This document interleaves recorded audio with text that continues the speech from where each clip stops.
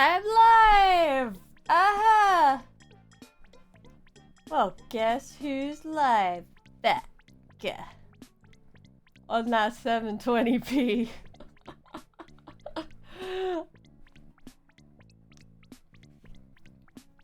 I need to tweet.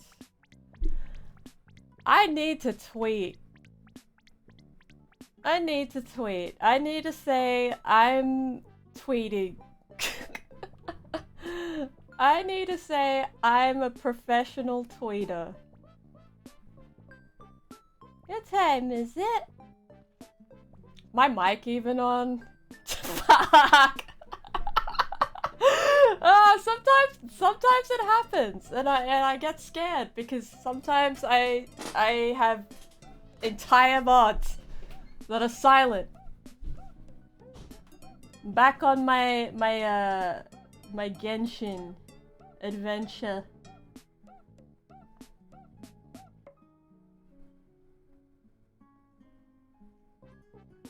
I'm live.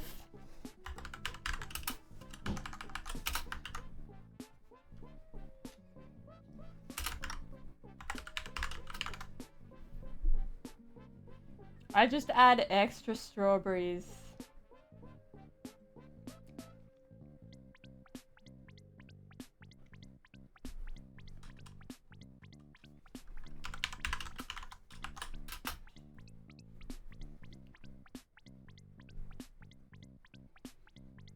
Yes. Welcome in, D-Luke. I have Baiju. I have a Baiju. I haven't done the story quest yet.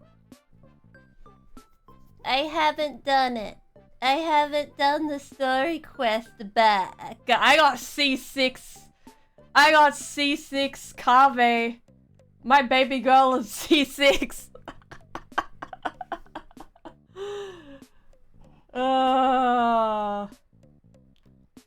I don't even know what I'm gonna do with him. I think I'm just... Okay, I'm building my Baiju. Because I was like, what if I had a really good shielder and healer and I only have Diona for that?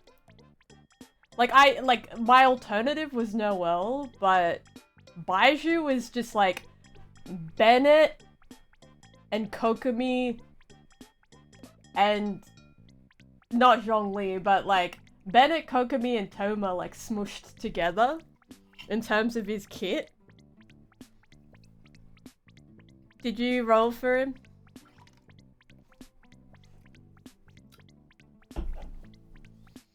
I'm back. I'm back streaming Genshin. Back to my old haunt. My old hunting ground. I have it, yes, but no pools right now. See, I wanted to like Star Rail. I really wanted to like Star Rail, but the gameplay is like, I don't like the gameplay mechanics. Like where it's like turn-based. I think like after playing like these open world games has just ruined my scope. But I know Star Rail is like really, really good though. And more free-to-play friendly. And has better character builds. In that regard, like Genshin is like a job. Yeah.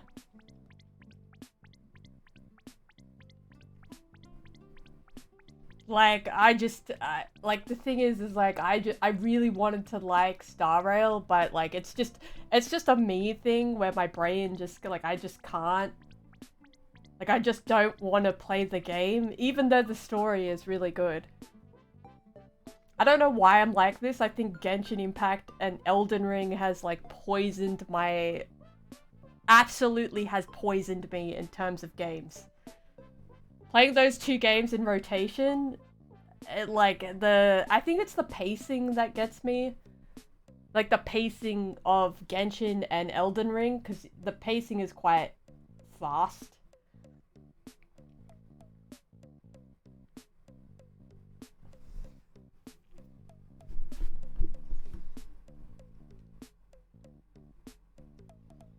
I wanna build my Baiju.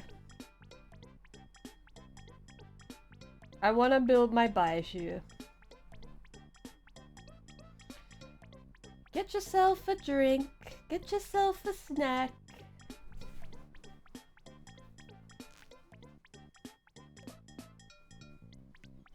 I'm just chilling. Yeah, I think it's called Wuthering Waves is gonna come out, and I've played Punishing Grey Raven by Kuro Games, and Punishing Grey Raven is excellent. It's an excellent mobile phone game. And I think there's a lot of similarities between, not Wuthering Waves, Punishing Grey Raven, Genshin Impact, and Honkai.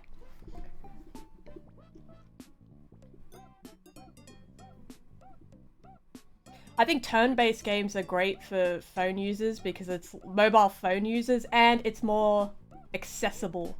The accessibility of Honkai, like the Honkai Impact games over Genshin, because like I tried playing Genshin on the phone and it fucking fried my phone. Like I feel like this game, like Honkai Impact and Honkai Star Rail is like a way better experience on the phone than it is the PC. Have you played it on the PC? I just think like, I think the character designs are sick. I love how, the difference between like Honkai Impact, it's more like the characterizations is less of like anime tropes and more like people. More like people. Like Genshin is very like anime tropey. And I think it's just a different like direction with the voice direction as well that I've noticed. It kind of reminds me a little bit about TCG with the mechanics. Just the mechanics of like the turn-based gameplay. I just think that the reception of Honkai Star Rail is good. I personally would wish to play a game like Star Rail, but in an open world Genshin style format. And I think we're gonna get that sort of with Withering Waves and Arknights. Hopefully Arknights Enfield. I'm looking forward to Arknights Enfield actually.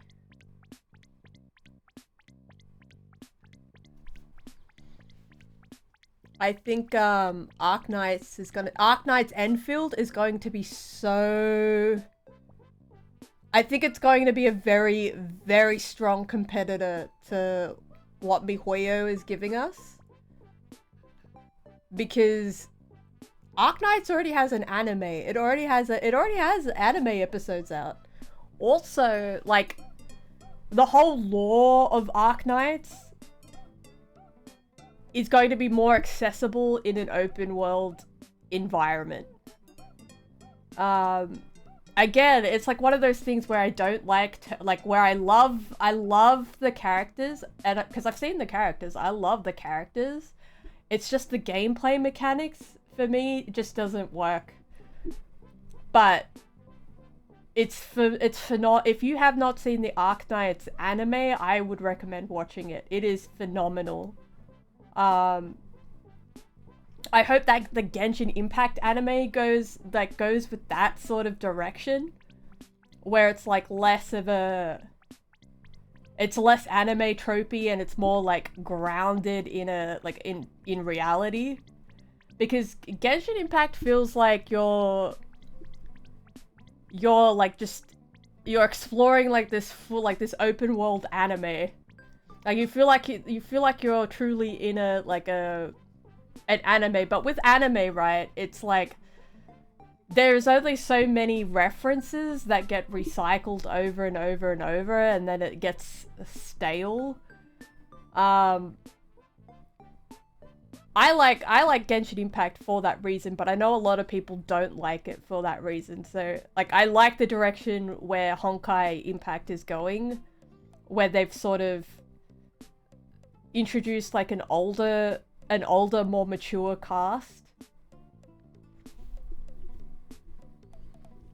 I'd watch the Honkai. If Honkai Star Rail was an anime, I'd watch it. I'd watch the anime for sure.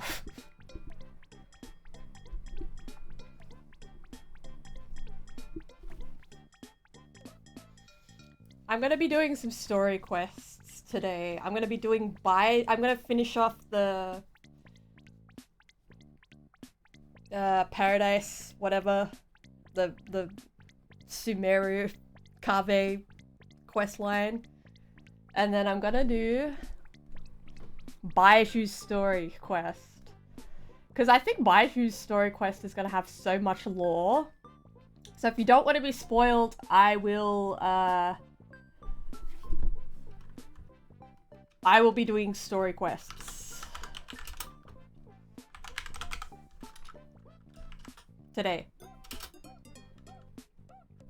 I've added that in.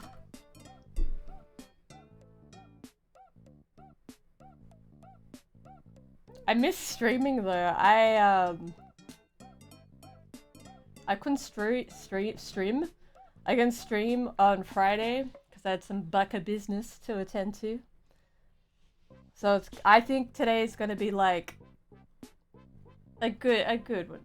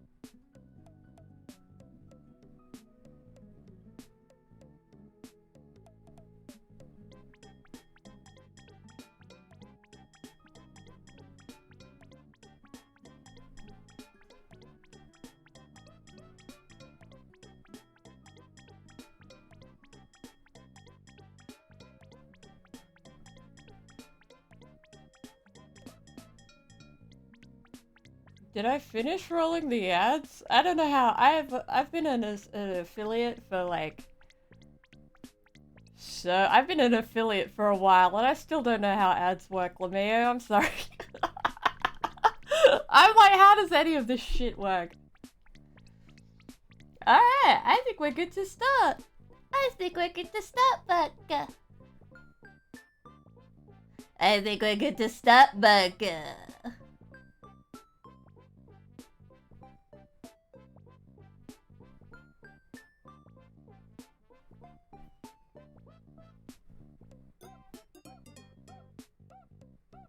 Ayo. Ayo. Why is the scrunkly music still playing? I'd turn that shit off. It's by Piku Miku. By Bowen. The cat. There we go. I love having a vocal range. It's fun. I love being 30 years old.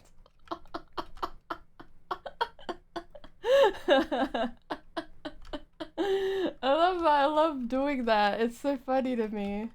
Because I read, like, sometimes I read emails in the Baka voice. Like, to whom it may concern, Baka. It makes my life so much funnier. Skrunklier, even. Alright, let's catch up on this. I'm doing story quests.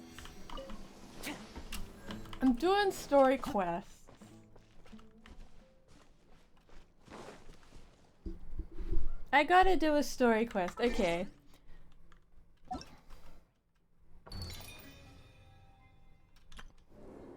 I need to do that as well.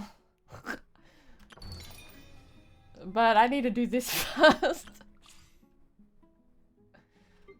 Is this controversial to say that, like, I just don't want Ganyu? Is that controversial? Like, I think she's OP. Like, I think she's great. I just don't... I think because I've got Ayato, and Ayato's got a similar thing where it's, like, huge AoE that lasts for a while. But...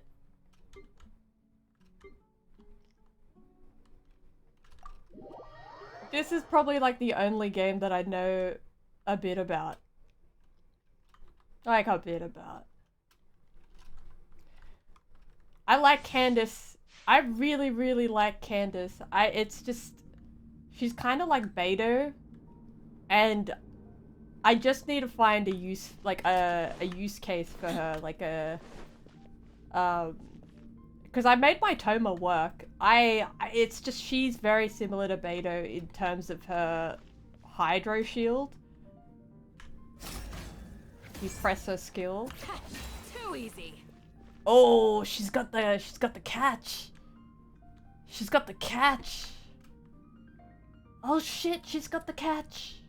I'm catchless, by the way. I need a farm for that, but I just can't be fucked to farm. I really can't be bothered to farm. Oh yeah! Do your work. Oops. Why did they put Kaveh in this team comp? Like, I think the thing with me is that, like, ooh. We shall prevail. Flee. Okay, she's nice. She's nice here. Try not to enjoy this too. Oh shit. Do your work. Hear my prayer. Freeze! Don't get frostbite. Like, she's good. Like, she's alright. She's alright. She's alright. I just need to find, like, a use case for her, that's all. Surrender and I'll be gentle. Surrender now, but... ooh, no. She did numbers. Yeah. Cool it. Cool it. We shall prevail. Yes? Oh, no! No! Ah! Okay, that's fine. That's fine. There's only 2 of us here. It's fine. Fine, Becca. No one saw that. What the fuck even happened back there? Okay, I'm leaving. I'm leaving, okay. What do I get? Like, just fucking little flowers? Just little flowers?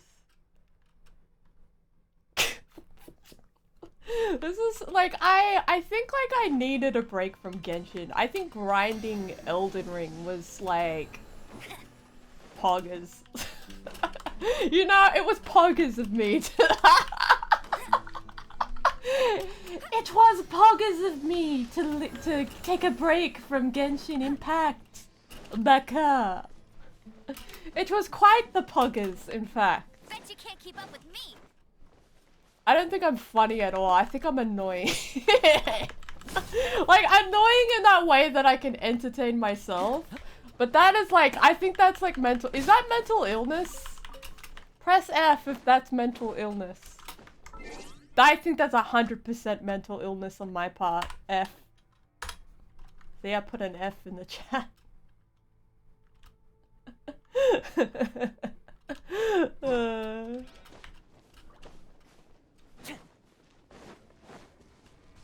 Because I've been spending a lot of time in, like, I've been spending a lot of time in like collaborative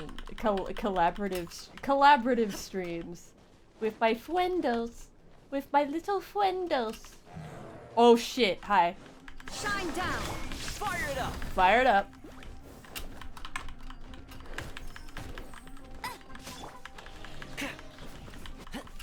All right, let's do the quests.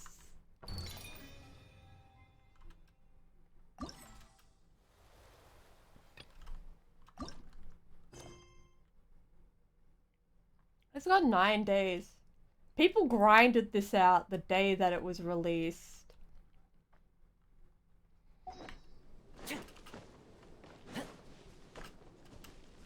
Do you want to do a, what do I want to do? Like a blender or a V-Roid stream, I think on Sunday. I think I'm gonna do that. And that's gonna be a lot of fun.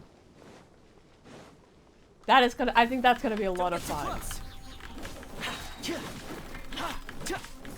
I know where they are on the map, I just have to kill these things for meat.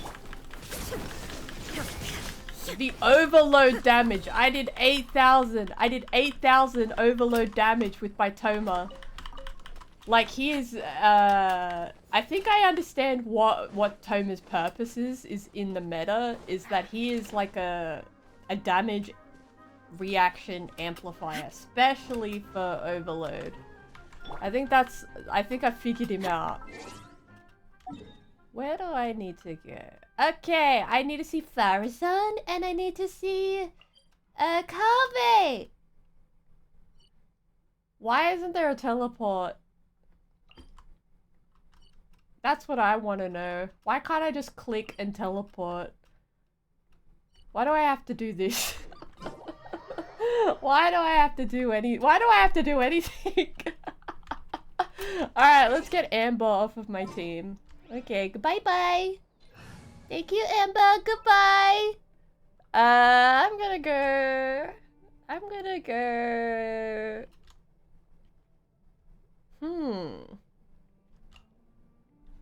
Want me to come along? Yes. I gotta get this guy out. Hopefully this won't take long. Yo.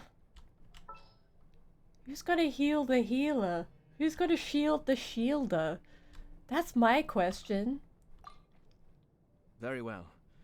I shall put my official duties to one side for the moment.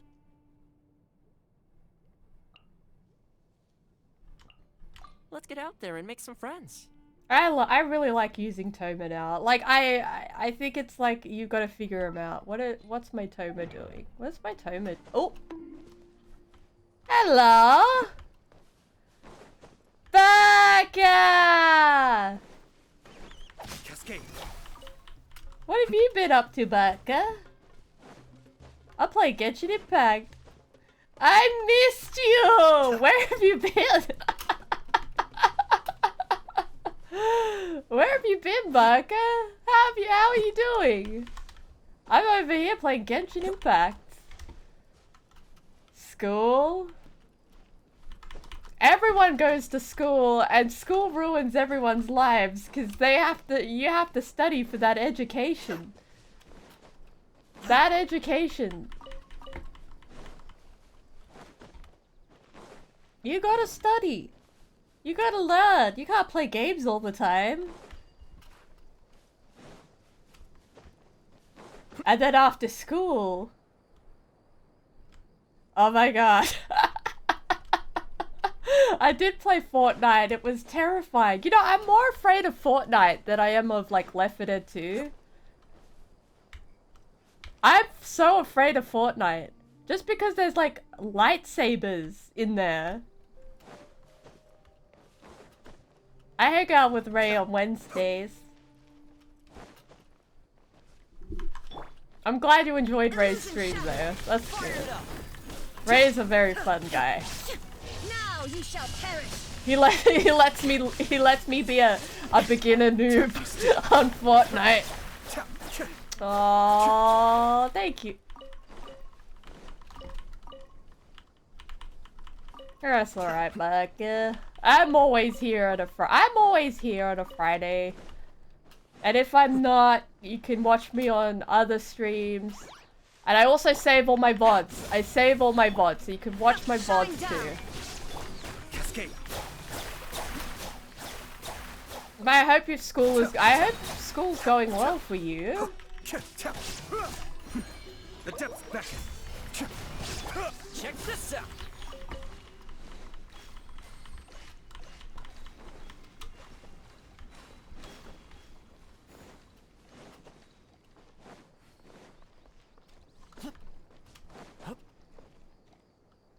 Are you playing Minecraft? Are you all like you're like the Minecrafter. I know there's a few people that play Minecraft, but you definitely play a lot of Minecraft. Yes, you're playing Minecraft. I'm playing Genshin. I'm back on Genshin Impact.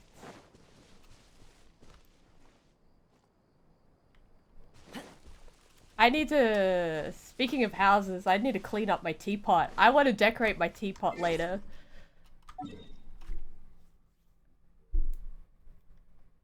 Okay. I'm always getting lost on this map. Where am I even? You're not good at buildings, so you're waiting for your friend? That's fair. I noticed that, like, because I never used to play online games. And there's 4 villages. What are you gonna do in the village? I know Minecraft has been around forever, but like I still don't understand it. So sorry if I'm like a bit of a boomer when it comes to Minecraft. And a pillaged outpost.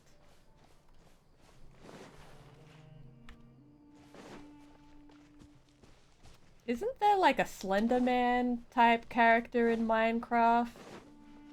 Isn't there like Slender Man? I heard there's like an Ender Beast or some shit. An Ender Beast. Have you run into an Ender Beast? Yeah. Yeah, what are they about? What are they about that guy? That guy. Enderman, yeah.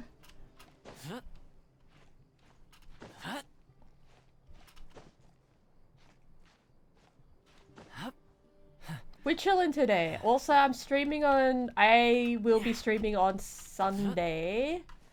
I got my schedule up. Let me know if you're not getting those schedule updates on twitch.com.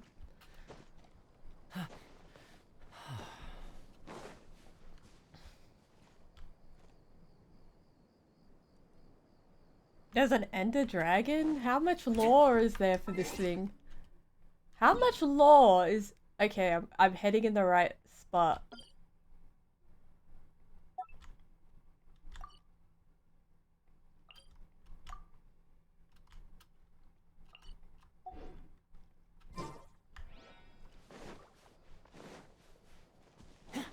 Blaze. Blaze rods. There's a lot of lore.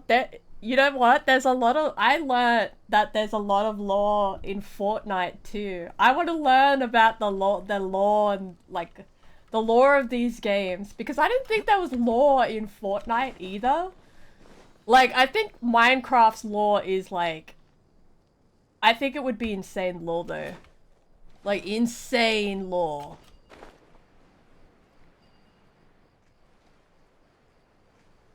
There they are! I found them! I found my backers! I'll do like a lore... Oop! Okay, we're in a cutscene. It should be around here.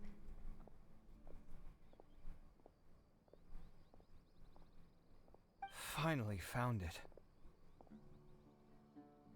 Ah, her vision's on her... like, the back of her skirt. That's like a really cool design thing. I thought it was like they put her vision here, but no, they put it on her dress. Sure, why not, Barker?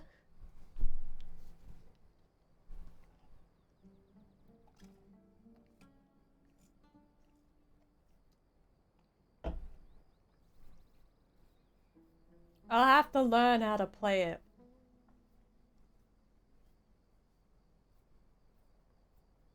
I want to look at the lore. I want to like the game. I think because like it's like the Fortnite effect with me. Like if I see something, I get overwhelmed and then I'm like, I don't know if I like it or not. But then if I actually play it with someone, I begin to appreciate it. Because I was overwhelmed by Fortnite. So if I play Minecraft with someone else, like I'm sure I'll like it. Like I'll appreciate it more than like just my first glance, if you would. Kaveh? Are you? Oh, Madame Faruzan. And here I thought you would have finished this round by now. I really thought, there's this character called Albedo, and he was supposed to be a tall male model character. But I think they made him short because they had this guy in the works. Hey, that guy.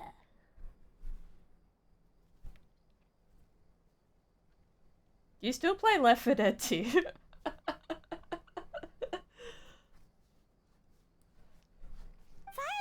Kaveh! Nope. What happened? Or is it just like you've played too much of it? I get that. You need to take a break. You need to take a break from some games. Oh, looks like Layla's already done. I didn't expect that you and I would find a disruptor at the same time. How are the other contestants doing? Which map? All 4 of them, fuck. Have you played the modded maps? Tainari and Hat Guy forfeited, while Sino and Layla are already done. You two are the only ones left. Oh shit, I actually have Globtastic. I know what you're talking about, Globtastic. It's got the ones with like the rubber ducks. I actually have a copy of one of those maps. You know what? I've been playing a few online games here and there, and I've been able to keep up.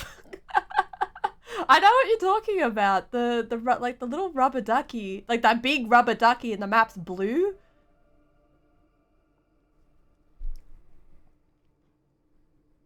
Huh? That's weird. Didn't you start digging really early on? I kind of want to play it on stream. I think that's another game I'll play. I have not finished those maps, by the way. Like I played it once online and then I downloaded it because I was like, fuck yeah, this is kind of cool. Yes, I kept digging, but instead of finding a disruptor, I found a ruin.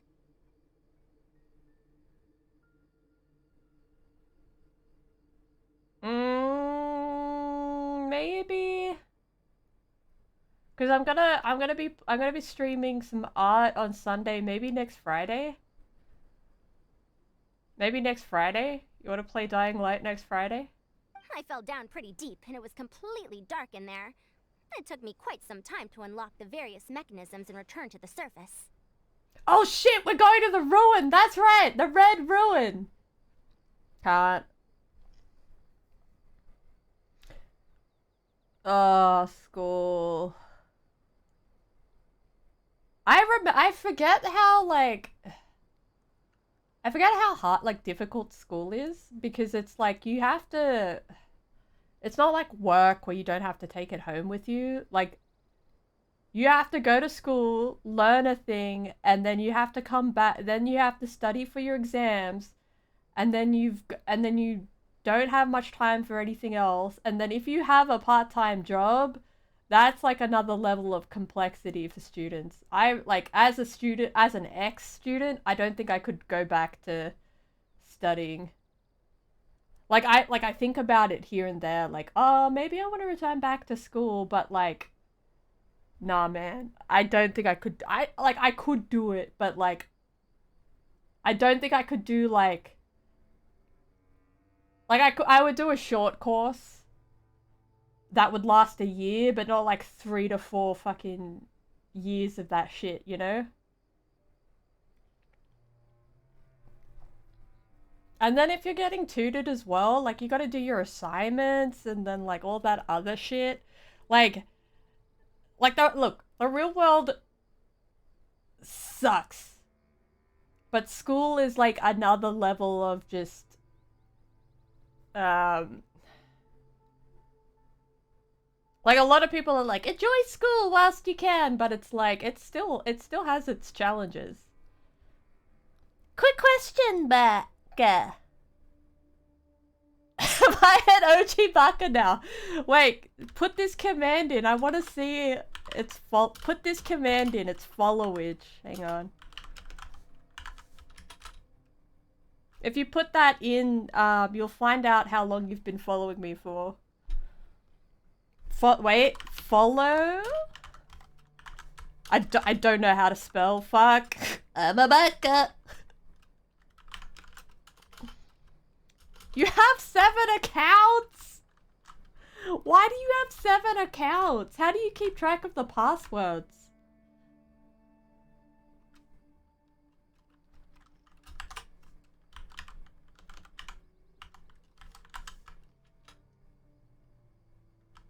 Yeah, if you put that command in, you'll see how long. You'll see how long you've been following me. I'd say if you've been following me for a year, you're like an OG Baka. An OG Baka.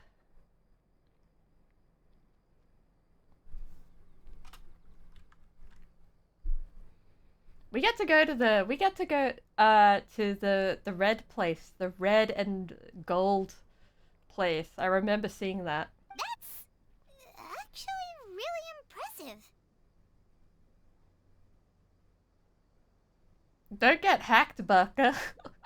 Don't put your passwords on live broadcasts. Someone might hack you. Don't do it. Finishing a week's worth of trials in such a short time. Huh. That's pretty amazing, Madame Faruzan. I'm actually starting to like Farazan a little bit more. Like, I didn't like her I didn't like her when she was introduced, but I'm starting to like her a little bit more. I think I don't even remember when I think I started streaming in like the end of I think it was like the end of 2021 or like I think it was February 2022. What about you? Why are you so late? Cause he gave all his drinks and foods to the little foxy bat, guess. I encountered a lot of lost desert foxes along the way, and I brought them to the outskirts of the competition zone. When I came back, I was absolutely parched. And then I blacked out. He blacked out, oh no! You know?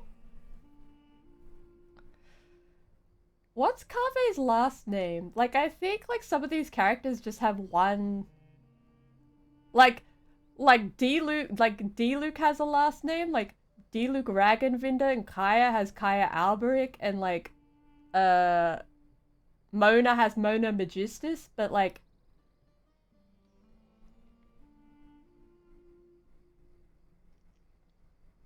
Like, check the VODs? I'll check the VODs. I think you were pretty early, because I was streaming Left 4 Dead 2. Yeah.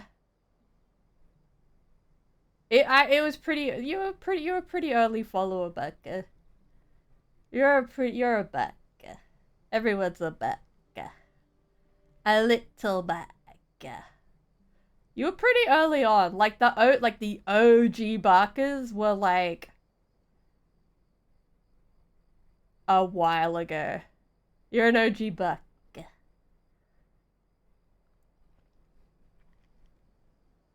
You're an OG Buck.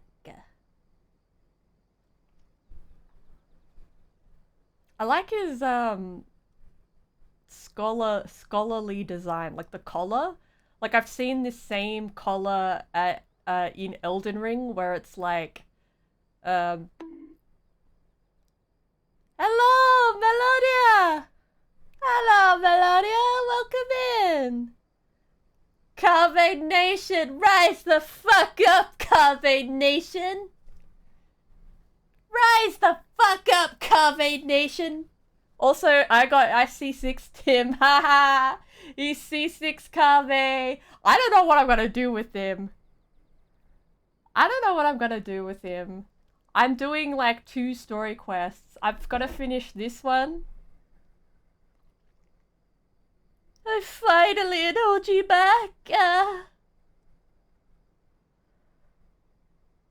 I'll show you my Kaveh. When I woke up, it was already night. I used the last of my strength to come here.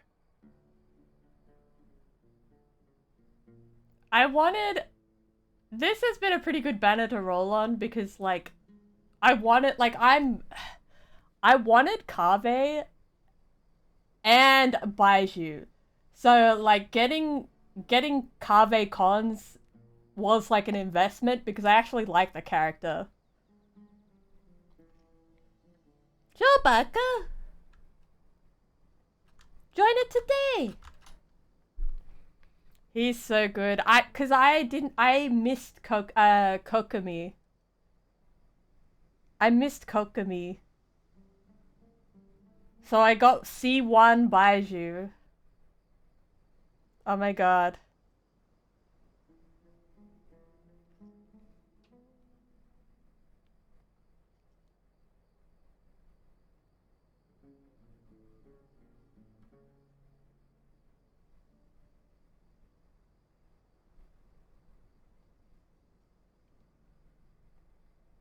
Come join Buckabucks, Becca.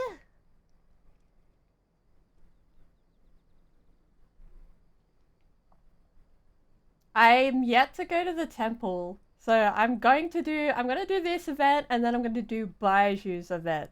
A most curious reason indeed. But are you sure you're alright? It sounds like you were in an incredibly dangerous situation. She's caring. She's caring in like a sun type of way. You said you were familiar with the desert, but the way you handle problems, it does feel rather at odds with your title as a genius. Let's fucking go. Let's fucking go.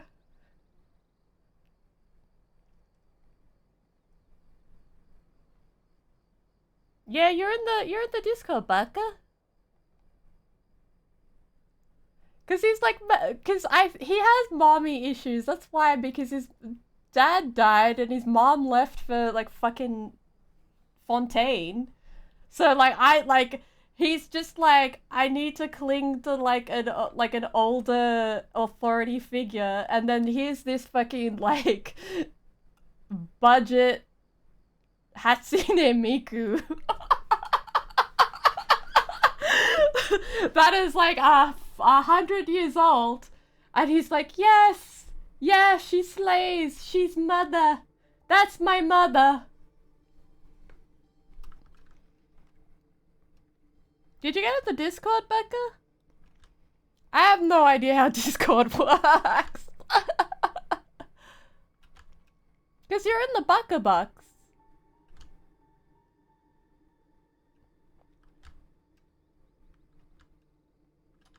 Yeah, she was like, I'm Hatsune Miku, but from Hoyoverse. But from Hoyoverse. Oh, there you are. Shit, sorry, I'm blind. There you go, Becca.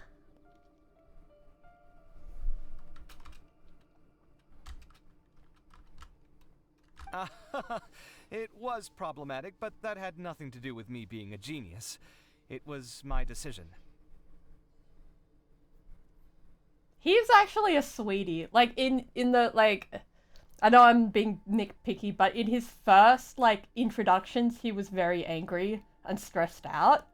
And I thought he was going to be, like a problematic drama queen, but he's actually just a sweaty. Like a sweatheart. The way I did things wasn't optimal, but I wouldn't have been comfortable not doing it either. My conscience would have weighed on me. Oh no! Yeah, I'm looking at it now, memes. But guys can't help! I can't help! I'll give you a strawberry for that. That's funny. His, like, the thing is that the characters grow on you. I loved him from the start, because I was like, I didn't like Al-Haytham at the start. I was like, Al-Haytham is so, like, weird. Like, is he terrorizing this, like, blonde boy? Is he terrorizing his blonde housemate? Because he's just so fucking cold and weird and analytical. But they're both, like, opposites that contrast each other. Youths these days, each stranger than the next. I love her eye pupils, like how they're like geometry shaped too. But back to the main issue at hand. Since we are both very certain that this is where the final leyline disruptor is, let's dig it up then. That's alright, Becca. Have a buttermilk on your way out. I'll see you soon, Becca. I'm still gonna be here. Like, if you leave and come back, like, 5 hours later, I'm gonna be doing story quests. So it's fine. Oh, the leyline disruptor. Well, this is indeed it. Of that there is no doubt. But how shall we count the score this time? Yeah, I love the approach to character design because they're like, obviously this is Miku inspired, but like I love like when pupils are like, I love when like they give characters like bleached eyelashes too, or like square or like line shaped pupils. I really love that.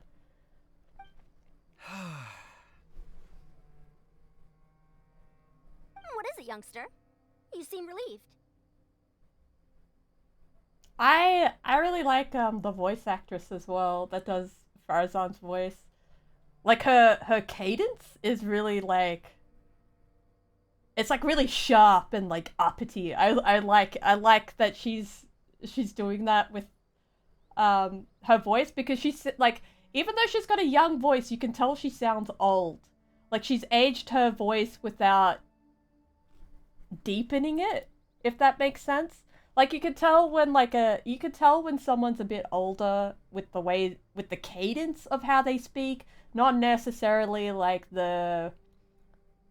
with how deep or high her voice, like people's voices are. So I really like that she doesn't deepen her voice, she keeps it really high, but you can also tell that she's old. Yeah. You get me, Melodia. Like, she sounds old with a young girl's voice. And I think that is such a it's such a unique thing that I really appreciate about like Farazan's voice actress, that she managed to pull that off. Because like I don't hear many people doing that with their voices, which is interesting when it comes to like video games and stuff, but I haven't played a lot of video games. Oh, nothing. I was just thinking that this round's finally over. There shouldn't be any more innocent creatures getting wrapped up in danger. He literally is Snow White. I love it. As for the points, I guess we can draw lots again later. I can't think of anything better. Alright, in that case, let's all head back to Aru Village. Paimon thinks you'll both need some water and rest. I know, right? Him and Toma. He's got so much in common with like other characters. Like him, Toma, and Kaya have a lot in common in terms of their like character traits.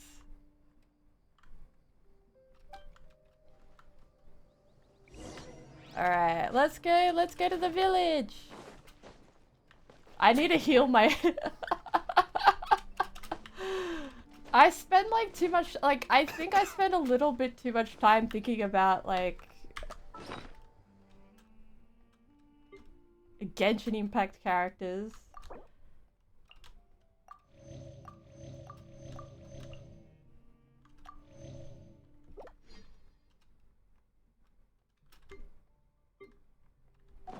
Oh yeah, I'll show you my Kaveh. Hey. Show you my Kaveh. Wait.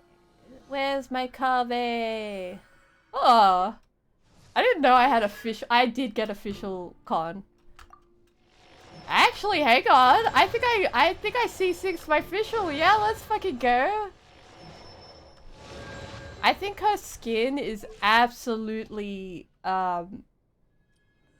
this probably has to be one of my favorite skins. It's gorgeous.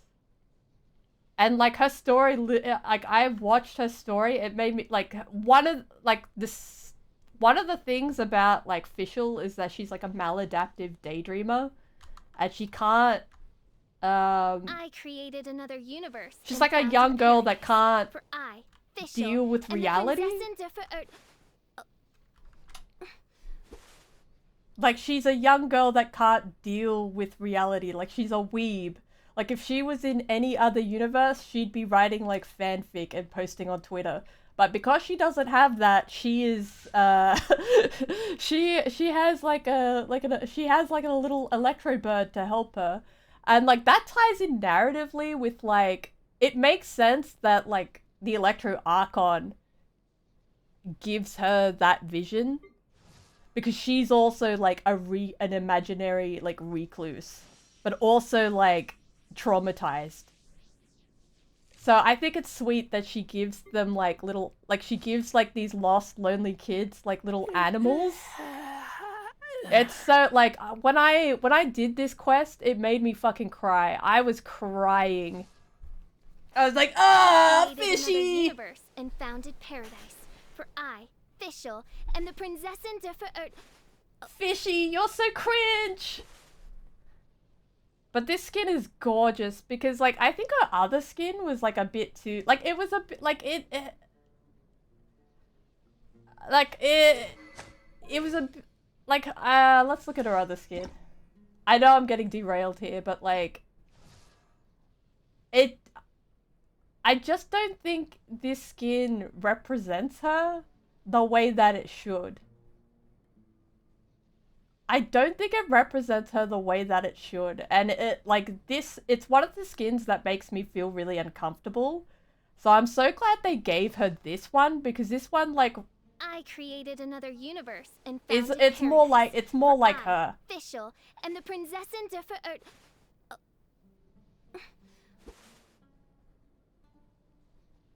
It's gorgeous. I also like the little like hairstyle too. But anyway, I'll show you my Kaveh. Oh, I got all these constellations. I got all these constellations. Oh my god, let's fucking go, Candace. Alright, I think I need to build her. Heterochromatic gaze. Alright, I think I will build her, but where's my baby girl? There's my baby girl.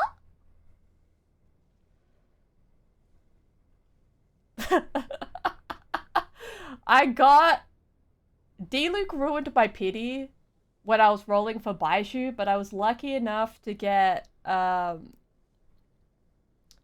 I don't mind D-Luke. Like, I don't mind C1 D-Luke. Cause like he's like my only pyro character that does like big number damage. But then I got Baiju, C1 Baiju. I like redemption arc. The roll was insane. Yeah. They're all birds. I'm saving. I know I have a Yaka, but I can't betray Kaya.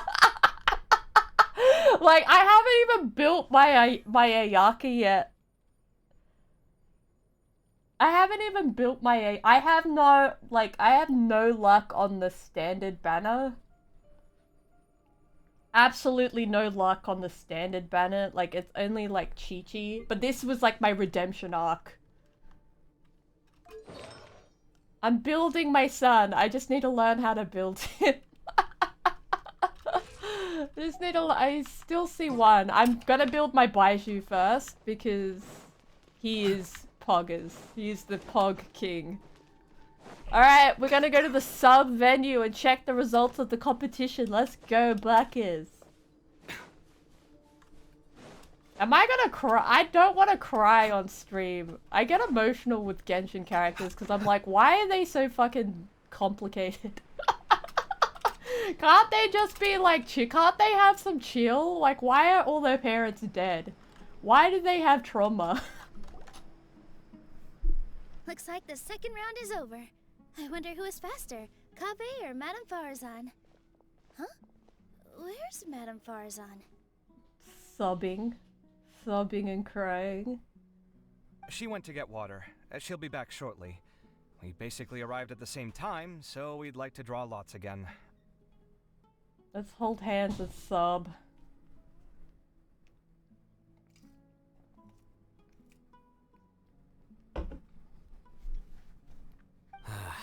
You get caught up in some things so easily, like drawing lots. Shut up, Alhaitham. I'm not caught up in anything. Yeah! You make it sound like I take pleasure in having bad luck. Yeah! Yeah! Defend yourself! Yeah! I was looking for like those stupid little fucking larvae things for Alhaitham, but maybe I won't. Maybe I won't build you, you little bee. Really? Then should I say that you have a curious affinity for drawing lots? I'll go get the box and slips of paper for the lots. Please wait a moment.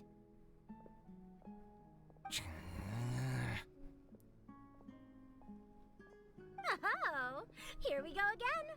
Let's see how I fare. Okay, Miku. Hatsune Farazan. Okay, Hatsune Farazan, we will.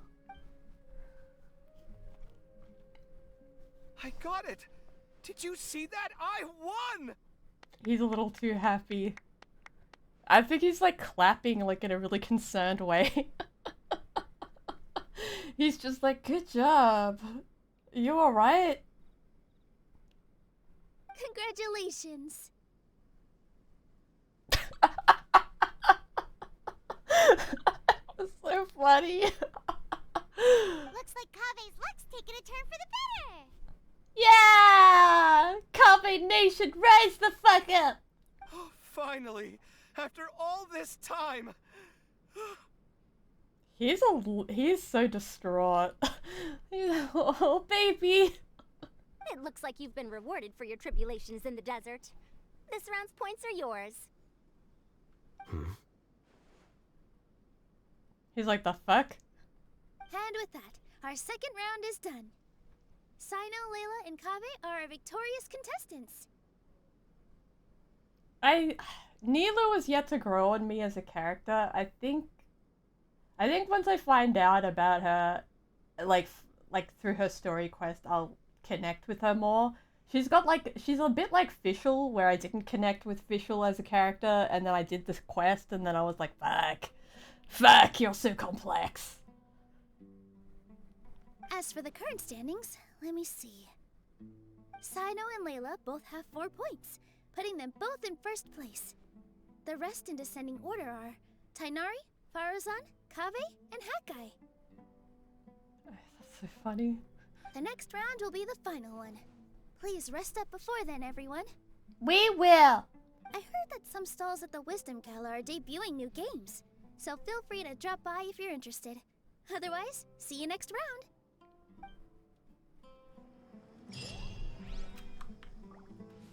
Alright.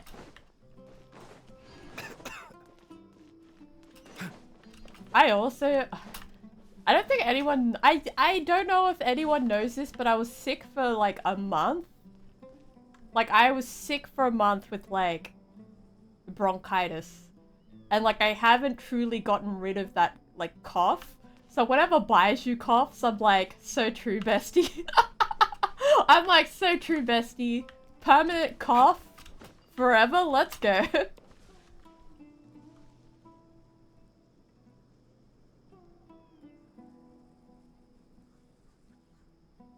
Who Who wouldn't be gay for Nilu?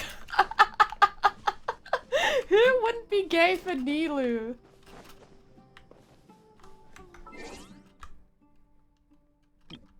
Wait. That's my username, by the way, Slayato. But I think, like, gay for Nilu would be, like, so good for, like, a bottom tagline. I had Raiden Shotgun for a while. But Slayato was just, like... I feel proud because my Slayato actually does damage. Like, he does a fair amount of damage, so I can call him that. He slays. Alright, where do we need to go next?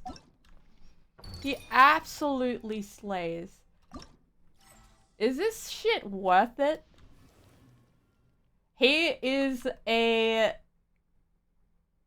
first tall male 5-star character that I got, and I was like chuffed when I rolled for him. Is this Darshan bullshit NPC quests worth doing? Are these worth doing for the Mora? Like, you know what I wish? I wish instead of NPCs, we would interact with some of the, like, 4-star characters instead of this. Like, instead of seeing a random I know NPCs are really, really cool for, like, world building and, like, storytelling. But because of the cast, like, the cast is so big, why not put in, like, fucking, I don't know, some of the Sumeru cast. Like, that's one of my biggest gripes. It's like, we have such a big cast. Like, why don't they just, like, why aren't they in the world? Like, why aren't we interacting with them in the world? Like, they're not all, like, imagine running into Goro on, like, Watatsumi Island and doing a commission for him. Like, that would be more worthwhile than just random NPCs. Because, like, what are they, like, it's an opportunity to sell the 4-star characters. It's an opportunity to sell them. Like, why are we modeling brand new, like, NPCs when you could have just fucking Goro on the island, bruh? Like, oh, come on now. Alright. Where are we? Wait. I'm on the Asia server, by the way. I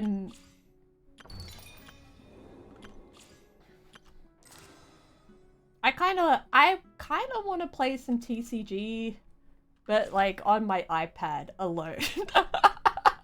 I feel like playing TCG is like you sit in the dark and you play it on your iPad or on your phone.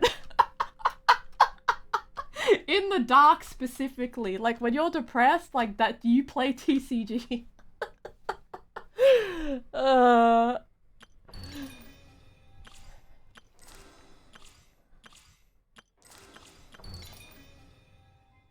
You just sit in the dark and play it. Like, sometimes, like, it's like one of those games that you just need to, like, do alone in silence, I think. Kind of want to do this as well, Girdle of the Sands, because I need a farm for Baiju. And I need whoever the fuck this is, this Electro Freak. I have to fight whoever the fuck this is too.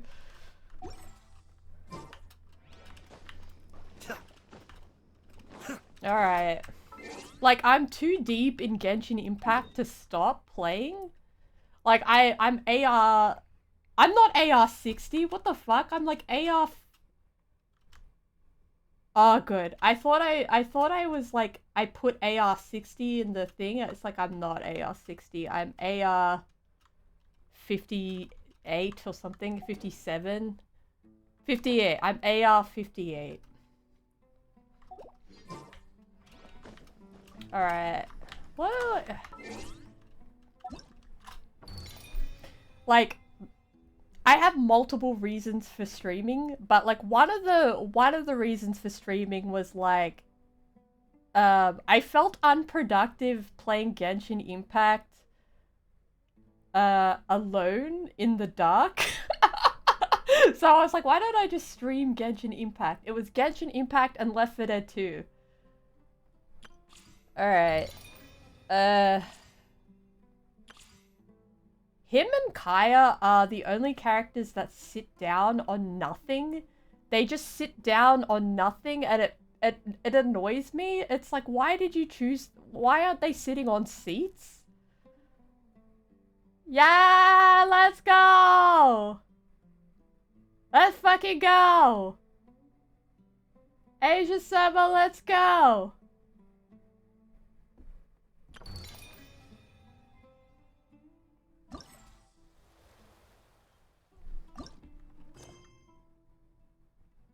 No! I have to do another quest? What am I doing? I hate this shit. I hate when they do this. Why is this a thing? Get rid of it. Remove this. Get rid of this. What other quest? What other bullshit quest? Oh, I have to talk to Dea? Dea? I'm confused. What?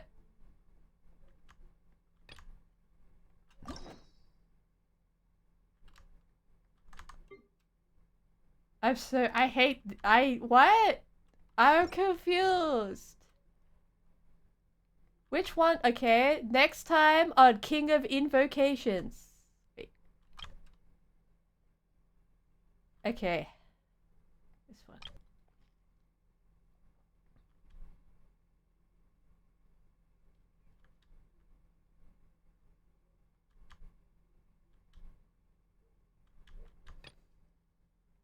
Fukumoto. Something seems to be bothering the novelist Fukumoto.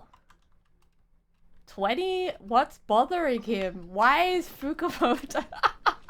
Why does Fukumoto want attention right now? Fucking Fukumoto. Yeah, fuck off, Fukumoto. We're at Sumeru. Inazuma is... We've done Inazuma. Oh, I hate this. Why does this exist? Is that Fukumoto? Wait, it's in Sumeru. Never mind. Never mind. What does he want? Does Fukubaka want?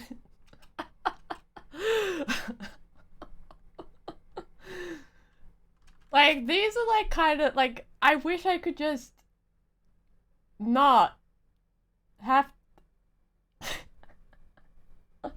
I wish I could not have to do this to do the thing that I want. Like a derailment. This is total derailment. Okay, Fukumoto, what do you want?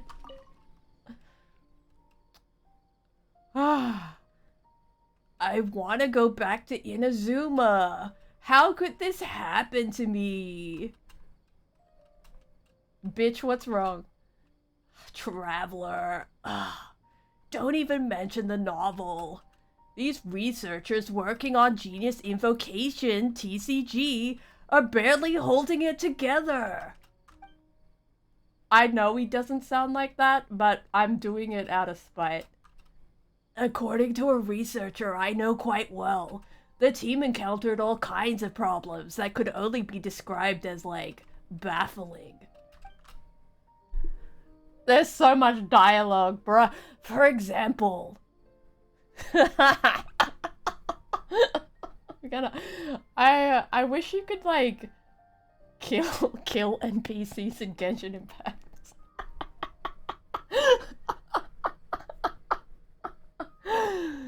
For example, a Haravitat researcher suddenly asked a question one day.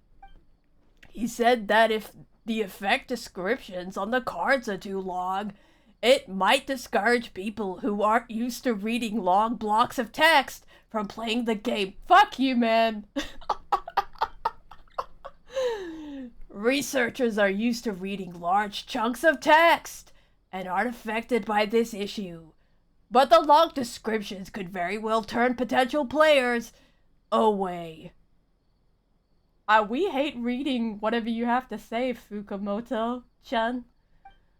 So he suggested cutting the amount of text on some cards in half to make them easier to read. Is that really necessary? Wow. It's not a problem to me, but the researchers are still working hard on this issue. After all, it's about the player's experience, and the fewer problems, the better. Okay, shut up. I don't care. Something about Sino, fuck! Okay, that is missed. Please find Sino. He's clapping. Really? That's like amazing, but how did you, you know what? I'm not gonna pry further. What are we waiting for then? Let's head to Puspa Cafe right now. Hope we'll be able to catch Sino. That better be a Sino model in the cafe, otherwise I'm gonna, like, not be disappointed. Alright, where's Sino?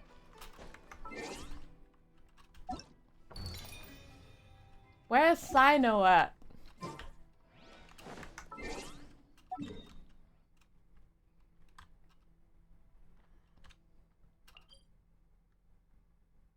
Ooh. I mean, you get 20 Primo Gems, but it's just like, I was busy, you know, vibing.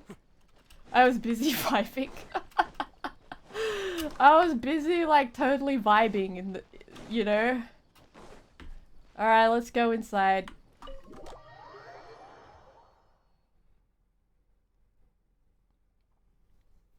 Sino better be in there. Oh, we just missed him. Oh no, we just missed the guy Sino. There he is! Holy shit! Ha! Ha! Ha! Ha! Yeah, yeah! Okay, calm down, calm down. There he is. I need to get my budget Sino out, Razor. I'll scout ahead. I need to get my budget Sino out. There he is.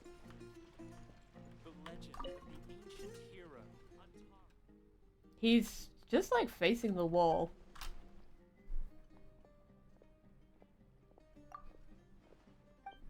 Why is he looking at the wall? Sino?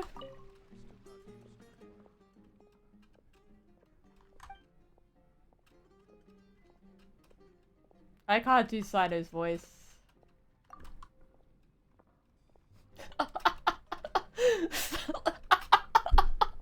I still can't get over, like, my username. Like, my fucking username.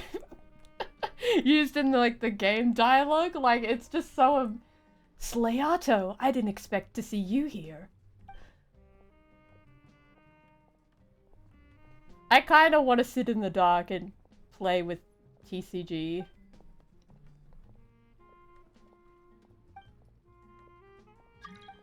Who's this? Who's that? Is that you, Melodia? Is that someone else?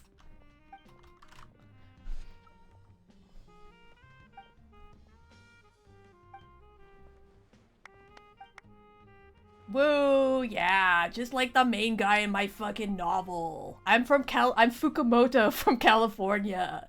Let's fucking go. Californian Fukumoto.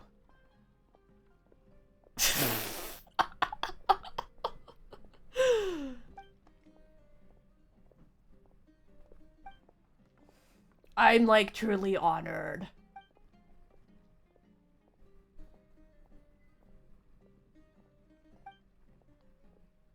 I mean, they put his model in the game. I'm so... that's an improvement. Because I was complaining before. I was like, why are we putting the dudes in the game? Alright, I'm so done with this.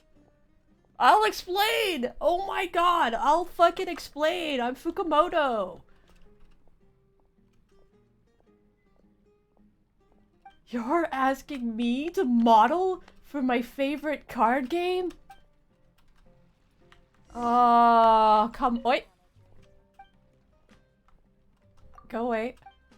He's modeling! He's slaying! He's slaying! Oh my fucking god, he's slaying! He's like he's like, oh my god. Oh my god, I'm gonna be in a card game. Oh, we get to take some shots of him. Let's do like a crazy one.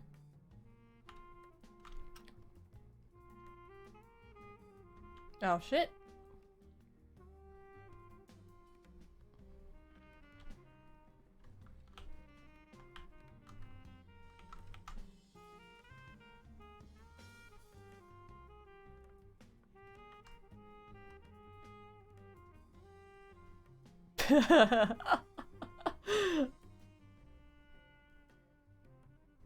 Yeah, I would hate that. I would be like, because if you hated it, like if you weren't a fan of the photo, you'd be like, shit, that's bad.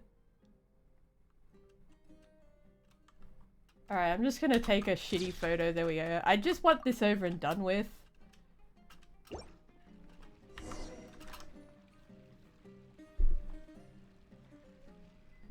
I really liked his cape in the manga. Like, I wish they kept his cape. Like, the black cape that he had on. Like, I wish that was, like, a part of his outfit.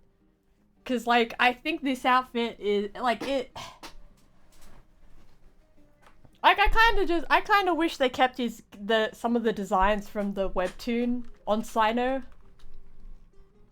Like, he would still have the shit underneath, but, like, the cape, he would have the cape on top. Like, the OG, also the OG Kaveh was sick. I really loved her design. They put a girl in baggy pants. And it was like a sleigh.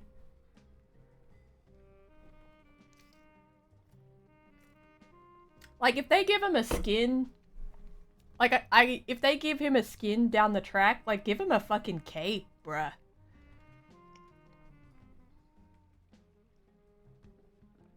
There needs to be, like, more... Like, I think, like...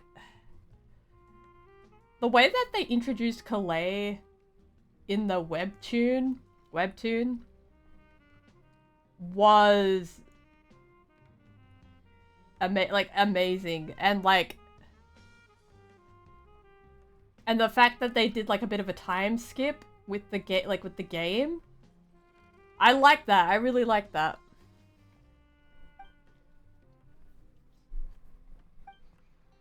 Hurry up, Fukumoto. We have Desert Championship.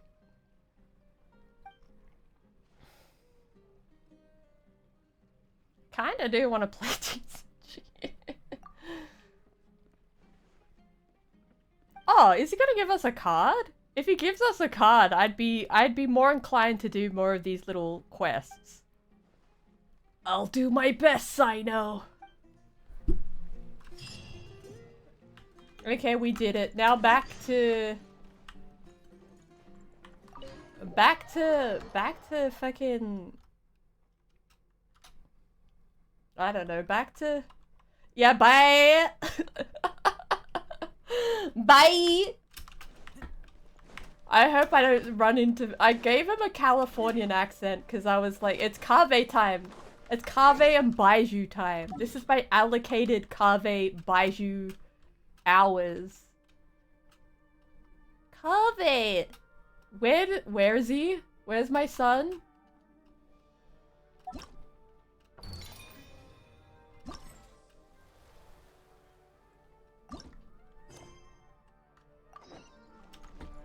Alright, back at the academia we go. Actually, why I need to put my dog away. My little dog Razor away. I need to put him away. Sounds good to me. Actually, no, we go Toma. I guess the housework can wait. Can I show everyone? Can I show you my Toma real quick?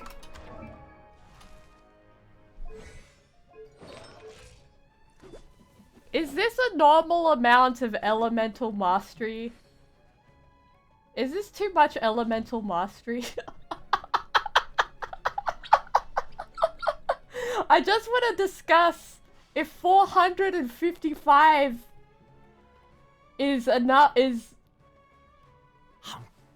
better than crit rate. Like, this is like a disgusting amount of element. It's like, he's an elemental mastery build. So he's just there to like help. He's like like, this is a disgusting amount.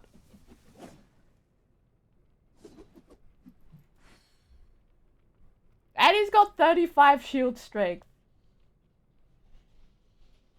He's got like a fuck ton of resonance. His energy recharge could be better, but like, his crit damage is at 108. But I'm more concerned about this for him. Because he's not a main damage dealer. Like, I pair him with Raiden Shogun, and he does like 7 to 8,000 like overloaded damage with her. Like, his this stat stacks on to, it stacks really nicely. But this is absolutely disgusting. 455. Like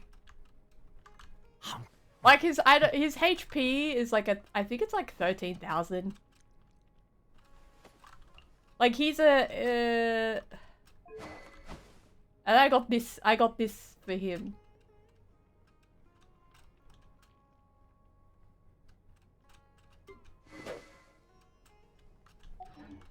But I'll show you what I mean by like him being weird, like a weird build. Him being fucking weird. Like, my weird Toma. I love my weird Toma. I love my weird Toma. I'm so proud of like this weird build that I've got going for him, because it's like, it actually works. It works with like it works with any Electro character. Alright, we're gonna go at the booth. Let's go. It's Kaveh time. It feels like something's been on your mind this entire time. I will try. I'm not the most meta, like on the book meta gamer, but I do enjoy building weird like teams. But I do what I'll show maybe like in after I do some quests I can do a domain. I love husbands too. This game is perfect for like husbands and waifus. Traveler, Paimon. I finally found you.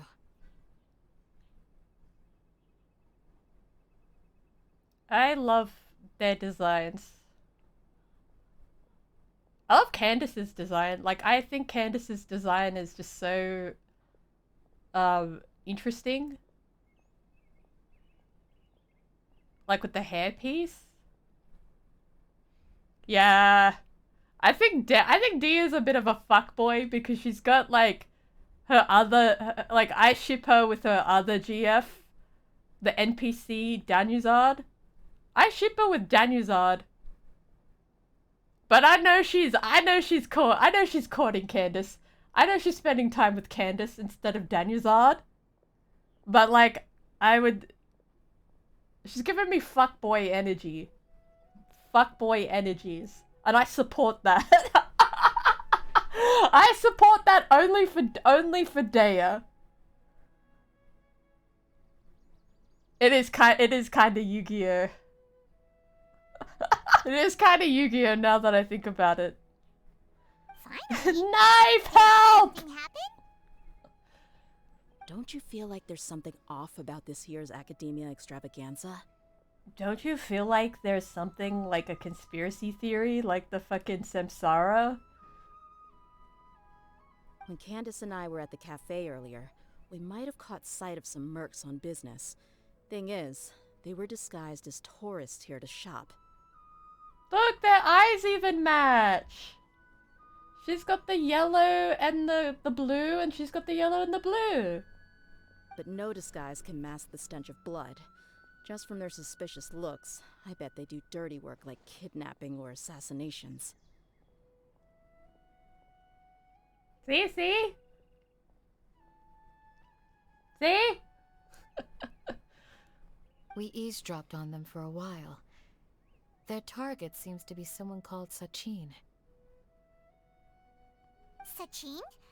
Isn't that the person who Karina mentioned during the opening ceremony? I didn't pay attention to that. I was like, sometimes like the NPC dialogue is like really dry, and then they do say something that's like really important to the plot, but you skip past it because it's just so like innocuous. Like it's just so like sometimes the like I think they do this on purpose to like catch people out, but like it's important to pay attention. He's apparently the sponsor behind the competition prizes and the Diadem of Knowledge, but he hasn't shown himself at all. Yeah, it's a bit of an info dump. Sometimes the writing is really on point. But sometimes it just feels like they're just padding out the scene. They're just doing a lot of padding because they don't want people to rush through the content. Like sometimes I feel like the NPC dialogue is like that. Sounds like a rich person, all right. It makes sense now.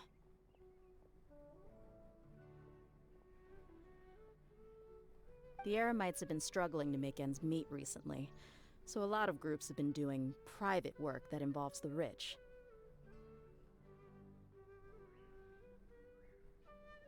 I want to know how her hair works.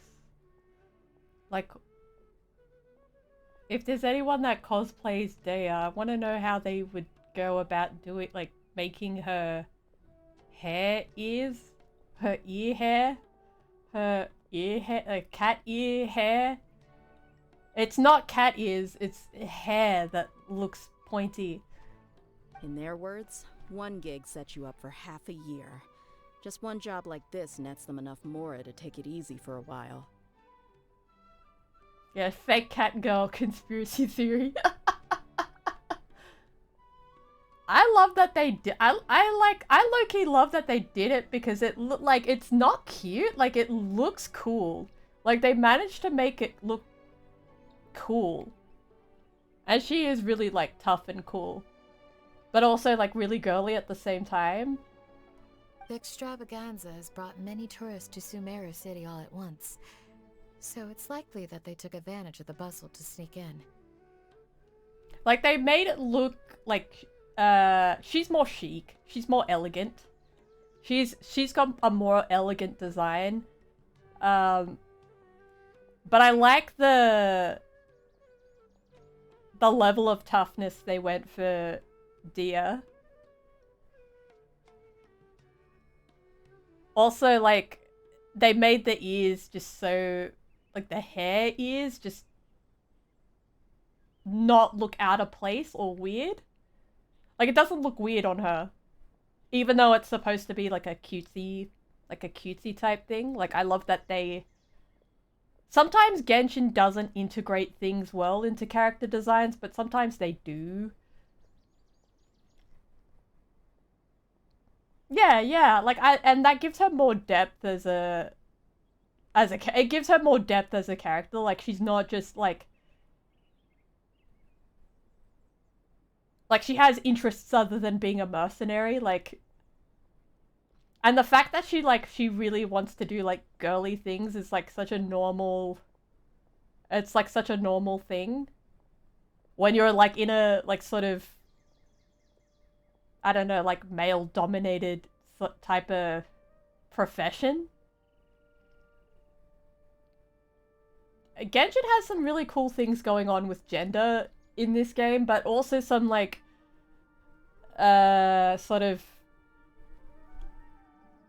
course there's like toxic things with gender in this game, but there's also some cool things with gender in this game that I like. Dia and I wanted to directly capture them, but they were on guard and made some excuse to slip away. I would have tied him up if it wouldn't have caused a scene. Who's legally supposed to take care of this kind of thing? The Matra or the Core of 30? If Sino were here, he'd definitely get involved. Why don't we head over to the Academia and tell Amatra? Thanks a million, you two. Not at all. It was coincidence on our part as well. Yeah, don't sweat it. The Eremite's reputation is gonna get even worse if these scumbags succeed. I like that Genshin has finally started to put hairlines on some of the characters as well. Like a like a proper hairline. You know, when like hair, like when the hair is pulled back, but there's no like indicator of an edge. It's just sort of like completely straight. Like sometimes like it's the details that count, and I love that they gave her like a fucking, she's on her side, she's got like a shaved sideburns. You can't see here, but it's on her side bottle. But this is Sumeru's city. There. Candace and I don't have as much freedom to act here, so we're leaving this in your hands. You can see where it's been like shaved. It's sick. They were like, okay, we can't give her an undercut, but we will shave her sideburns.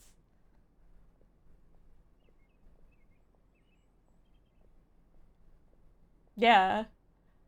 I'm sure they wanted to give her an undercut, like a fully shaved undercut, but they were like, no, she has to stay waifu. She has to stay like a waifu. And they were like, fucking fine then. We'll shave her sideburns. We'll shave her sideburns. All right, we'll give her some little. Is her eyebrow shaved? I just want to see. Should you require our aid, come find us at the cafe. I love cafes. Yeah, she's got like a cute little braid on the side too.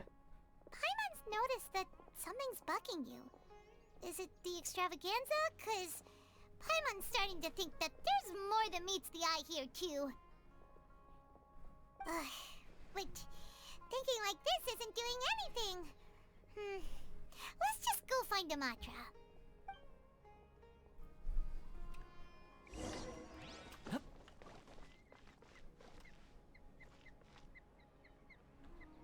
Wait.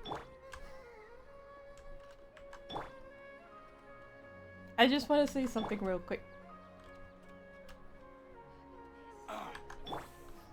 It's hurting again.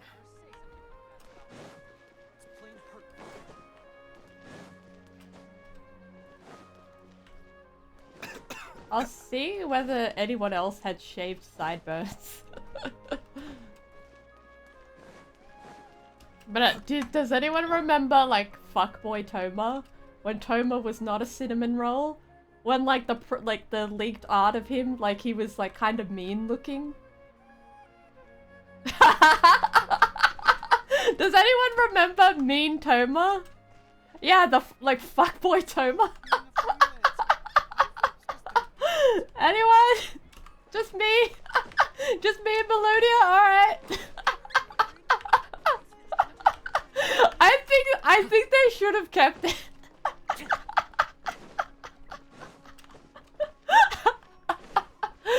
Alright, where's the Matra? Matra Baka! Is he in here? No.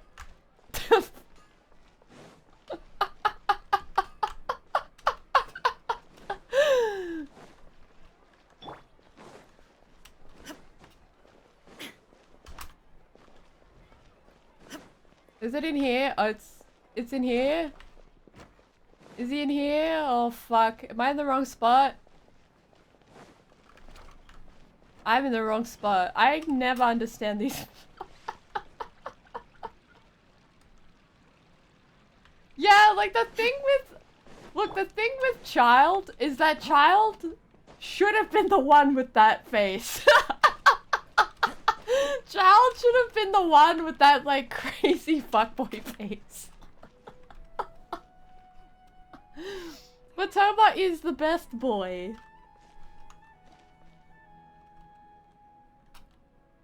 Apparently he has a scar, like it's... Apparently he has a, like Toma has a scar under his headband, like there's people that have looked at his 3D model and been like, hey, hang on a minute, there's a scar there. Apparently, I don't know if this is like a fake thing or like a real thing, but apparently he has a scar. Like they've unwrapped his 3D model textures and they've found like something painted on to his forehead. It would make sense as to why he would wear a headband though. Like I love those little details. Like he just doesn't want people to stare at it. Also, he probably doesn't want... It's like I think it's like on the right side. Alright, where are we supposed... Okay, it's up. It's up.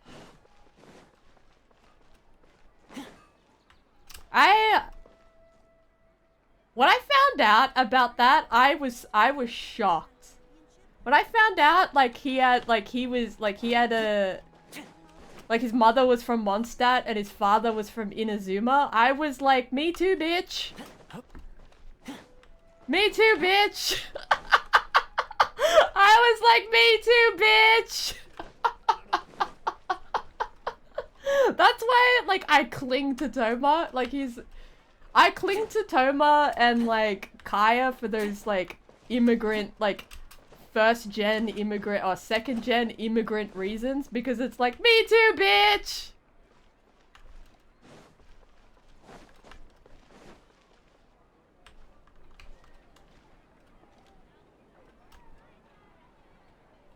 I cling to these I cling to these, like, fucking characters because it's like... immigrant, like, second-gen immigrant child trauma.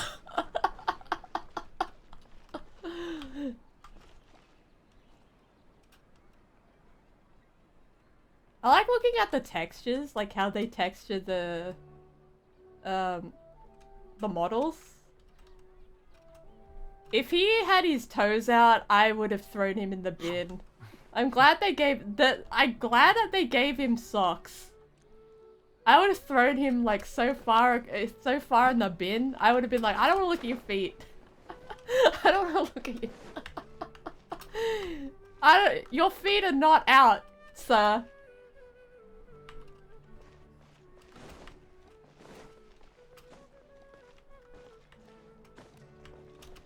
We have fucking... we have that cursed Hazo birthday art for... His feet out and cursed birthday art. He was done so dirty, Hazo. He was done so dirty on his birthday, I can't believe it. Where the fuck am I supposed to be going? Up?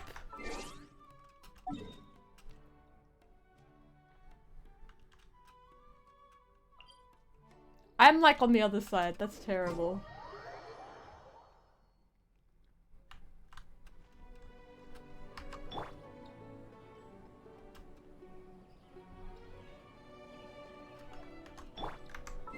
What do I have? I'll show you what I have. Wait.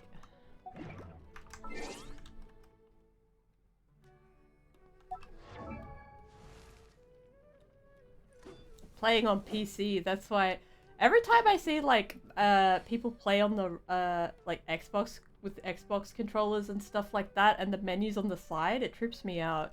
I'm like, why is it on the side?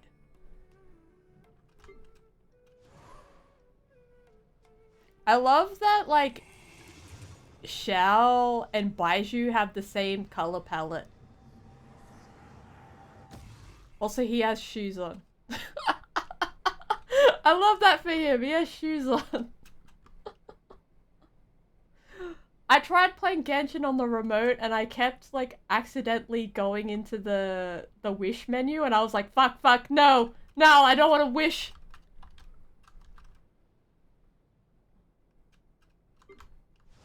I didn't like Kuki Shinobu at first, but she's growing on me.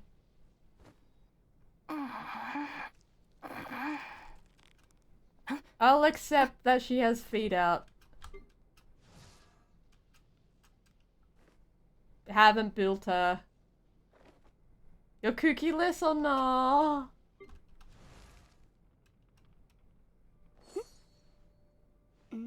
I think I got C6 on Yanfei, but I don't use her, so I feel like I'm like...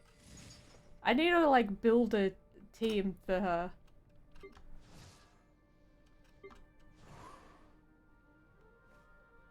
I don't mind Hazo. I don't mind his kit.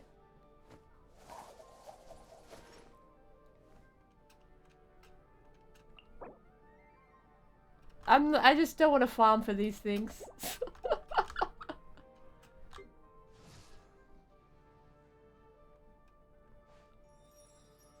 Oh shit!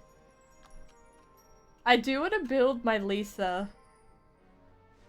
Ayaka, I'm yet to suffer for Ayaka. She's a level 40. I think I'll build her when we get to Fontaine. Because I think there's gonna be like a fuck ton of like Hydro bosses, Hydro characters.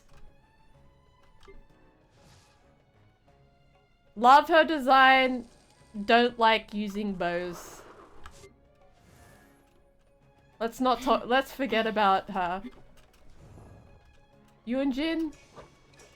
I think the thing with Aloy, like her face doesn't. They tried to turn a character from a different universe into a Genshin Impact character, and they did their best, but it just makes no sense. She still doesn't look like a Genshin Impact character. She looks like a Genshin Impact, like, OC. And, like, it was cool that we got, like, like, a free character, but, like, how the fuck are people supposed to use her, you know? Like, I kind of wish they didn't do her so dirty though, because it's like, I really like the idea of her kit, like of her kit.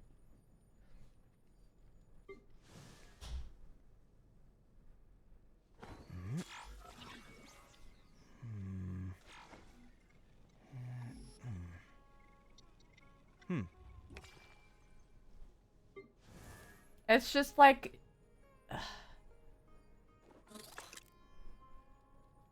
like, I like the idea of her kit. Yeah. I haven't built him yet. I'm saving him up.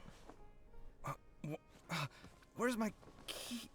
No! He lost his keys!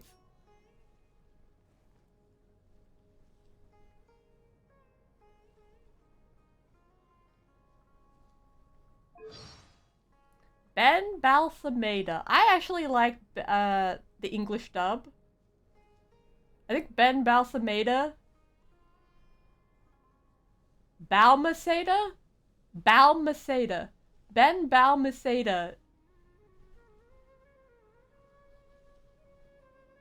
has done a good job.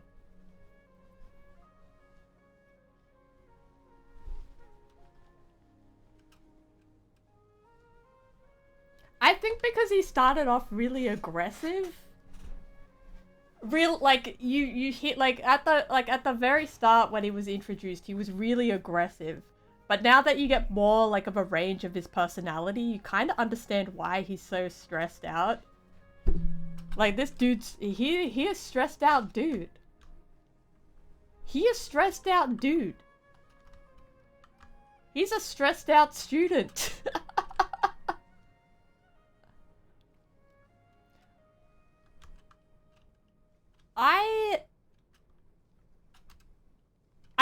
I think with his design, it's a bit, like,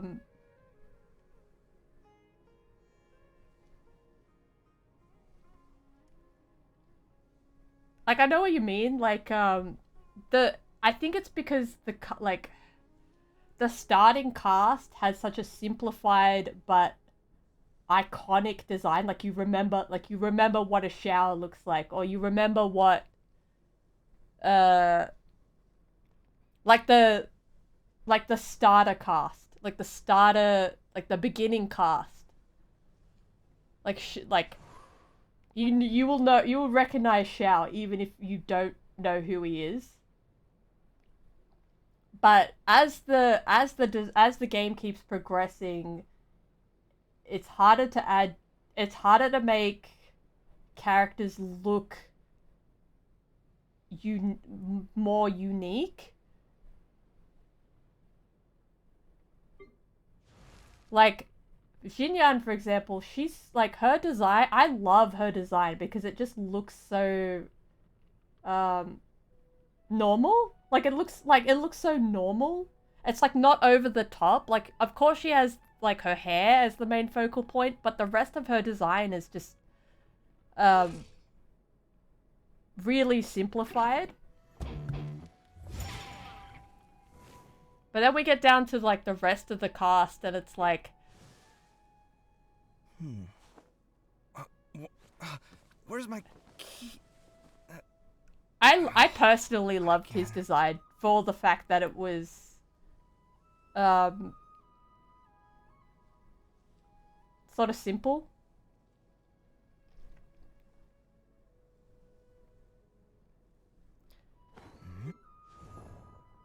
I love her bonnet. It's so scrunkly. But it's like not simple in the way that Toma's design is simple. It's kind of like it's a simple design, but it's like a bit complicated.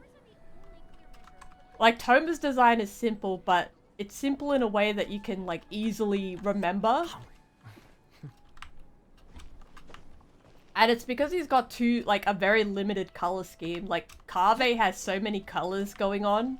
And so many, like, accessories and, accessories and things attached to him as well.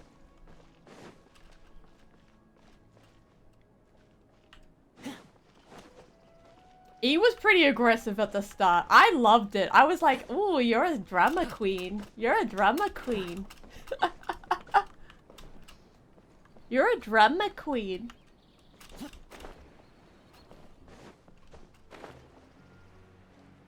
Alright, where is this place? Are we... Okay, let's go in here. Hey, isn't that the Matra we investigated Siraj with? Ararav! Wasn't it? Let's... Ara. Hello, both. It's been a while. Do you have any issues to report? Is that Kaveh's voice actor? Someone's planning to kidnap Sachin. Goodness. Though I suppose it's not all that surprising.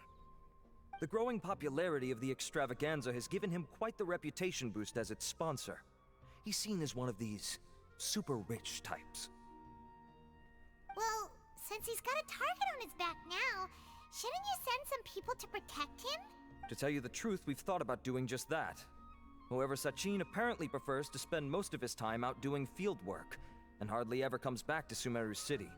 No one has been able to contact him. Our only lead is something he once said. Each time the Inter-Darshan Championship is held, I will be watching from close by to choose a suitable person to inherit my estate. Assuming he remains committed to that promise, then he must be right here in the city somewhere. I suspect that the Eremites in question must have heard about that as well, and decided to come here and try their luck. So, they shouldn't know where Sachin is either, right? I would assume not. Anyway, Mahamatra Saino is still on vacation, so I'll handle this. Yeah, the dialogue can be a bit like...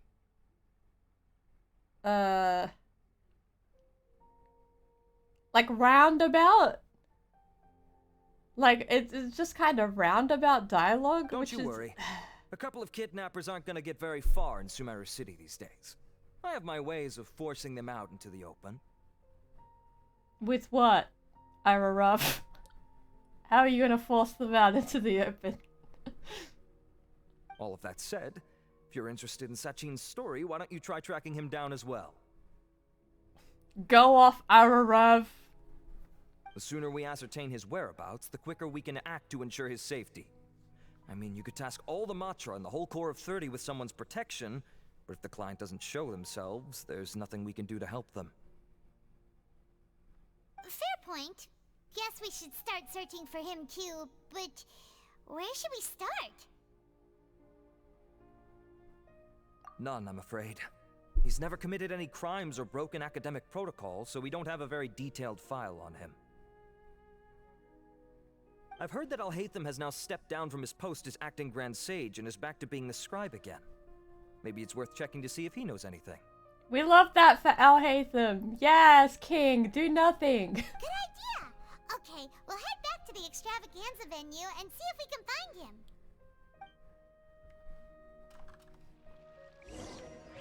Yes!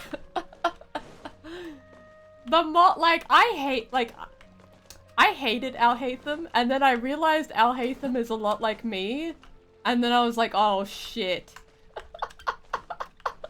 The more I learned more about Alhaitham, I was like, fuck. Fuck, fuck, fuck, oh no, oh no.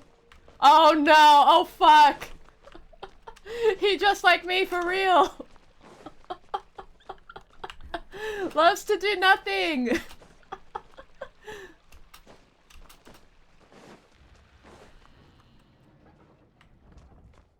He said sand in my shoes.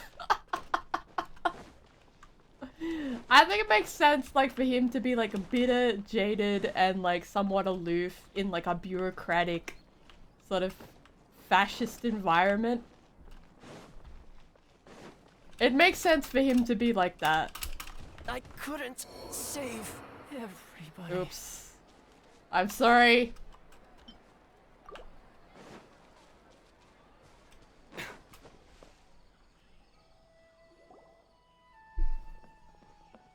I killed him! Hey, Miru! Have you seen Alhaitham anywhere? Oops. I killed him! I looked down for a second and I forgot he was like flying off a cliff. Alhaitham? Why, what is it? We're trying to track down someone and we need him to pull up some records for us. We need Alhaitham to do like a chore, like a piece of work. Bet he's in the Oh, I desert see. somewhere. Sorry, I don't know where he went. He's always the first to leave after the competition ends, and he never tells anyone where he'll be going. He's taking a nap. He's taking a power nap. Somewhere. Huh. Yeah, actually that sounds about right for him. Let me think. To be honest, he doesn't seem very interested in the extravaganza, so he probably doesn't stick around longer than he has to. The way he interacts with everyone in Genshin Impact is the way that I interact, like, at my job. Like, I'm beginning to become, like a bitter, hollow husk when it comes to engaging with late-stage capitalism.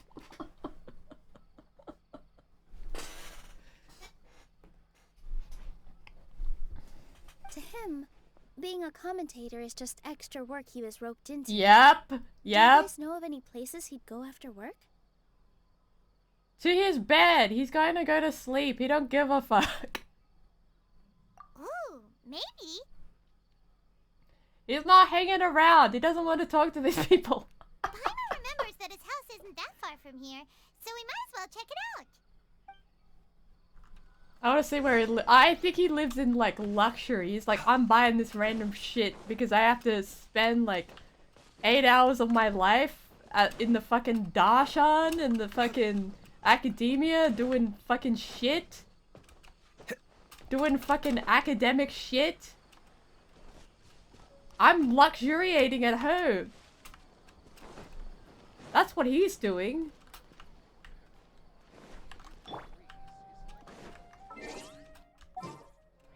I'll get him out.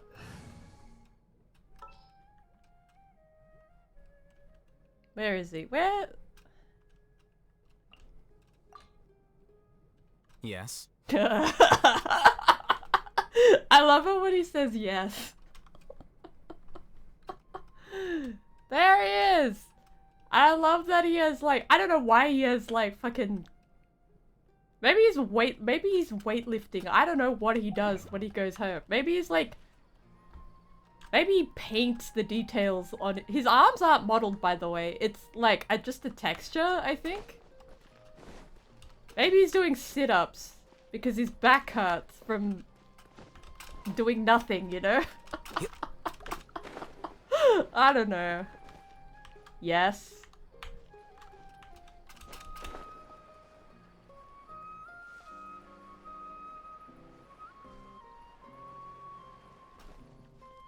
Alright. He has no, like, he has no reason to be built like this. Why is he built like that?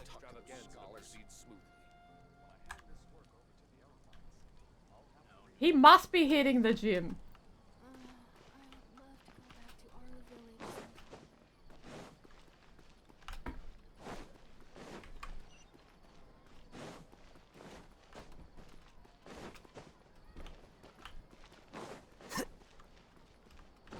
Oh, okay. Let's go. Oh, this is his house. Okay. What a cool house. Let's try knocking. It's so ironic. It's funny because like Cyno, like if you look at Cyno closely, he does have a little bit of muscle, more than the other like small, medium-sized, male models. But it's just funny that like he's just tiny. He's a tiny back.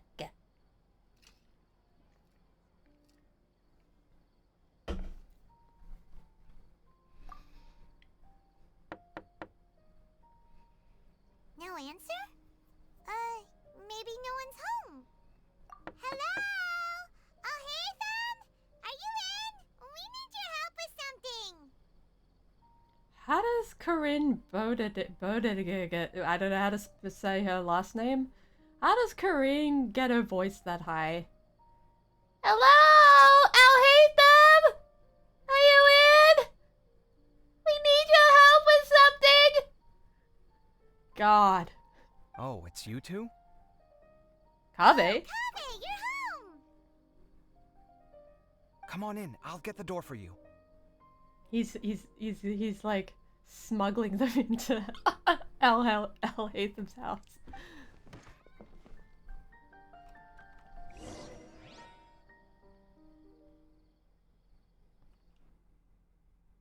Oh, a cutscene. We didn't hear a peep when we first knocked. We thought no one was home. Well, I can't be too careful. If someone from the academia came here looking for Alhaitham, and I opened the door for them without thinking, before long the whole city would know that I'm living here. No, they wouldn't. They would be just like, oh, he's probably here to do some shit. Visit. You're pretty conscientious about this, huh? So, what happens if someone comes inside looking for him while you're at home? Just say that you're doing some work for him. It's fine, as long as I stay in my own room. Anyway, why would someone just barge in here looking for him? Most people have better things to do. Fair enough. So do you know where he is at the moment? What do you think? Who knows what he does in his free time? All that matters to me is that he's out of the house. And you get to, have the whole house to yourself. I wouldn't call it that. He's just incapable of saying anything pleasant at all. And it hurts his feelies. Because he's too, like, emotionally sensitive. Imagine being like, oh, do you want to eat? Like, oh, I made this thing for you. Do you want to eat it? And then Alhaitham is like, yes. Of course that would demoralize the shit out of you. I told him how the second round went. I won the lot draw, remember? Because of good karma, of course. My luck's on the rise. But him, being him... Oh, you wouldn't believe what he said after I was done talking! You're so angry! You're always quick to remind me that you're my upperclassman, and yet you do not problem solve in the manner becoming of an upperclassman. This begs the question of why we attach prestige to seniority at all. What does he mean, manner becoming of an upperclassman? What, am I supposed to earn the title of upperclassman now? He actually did a really good job of impersonating him. The voices were really close together. What the fuck? And he didn't stop there. He said, I'd encourage you to reflect on why you've ended up having to rely on luck every round. Frankly, it's incomprehensible to me how you've managed to make it to this age without acknowledging the proverbial elephant in the room of your life. Rude and disrespectful. He's a good actor. What the fuck? Yeah, that does sound like something Alhaitham would say. I've had it with him. Every time I talk to him, it's the same way. He finds a way to infuriate me every single time. Yeah! Anyway, the disdain is very much mutual between us, so I'll be moving out as soon as possible. I'm actually packing my things right now. He'll have to get used to doing his own cleaning and tidying from now on. I like his little hair easies. He's got the same hair easies as what's her face? Dea. The little easies on the side. See those perfectly hung paintings on the walls? They're coming with me too. If his life wasn't utterly devoid of artistic sensibility already, it certainly will be after today. He feels like he's like doing such an own by leaving, but I don't. He's like, yeah, I'm gonna take the paintings with me. Fuck yeah. Wait, you're moving out already? But the competition isn't even over yet. How can you afford it? Well, obviously I can't just yet. I'm just packing early to get ahead of the game. I like sleep in your own bed. No, sleep on the couch. Kind of shit. Like, sleep in the other room, bitch. Like. I've got my new place picked out already. The moment I have my hands on the prize money, I'm going to buy it and move my things right in. It'll take me 3 days tops to move out of here for good. He is like endearingly cringe. He is endearingly cringe. I think that's the thing. Like, you thought he was cringe before, but it's endearing how cringe this man is. I now know what I have to do to achieve this goal. No matter what happens in the third round, I will win. I will emerge triumphant. You'll see. I kind of wish they gave D-Luke Kaveh's eye shape. Or like a different something very similar to Kaveh's eye shape. Well, we'll be rooting for you. But are you sure you'll be alright? I think it's because it's the proportions. Like, if they slightly change the proportions, I like that. I like his eye expression. I just don't like his eye proportions. I think the eye proportions on D-Luke is a bit, I don't know how they fucked it up, but they did. In what way? Layla said that she thinks you'll get caught up in internal conflict. Oh no. Meaning what exactly? Oh, don't tell me you think I have serious personality flaws too. Oh, low self-esteem, but... Oh, we didn't say that. But think about it.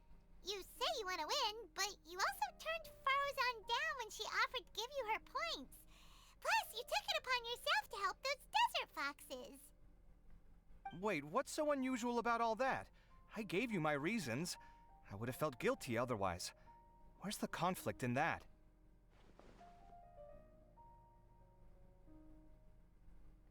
I'm trying to think what, like, because I need to do Layla's story quest. Cause she's got like a two characters in one situation going on.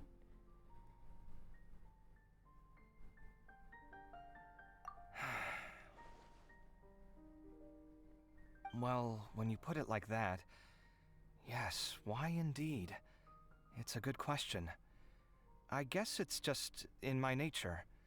Plus, if I just did nothing, then there'd be no escaping the blame if something bad came of it later down the line.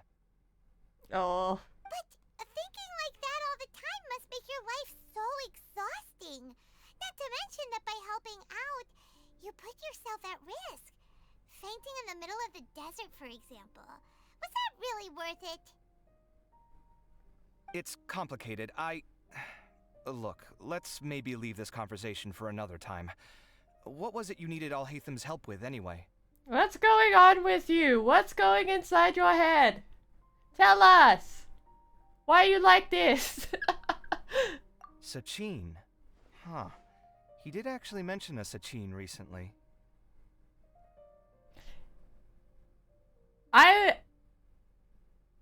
I think he's very interesting. But, like, I think, like, if you didn't like him before, this whole event makes him quite likable. And lovable, too. I remember he brought a few documents home that day. He was thinking out loud as he looked through them, making some notes and doodling as he went. He even suggested that I should take a look, but I didn't. Give me a moment. Let me go find them. I think he's like, I'm trying to think of his like character archetype. I think he's very it's hard to explain.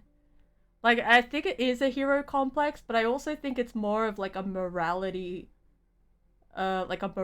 complex. Like, he's very like he will follow what's moral despite it like hurting him in terms of like financial gain, or like hurting him in terms of like winning this competition. Like, he'll put himself back physically or like financially if he doesn't feel like he's ruled by his feelings and his like moral compass, whilst Alhaitham is like the opposite. Alhaitham is like, that doesn't make any sense. Yeah, it's selflessness to a fault, but it's also like, I think he's frustrated. Like, he's like, why can't I just be like Alhaitham? Like, why can't I just not be like, I feel like he's like sort of upset because he's seeing Alhaitham being the exact opposite of him and being like not cursed by his own sense of morality.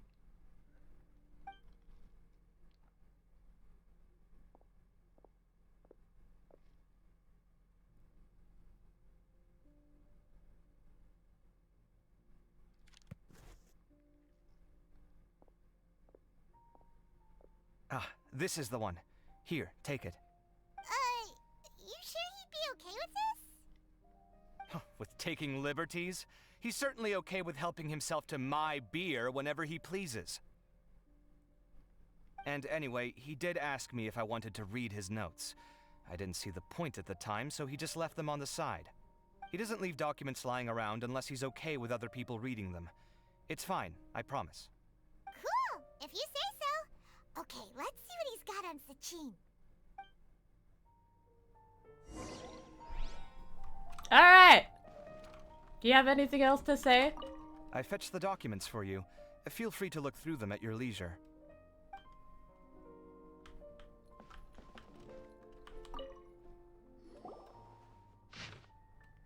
Oh my god. I'll read it. There's a lot to read. I'll read. So Sachin was born to a wealthy family, and his father Rajput was a renowned merchant in Sumeru, with many properties to his name. Ooh. At the age of 9, Sachin enrolled into Vahumana and achieved excellent grades. At the age of 15, wow, a talented king. He completed all of his courses and graduated first in class. His accomplishments greatly lauded by the sages. This is gonna be dark, I think. At the age of 16, Sachin ventured out and began to research the local environment and customs. His travels took him throughout Sumeru's rainforests and deserts. When Sachin was 23 years old, his father Rajput passed away. Sachin returned to Sumeru City to take over his father's business and spent 2 years here. This is like a biography, okay. At the age of 25, Sachin once again ventured into the desert to conduct field research. Records show that he traveled with a caravan and lived in Aru village for a period of time. At the age of 32, Sachin returned to Sumeru City. He looked withered and weary. Girl, same. Withering and weary at age 32? Girl, same. Sachin returned to Sumeru City. He looked withered and weary, his mental state in shambles. Much speculation arose amongst outsiders, but Sachin locked himself in his room and did not respond. I think he saw something he wasn't supposed to see. At the age of 33, Sachin entrusted all of his properties to the academia and pledged to donate all proceeds to the academia. He then wrote a contract regarding the use of the proceeds and property ownership. What is going on with this man? The following is an excerpt quoted from Sachin when the contract was signed. A minimum of 30% of all revenue generated from the business will be used to fund prizes for the Inter-Darshan Championship, which will encourage young prodigies to actively participate in the competition. I will also be donating my entire collection, the most prominent item of which, the Diadem of Knowledge, will serve as a symbol of great honor in the Inter-Darshan Championship. Only the winner of the competition may wear it. Oh fuck, it's a weird hat.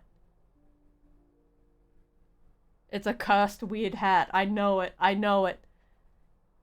In addition, the academia is only given the right to maintain and manage my properties. Ownership of them does not belong to the academia, nor does it belong to me. Each year when the Inter-Darshan Championship is held, I'll keep a close eye on each candidate. If I particularly identify with a participant, I will reveal myself. Ew. I will then bequeath all of my wealth to this individual, whom I judge worthy of my acknowledgement. They will have the usage rights to all assets and proceeds under my name. I hope the academia will respect any and all decisions made by that person. After the contract came into effect, Sachin returned to the desert to continue his investigations, but then has been no word from him since then. Many claim to have seen him in the desert, but none of such claims have been verified. 20 years have passed since then. Wait, is Sachin Kaveh's dad? I don't know. I'm yet to find out about Kaveh's dad. A lot of information. My mind's getting a headache. So, to sum up, Sachin put the academia in charge of managing his estate and went off to do research, right? He even said that if he really liked one of the contestants, he wouldn't just give them a reward, but his entire estate as well. Oh, that must be worth heaps and heaps of mora. What? Are you serious? All of Sachin's wealth, that's more than I could spend in a lifetime, surely. Heck, if I got chosen, I'd be able to pay off all my debts, then buy a new place, and still have cash to burn. I could build another Palace of Alcazar's Array, except this time, I'd make it 10 times bigger. No! Stop building these palaces, bro! Stop getting yourself into debt! You don't need another one! You don't stop building palaces, you freak! funny, weird little palace building freak. I could get myself into more debt. Oh, then there's that new project in Port Ormos, of course. The bridge renovation. To do it properly would take upwards of... Hey, snap out of it! You're getting way ahead of yourself there, mister! Yeah, listen to me and Paimon. You're right. First I need to focus on winning and moving out of this place. Huh? Wait a moment. There's a loose slip of paper tucked in between these pages. Did Alhaitham write this? It looks like he was jotting ideas down as he was thinking things over. Let's see. Two phrases have been circled. Stop building palaces. Sachin, dead or alive, unknown, and diadem of knowledge. Some of this stuff is just plain incomprehensible. Is this written in some other language? Let me see. Huh. I recognize this script. Give me a second. Lofty ideals may provide no defense at all against nihilism, but perhaps little decisions can. That's a rough translation anyway. I can't guarantee it's 100% accurate. Straight up, he knows how to do makeup. He's got like that top underwater line eyeliner going on. And then the main eyeliner at the top. Straight up. He's putting that brown eyeliner like on the top waterline of his eye. It's crazy. There's another smaller line of text underneath. Why would he bring that up? Wow, it's so cool that you can actually read this script. He's truly a baby girl. We worked together on a project once when we were students. The title was Decoding the Runes and Architectural Philosophy of the Ruins of King Deshret's Civilization. I had to familiarize myself a little with this script at the time. Why is there so many bird iconographies in like bird symbols in Genshin Impact? Cause like King Deshret is like a bird. And then they've got like bird and like Liyue has like a lot of bird, I forget her name. There's like Madam Ping's like bird friend. And then you've got like Mondstadt is like filled with like birds and like angel shit. Oh, interesting. So, any idea what Alhaitham meant by all this? There's a bird involved. Who knows? The way his mind works is one of the great mysteries of the world. There's a lot of bird things going on. Like there's like the firebirds in the desert too. Fair enough. Well, guess we've learned all we can here. Let's go back to Ararov. Yeah, he better catch those crooks. But until then, let's just head out for a stroll.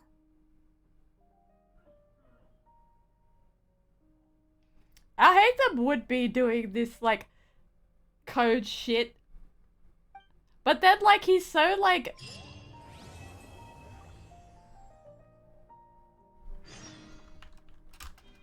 30 Primogems!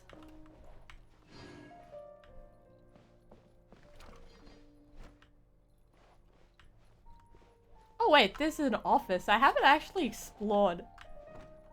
Wait, can I wish? Not bad! I have 0. Okay, I have 6. Hey.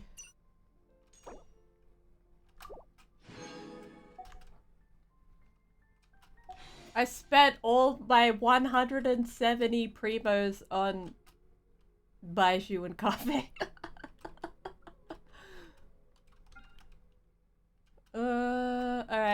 Alright, where do we... I need to explore the house. It was worth it. I have no regrets.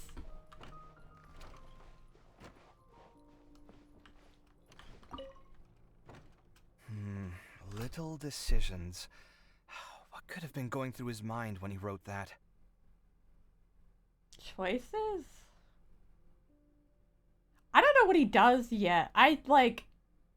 He doesn't feel as bad as, like, I thought he was, like...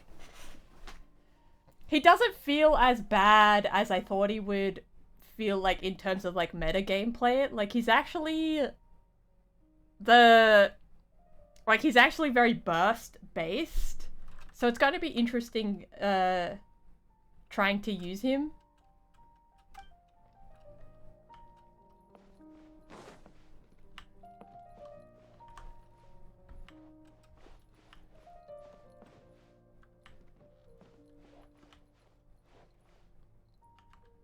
Oh shit, the painting is actually a painting. It's not just like some random thing you can't see the details of.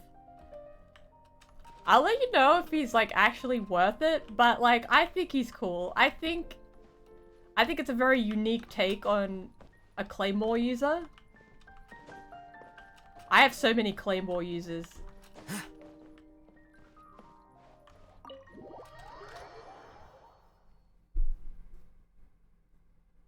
I just gotta look at his kit more closely, because I think, like...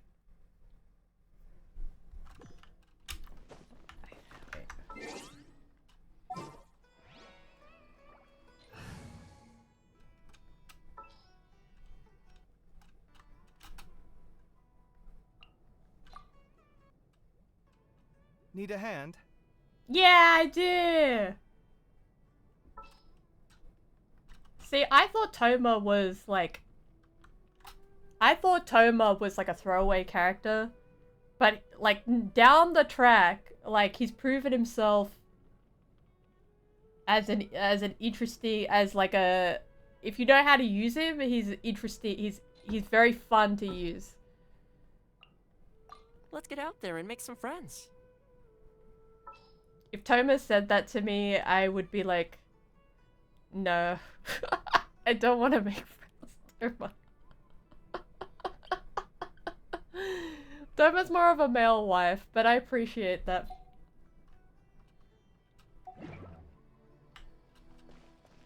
Scanning. Wait, what does he have?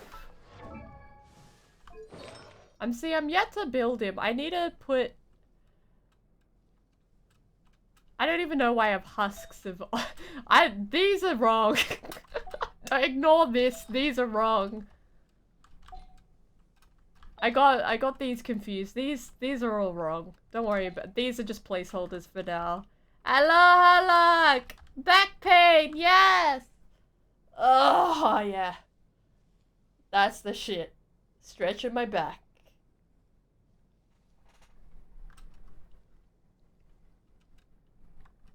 We playing Genshin?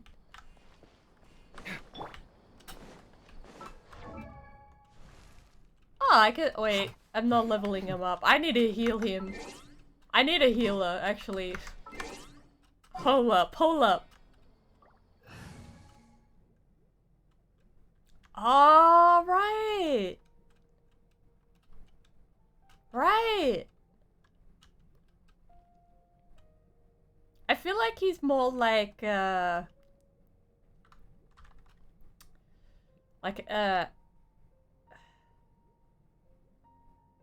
he's got a lot of burst, damage as well. Like, he puts down his, like, leaves. His floor, if you will. His floor. I'm just trying to... I put Benny. We like a good Benny. Gonna be epic. Yeah, his floor. Isn't that his floor? Like, he has the floor gang.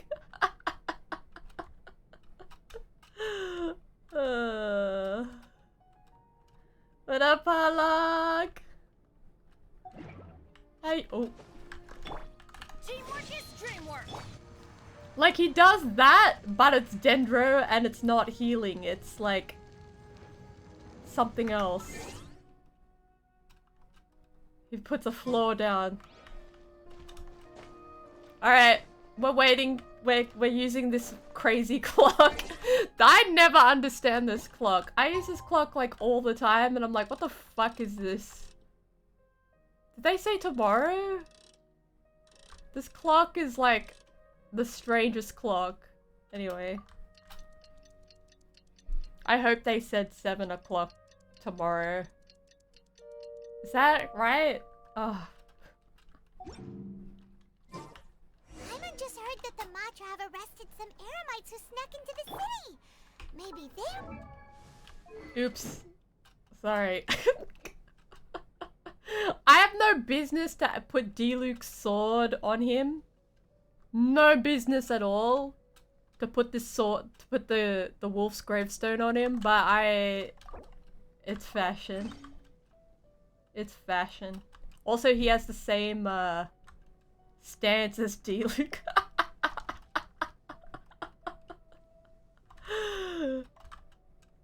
I have no business putting this on him because, like...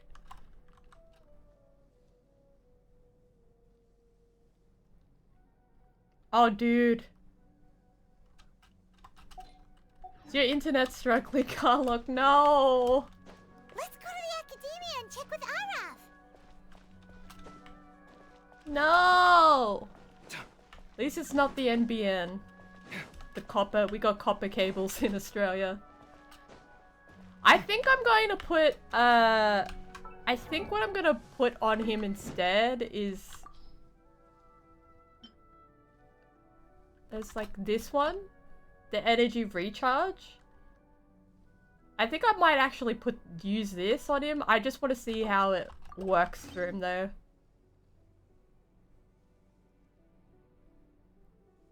What's a coaxial cable?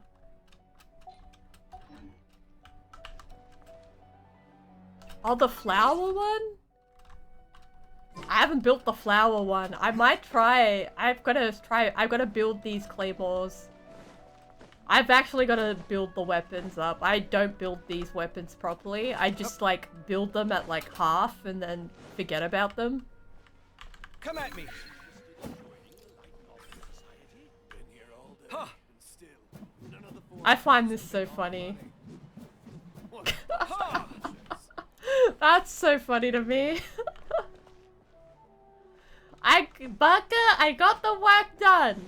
I did my Baka business and the Baka business is done. I can now just rest easy. I can rest easy now, Baka. The Baka business is done.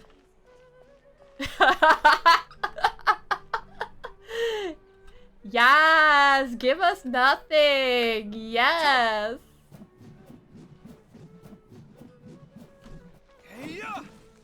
I feel like this is like his, like he has like a vein, like a big vein under his hair. Like it's using like psychic damage for him to do that. Like it's brain power. That's why he can use the, like that's why he can pick up the claymore with his brain. He's like big brained.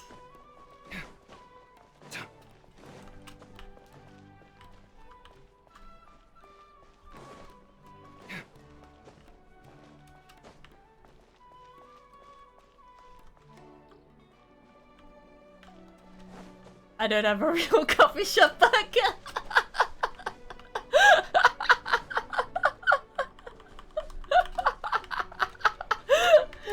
I kind of want to learn how to be a barista though. Like I did a barista course when I was very young, but I never got a job at a cafe, so I kind of want to... I wouldn't mind...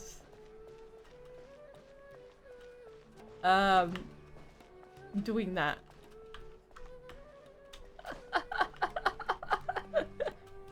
He's Baka! Harlock, we're yelling at him because we both love this Baka man. This little scrunkly Baka. We have to yell at him. He does nothing. He does this with his claymore and then he shakes his wrist as if he used it. As if he was actually yielding it. We have to yell at him. Why are we going higher? Why are we going higher? So do I. I have to yell.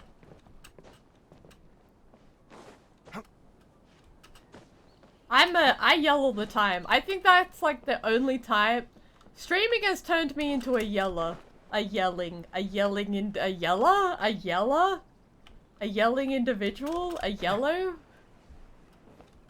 I never used to be this yeller. I never used to be a yeller. I used to be mild-mannered. Sight clear. And like, mild-mannered and like, sort of, I don't know who, streaming has given me brain rot. It's absolutely given me brain rot.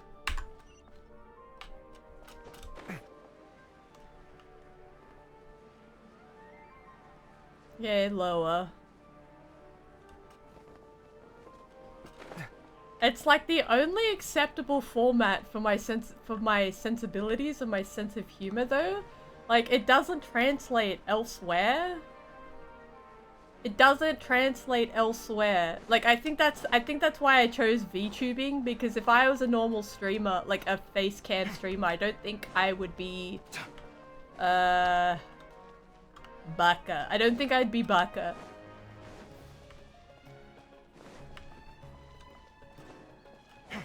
Like the level of anonymity is Oh, thank you, baka. I'm a baka. The level of anonymity with VTubing, with the combination of having like a character persona, has given me full creative license to be baka. Where am I supposed to be going? Down? Down. I have to go down somewhere.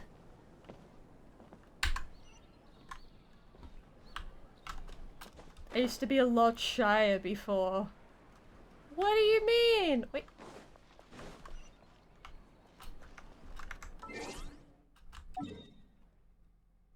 I see.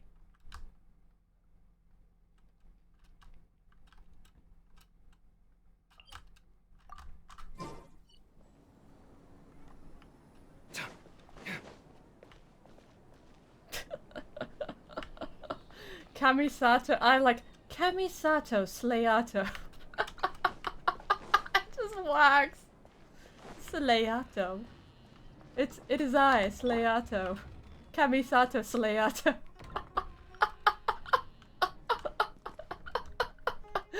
Kamisato Slayato. But also it works with Ayaka as well. Kamisato Slayaka. If you have a Yaka, please use Slayaka.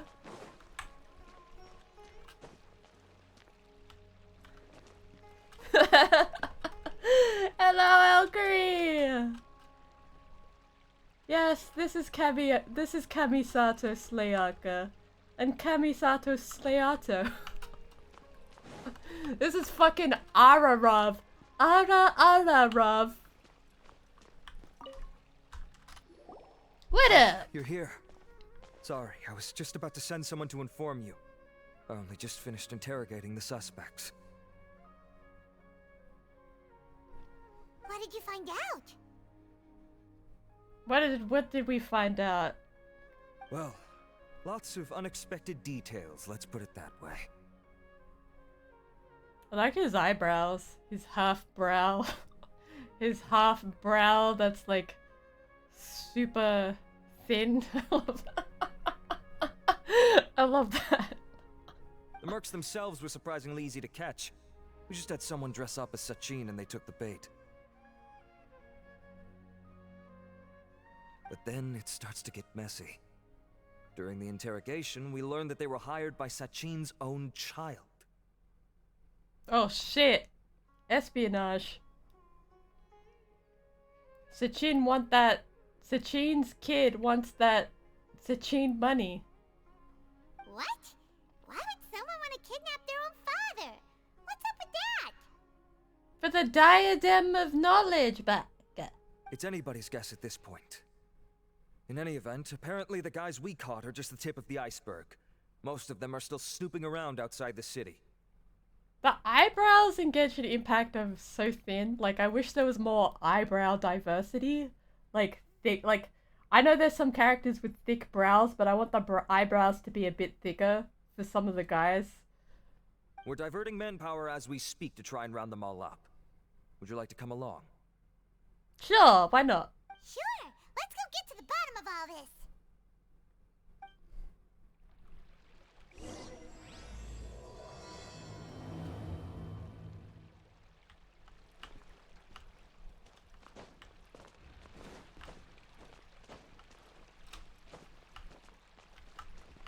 Yes, okay, we gotta go to the we gotta go into the desert, I think. Maybe this is the desert. The kidnapper. Oh, it's not the desert, okay. We're like in the forest part. The foresty area. This story quest is taking so long to complete. Oh shit! The cool part.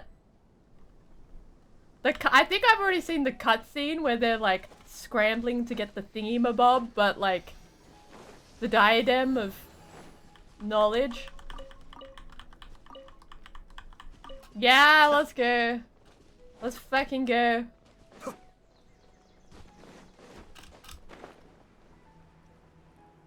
I'm cool. Are you sure this is the right place? Something feels off. There's boys over there. Wait. I'm positive. But I don't understand why they're all unconscious on the ground. Oh, they're unconscious on the ground? Boss, we got more company.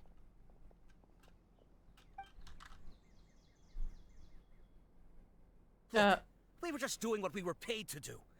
You're punishing the wrong people here. You want the real culprit? It's this guy. He hired us to kidnap Sachin. It's Mazar! What happened? Who beat you all up? Why are you grunting? Wait, you mean you aren't with them? Wait, that's not Mazar. Oops. With who? Who did this? Was it? Was it?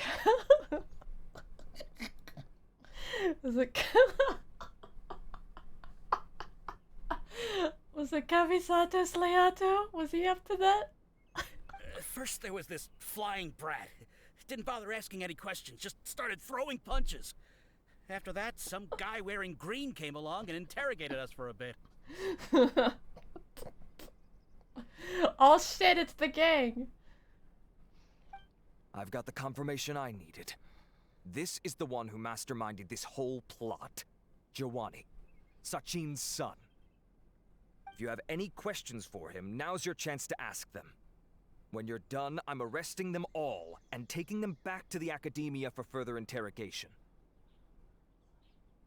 Okay. So why did you hire people to kidnap Sachin? What do you think? 20 years ago, he upped and left to go and live a carefree life, not giving a second thought for my welfare. He's got welfare. He's got a welfare check to collect. As if that's not bad enough already, he wouldn't put his entire fortune in the care of the Academia, along with a contract saying that one day he'd pass it all on to a genius he admired. Bruh. That's my inheritance. By rights. You expect me to sit back and watch it go to someone else? If he won't give me what's mine, I'll just have to take it from him. Fair enough. Of course. Didn't he say he would be here somewhere, watching the championship from the shadows? I feel like he's dead though, so like, oh, I don't know where this is going. So, I figured I'd get some people to nab him. Then I make him change the contract. And if the Academia doesn't agree to hand over the goods, I make him publicly announce that I'm his chosen genius. No, he's not dead if they kidnapped him. What am I saying? No. The old fart knows how to stay hidden. I'll give him that. He's probably cooped up somewhere watching all this go on and laughing to himself. Okay, maybe he is dead. I'm so thrown out for a loop here. I already thought he'd gone mad 20 years ago. And who knows what a madman's truly capable of. Diadem of Knowledge? You mean that thing he donated to the Academia? Well, I can tell you that it's very expensive. He sold a lot of assets to purchase it back in the day. I think it's like another, way back in the Sumeru lore, capsule of knowledge, like a wearable capsule of knowledge type thing. Weird things started happening after he brought it home, too. For example, sometimes we'd hear a high-pitched voice coming from the storage room. Also, before donating it to the academia, he once shut himself in that same storeroom and researched it non-stop for days. Oh no. Something was already seriously wrong with him by that point. Nothing he did shocked me. What do you mean something wrong with him? It's a cursed hat! I only have a vague memory of it, since I was very young at the time. But I have the impression that he went out into the desert for research and didn't return for many years. When he finally did return, he was a changed person. He would mumble incomprehensibly and write essays day and night. I asked if I could see what he'd written, but he chased me out of the room. Later, he went out somewhere and took his written essays with him.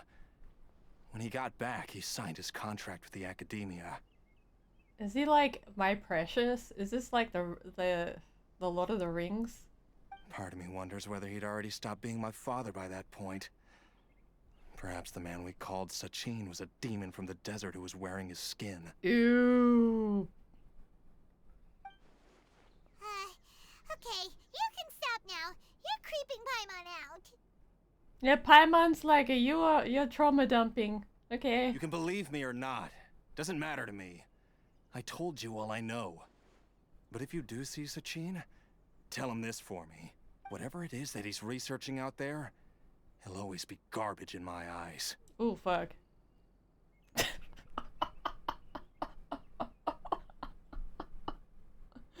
Sometimes I'm a little too, like, insincere. Sometimes I'm a little bit too sincere.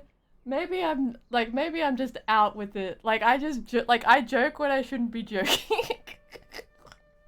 You finished? In that case, come with us. He's like, shut the fuck up, we're arresting you. Well, we finally caught the guy behind all this. Thanks for providing us with the critical information. Do you still have any lingering concerns? Yeah, Alhaitham's notes do mention that item. Yeah, like your dad goes insane and then doesn't support you. And he's probably been living in like absolute poverty because like he's obsessed with this fucking thing in the desert. I see. Scribe Alhaitham looked into this matter.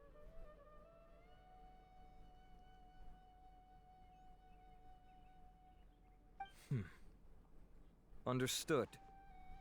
Well, if you believe there to be an issue with the diadem, I'd suggest contacting the organizers and getting them to pause the competitions while we investigate. Yeah, Genshin Impact is really dark.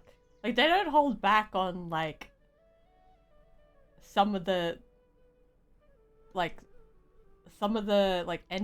storylines. Like, there was one where there was, like, in Liyue, where, like, the son was poisoning his father, like, slowly over time, and the traveler had to figure out why, like, this guy was getting sick, and then we found out it was, like, his son. Like, that's fucked up. That makes sense. Okay then, let's get back to the venue. We need to tell Karina what's going on. Like, this is mild compared to that storyline. Like, this is like, yeah, fair enough. But the other guy was like, if I kill my dad, I will get this position. Yeah, and the ghosts and the Liyue was pretty dark. In terms of, like, NPC storylines.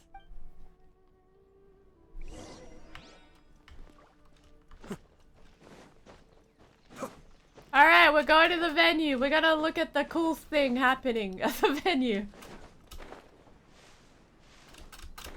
There's like, I think the Kazari in Inazuma, one of my favorite like NPC quests was the Kazari NPC. She was my fave. Why, hello, Genshin player! Hello, Baka! Hello, Baka Cole! How are you, Cole? I'm dusting off my Genshin account because I got this funny guy.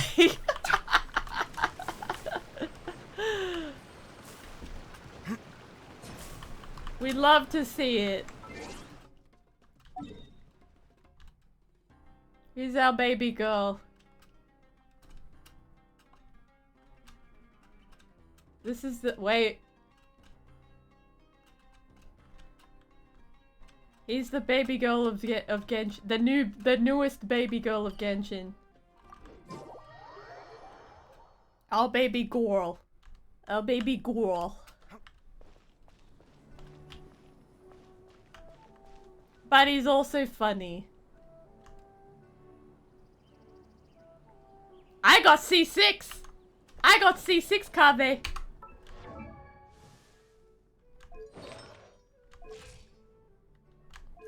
I don't know what the fuck I'm gonna do with C6, Kaveh. But I got C6, Kaveh.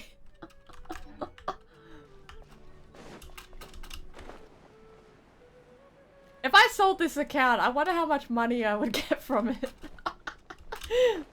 Alright! Alright, Karina, let's go. We're into Darshaning. You're finally back. Where have you been? I looked everywhere for you. The third round's already started. Yes, yes! We're gonna get the fully CGI rendered cutscene that looks cool. We were out capturing some bad guys who wanted to kidnap Sachin. But that's not important right now. We think there might be something wrong with the Diadem of Knowledge, and we'd like to investigate it. You know that weird hat you're using as a prize with that guy that just disappeared for 20 years? Yeah, we want to look at that. The diadem? That seems unlikely. What did you do with the hat? The Diadem of Knowledge has been used in every extravaganza over the last 2 decades, always without incident. Why has this come up now? Me too. Like, I wanted Baiju, but I also wanted Kaveh as well. So, like, I think it's a win-win. Like, I think the 4-star characters are more interesting than some of the 5 stars on the Sumeru banner. But, like, I'm not mad. I'm not mad at all.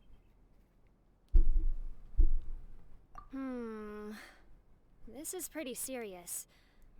Let me think. They're going to run around. Okay, here's the situation.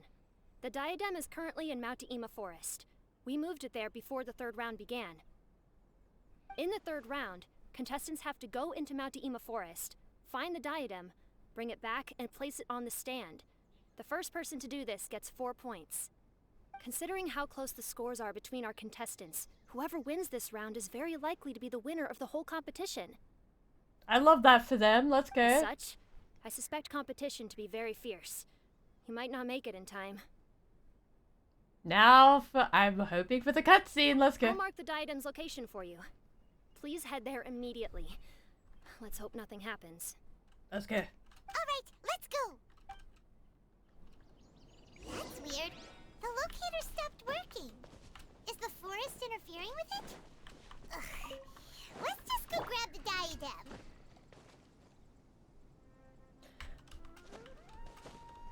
I have given Star Rail a go, and I think my brain just... I'm upset that I don't like it. Because I can't... Like, it's the gameplay itself that I just can't deal with.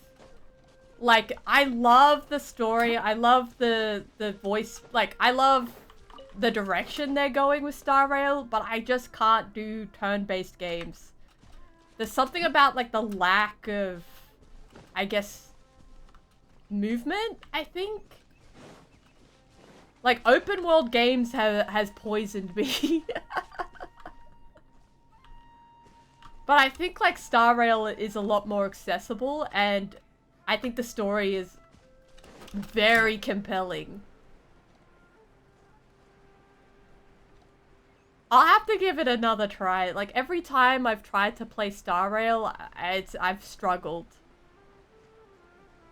Yeah, I think because I've been playing so much Elden Ring and Genshin Impact that like I really like fast movement in games. If I'm like trapped somewhere, I feel, I don't know, it does something to my brain. But I do think that turn-based game, like it is a very good for a turn-based game. It is very good, and it's easier to. Genshin, like the thing with Genshin is like it can become a bit inaccessible because you have to grind and then you get burnt out. I don't think Honkai. I don't think you're gonna be as burnt out playing Honkai.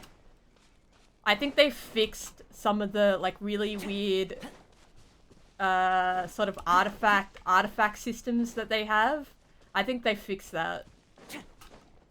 But the game, like the characters are gorgeous. Like they look so good. And like the story so far is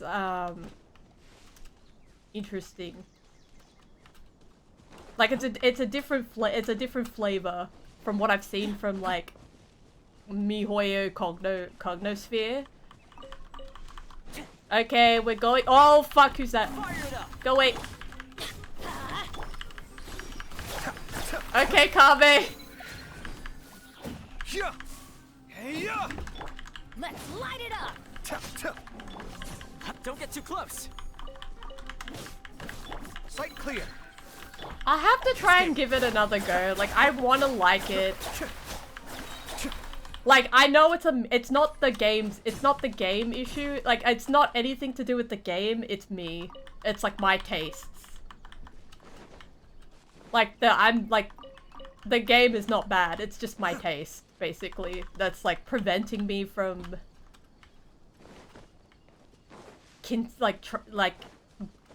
investing time into it because like I couldn't do the tutorials. Watch and learn. I love that. Watch and learn. Everybody stand back.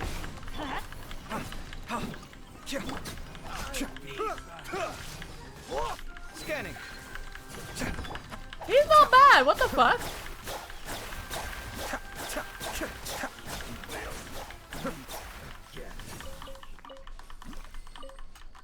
But I do believe I get burnt out from Genshin and then I play Elden Ring, which is more like time consuming and like grindy.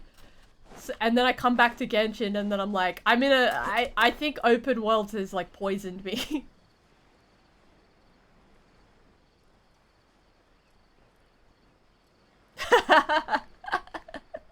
Hong Kong Space Train! Right. I'm a little too invested into Genshin for that reason as well. A little too, like, I think because, like, I think I should, like, I think for me, right, I should have, if I got into gaming right now at this instant as a beginner gamer, I think I would have played the shit out of Honkai Star Rail. As a beginner gamer. I think it was like time and place for me because like I got into Genshin in like, I think 2020, 2021 when it was like, they just had released Leeway. But I think it's a timing thing as well. Like I think because I've invested so much time into Genshin as like one of these games that I grind every day, I just don't have, I guess, the capacity to grind other games.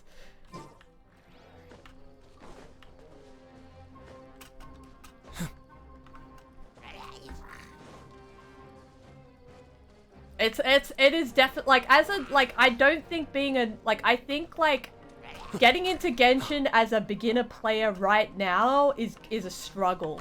I think it's such a struggle to get into Genshin as a beginner player. And I think Honkai Star Rail is probably the better game to play as if you want to play like a game like one of MiHoYo's games, if that makes sense. Yeah, I'm like that. I'm like that. It's no longer beginner friendly. It's like if you weren't playing it in its early releases or keeping up with it, then it's like it's very difficult to get back into. Because imagine being like, okay, imagine getting a Sumeru character, a Sumeru 5-star, and you're in Mondstadt. You can't even open the domains or use that character until you grind all the fucking content.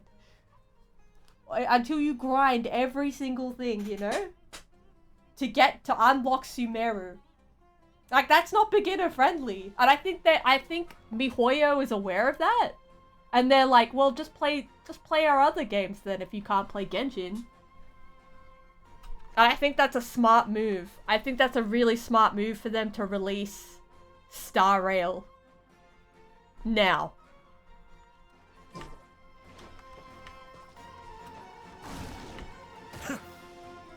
Yeah, yeah. I agree. Like, and because Genshin's, like, content releases are so slow and repetitive, it's easy to drop. It's really easy to drop Genshin and then fall behind, and then there's no real incentive to play.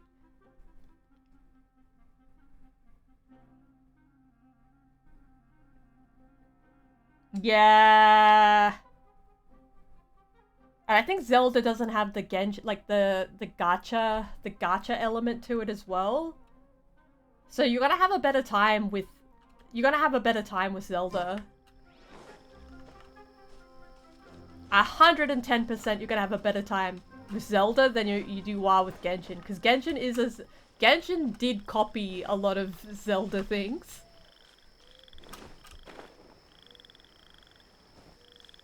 Like the status bar as well. Not the status bar, the stamina bar. Am I in the right spot, or did I just drive myself into... Okay, I'm in the right spot.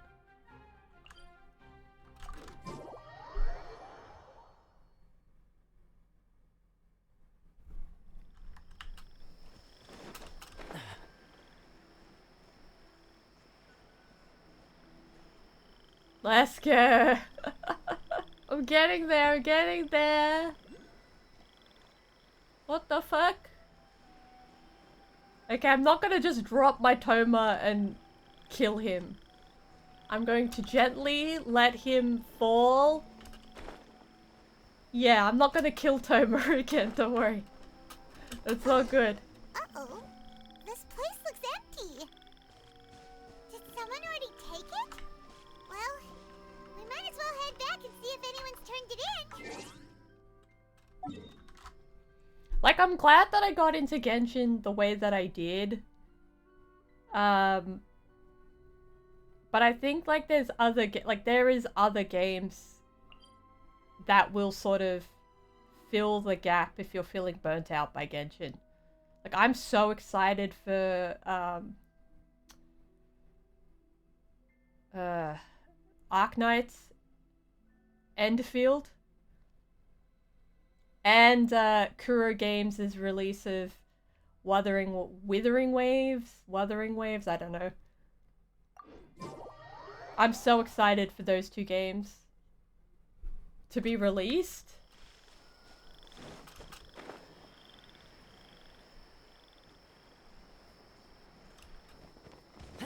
But I think, like, because Genshin was like my it was such an easy gateway for me to get into gaming. I'm always gonna have this, like, sentimental attachment to this game, because it was like, I didn't consider myself a gamer or good at games. And I just wanted something to do during the pandemic, and I picked this game up and I was like, I'll just give it a go. Yeah. Like, I think with like, when you're older, right? Like, and you have, like, if you have a full-time job, it's like you just pick two things that you're dedicated to, and that is it. Like Genshin is the gateway into gacha, or it's the gateway into becoming an Elden Ring player. It's probably just my mind playing tricks on me.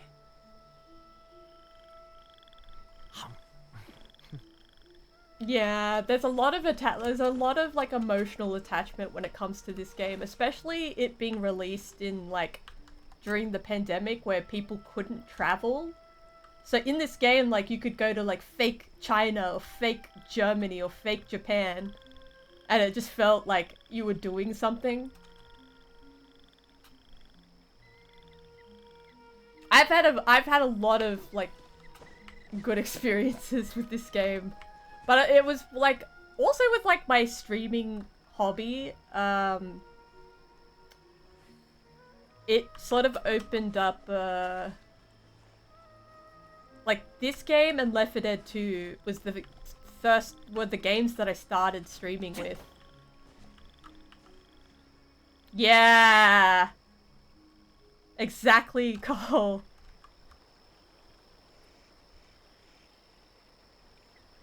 Yeah. Like thinking back on 2020 was fucked. A lot of people wanted to just disassociate. Like, and this game is like the perfect game to disassociate into. Oh shit! Oh, looks like Layla has seized the diadem. But getting to the goal won't be easy.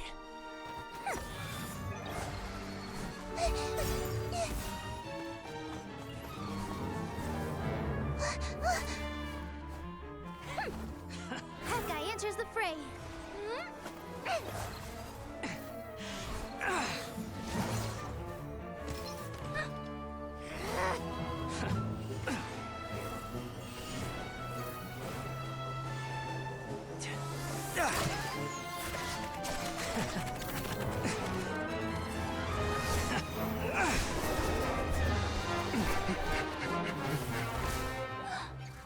Horizon's device has gone haywire.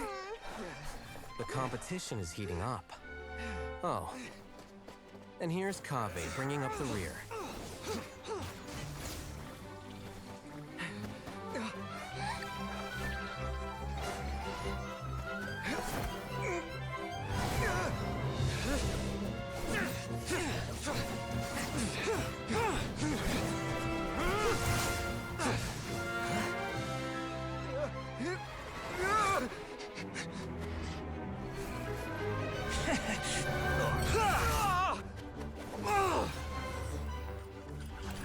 It's Kaveh's toolbox! Throwing the diadem to its owner.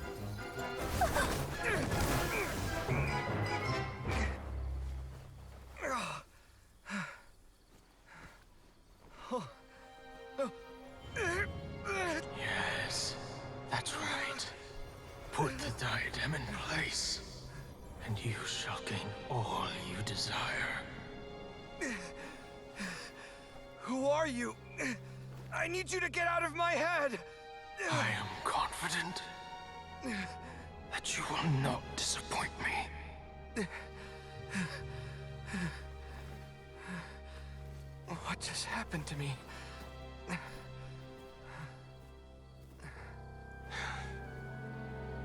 Something's wrong.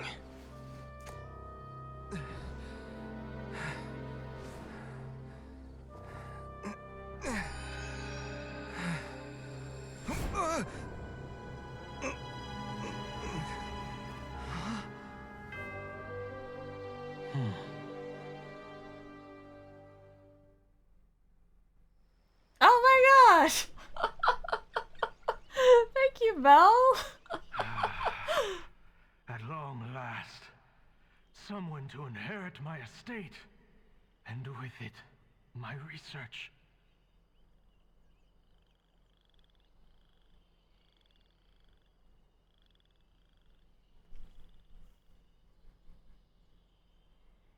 Oh shit, thank you, Cole! I can't read. I was mesmerized by these fucking, like, animations. 3 gifts subs in the channel back! How do I shout out Cole again? Go!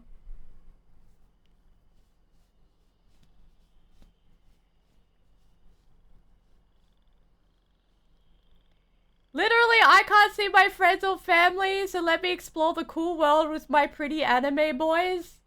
It's like a whole ass mood.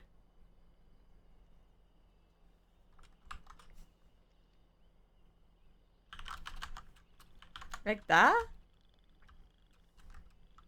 What's a forward slash? Oh.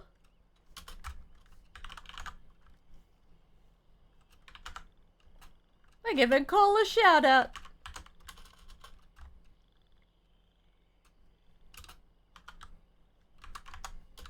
I have no idea how to do this. Ah! No, I do know how to do this. What's a baka?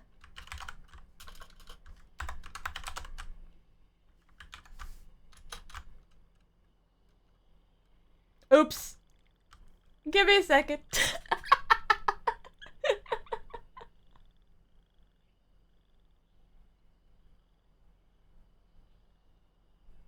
Thank you very much. Enjoy your emotes. They're funny. I made them. Try them out right now. There's that one.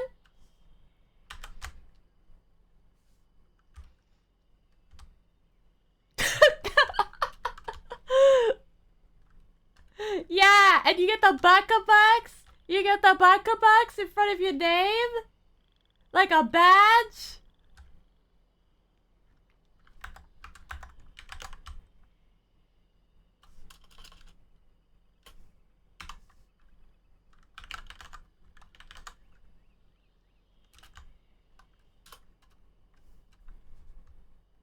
Like that. The animation in these cutscenes are gorgeous. It makes me want to learn 3D.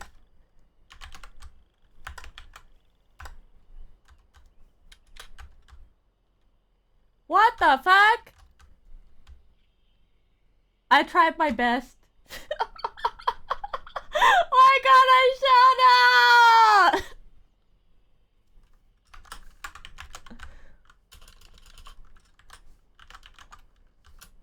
You know what? You know what?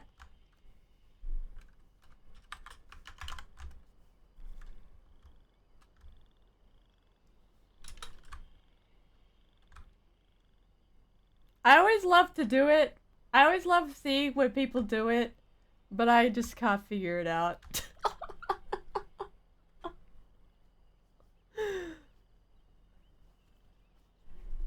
You know what? Let's put the soy milks in the chat. I'm subscribed to Ko.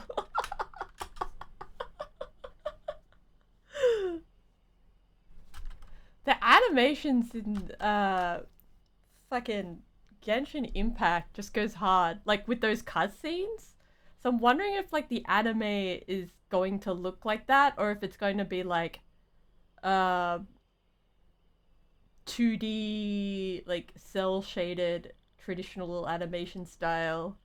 We love the soy milk. We're having a soy boy party.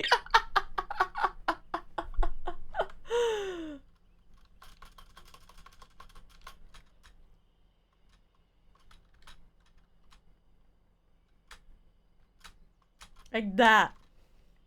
Yeah, the Genshin Impact anime is, I don't know when it's going to come out, but I'm looking forward to it. Because these animated cutscenes with the 3D models already are like gorgeous. They don't look cringe, they look gorgeous. Come, Kaveh. Come to me, my child. Is he gonna like possess his body like a fucking ghost? I'm scared now. How do you know my name? Who are you? Who are you? I am Sachin. Well, to be precise, I am but a fragment of Sachin's mind. Oh fuck. Not a fragment of Sachin's mind. Where's the rest of Sachin?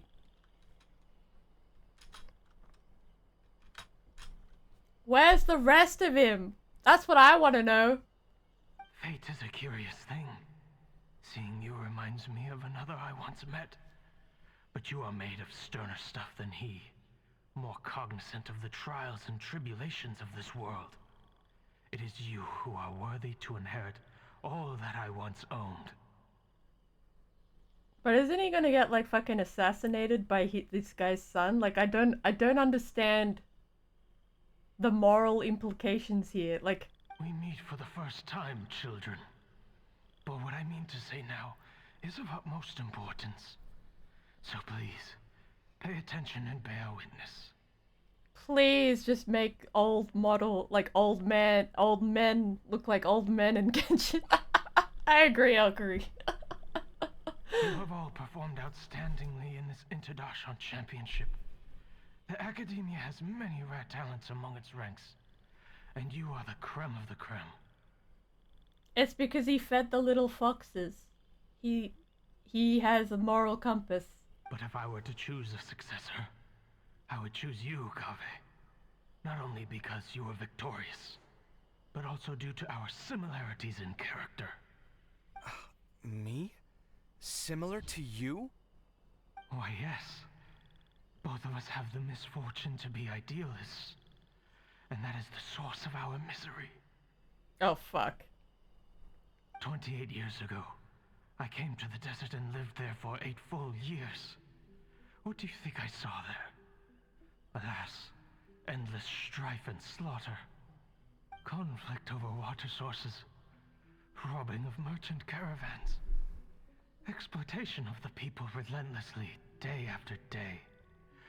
Beyond the wall of Samiel lay a completely different world from the one I knew. The things I witnessed there tormented me greatly. I wished desperately to find a way to save them. So, did you find a way? As a Vahumana scholar, I tried to use Vahumana knowledge to find the answer. I researched history and anthropology, performed countless experiments on human nature, and even sought out the scholars living deep in the desert who called themselves the Lost Darshan.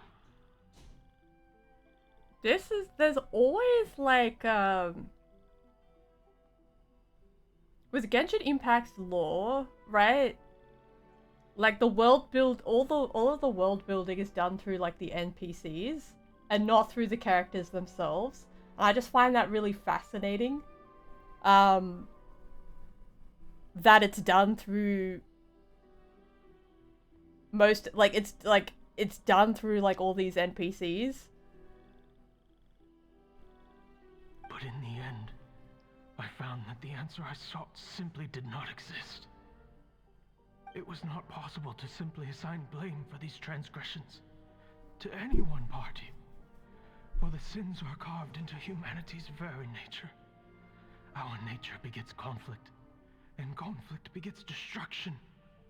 This is the inexorable truth.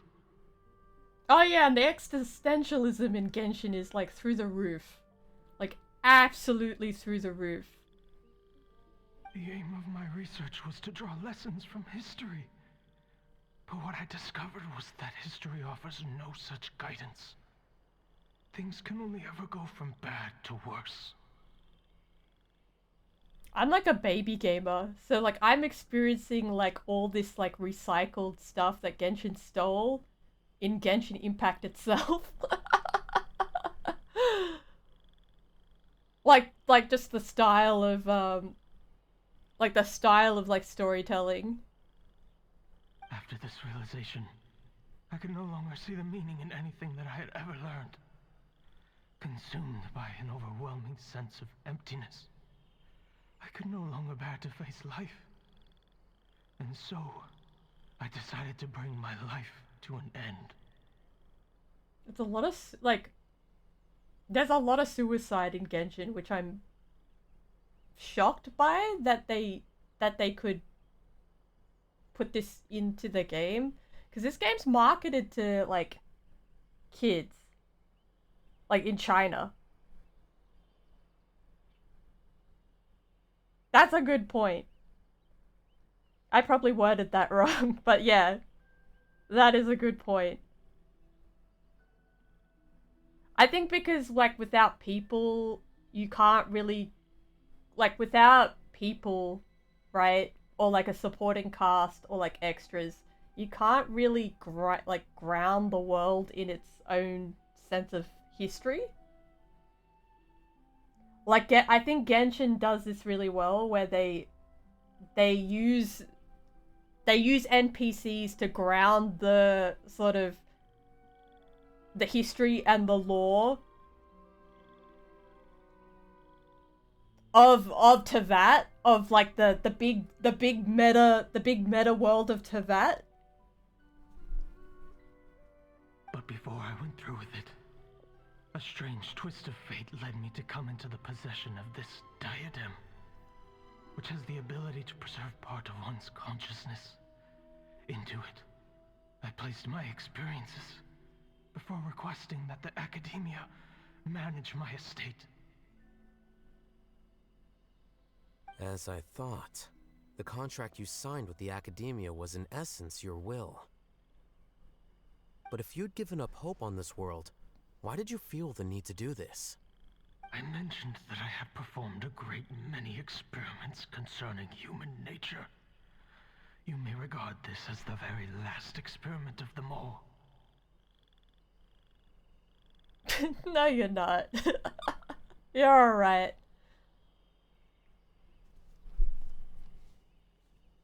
So, apparently there's like a theory about...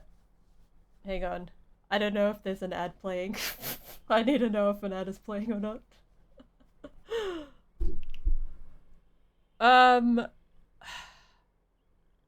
The big theory about, like, Genshin Impact is that it's a simulated world inside of the Honkai Impact. No, the Honkai Star Rail world.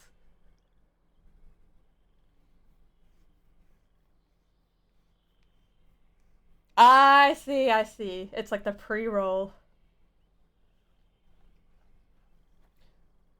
So, like, everyone in Teyvat is forbidden to find out the truth about Teyvat, basically. So, this is like the MC, like the, what is it? The Genshin is sort of a part of the Honkai Impact universe, if that makes sense, but there's a lot of theories about it, like about these two games' connections to each other. And Sumeru is like, and one of the most interesting regions to go to in terms of like the lore of Genshin. They drop so much lore in the Sumeru region.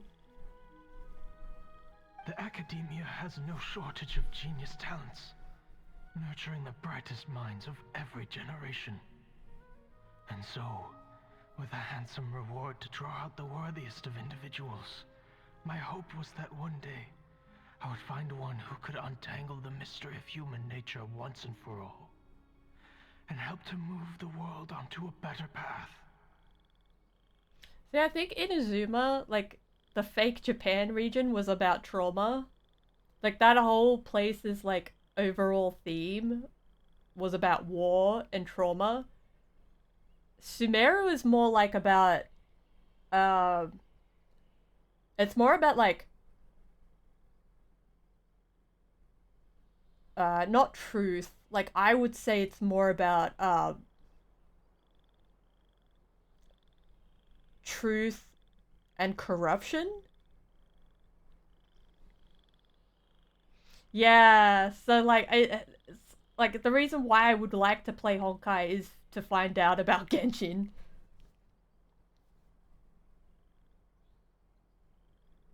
What's the Monarch system? Is that in Star Rail? I see. So you desired a successor who was not only a genius, but who also understood the suffering of ordinary people. Such a person would have a clearer understanding of humanity, society, and the world. I like this. I like where this is all going. Like how this ties into like how Kaveh fits in, because Kaveh's all about like sincerity and authenticity in a world that doesn't respect that. Well, in a region that doesn't that historically didn't respect that. It was more about like knowledge and like facts and power. Like the smarter you are, the more powerful you are in like the world building of Sumeru. You didn't play it? I played a little bit of it. I played the tutorial, but I just couldn't finish the tutorial. Huh? Kaveh's like, huh? But why me? I don't understand. I'm Baka. But did you ever consider that wealth numbs the human heart to the pain in the world? Even an idealist may be incapable of following through on your wishes after inheriting your wealth. So true, bestie. People change. You are highly intelligent, yet you are not the sort of person who would understand my line of thinking. To me, this is also part of the experiment. Part of my investigation into human nature. Holy fuck, he just burnt the shit out of Alhaitham. Holy shit, that was a sick burn. Sachin, you might be a deadbeat dad, but that was a sick burn. Whether my successor suffers as a consequence of my research, or succumbs to an indulgence in pleasure-seeking, my research will have progressed. Yeah, I get it. I get you. I grieve the fundamental sickness of the world. I regret the unbearable weight of its history. And I lament the research that I failed to complete.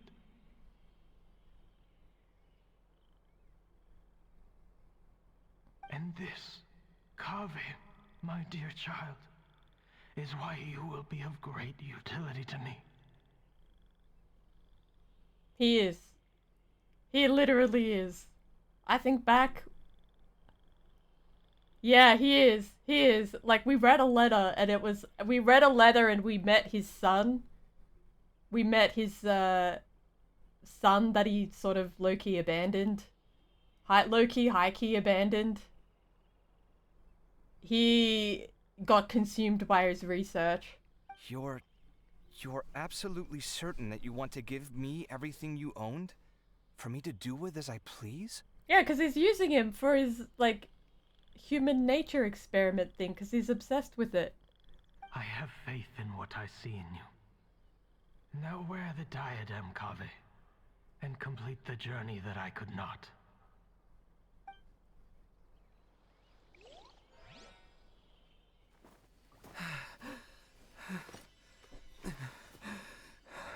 Will the verdict I reached cause you suffering? Or will this newfound wealth numb your heart? I look forward to your answer. Damn. All of my research materials are being stored at our... Fuck yeah! I've heard enough! Oh my god! My life's enough of a mess already. The last thing I need is more suffering. Keep your Mora. I don't need it. Didn't you say that you saw a lot of people in pain? Well, if that's the case, then your wealth can go to them.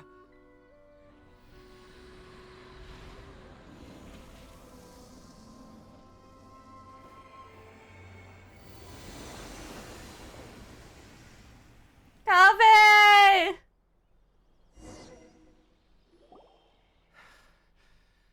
I guess that'll be the end of that. What a sweetie. He said, fuck capitalism.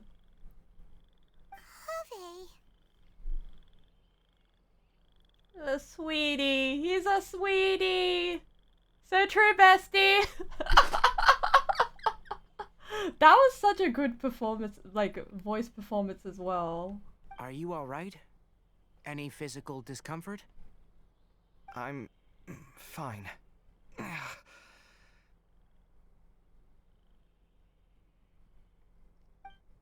Thanks, Tainari. Don't worry about me.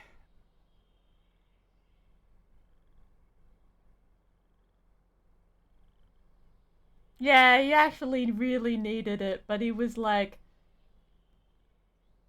being a social experiment for some fucking haunted hat is not worth it. It's not worth it. I don't, like, I love how misleading Sachin was. Because you thought, like, yeah, he would fall for it. But, like, the guy is actually weird and, like, obsessed with his research. Like, too obsessed with his research that he would continue his research. Like, at all costs, even in his death. Like, I bet he was haunting that diadem headpiece to see his research. Like, he bound his soul to that hat. And Kaveh was like, I'm not getting possessed. Fuck you. pretty much. Don't push yourself too hard. Kaveh. You really needed the money too. He's a sweetie. Kaveh may have broken the diadem, but he successfully completed the task prior to that. According to the rules, this makes him the victor of round 3. Points-wise, this also makes him the winner of the Inter-Darshan Championship. Yeah, Ethan, let's go. As the champion and Sachin's personally designated successor, Kaveh has obtained the rights to inherit the entirety of his estate. But he rejected it. He threw it on the fucking ground. For the avoidance of doubt, can you confirm that it is your intention to donate all of Sachin's wealth? Like I said, he thought that the world is a bad place. Well then, let's use what he left behind to change it for the better. Oh, let's go! Let's go, optimistic Kaveh! Rejecting the world will achieve nothing. He and I, we're not the same. Yeah, that's right. All right. As the scribe, I will make a record of this incident on file. The sages will contact you in person for details on how exactly Sachin's estate is to be used. That sounds fine. I don't know if his research findings were right, nor would I know how to finish his research for him. But what I do know is that by ending this here, no contestants will have to suffer. We won't be the last. There will be more championships to come, and countless future scholars will follow in our footsteps. Sachin's words can only cause pain, but not anymore. No one else has to hear them now.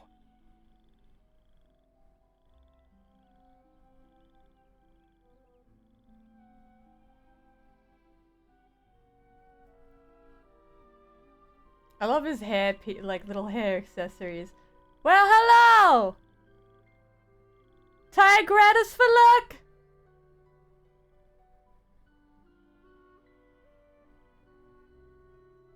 Give it to the next person! The $4!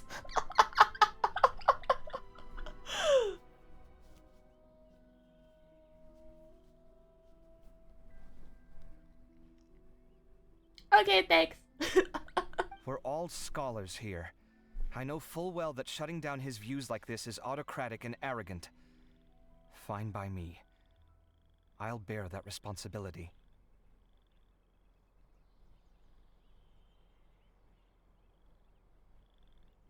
Yeah, he is like, he's sincere to a fault, but it's like, I think this quest was so interesting. A king.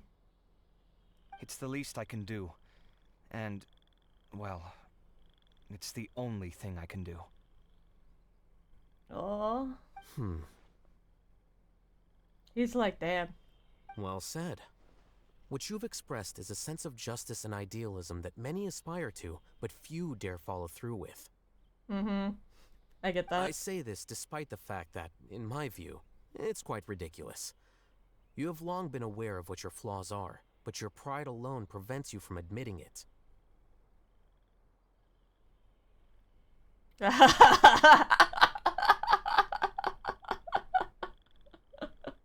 Yeah, this whole thing is like you're not moving out.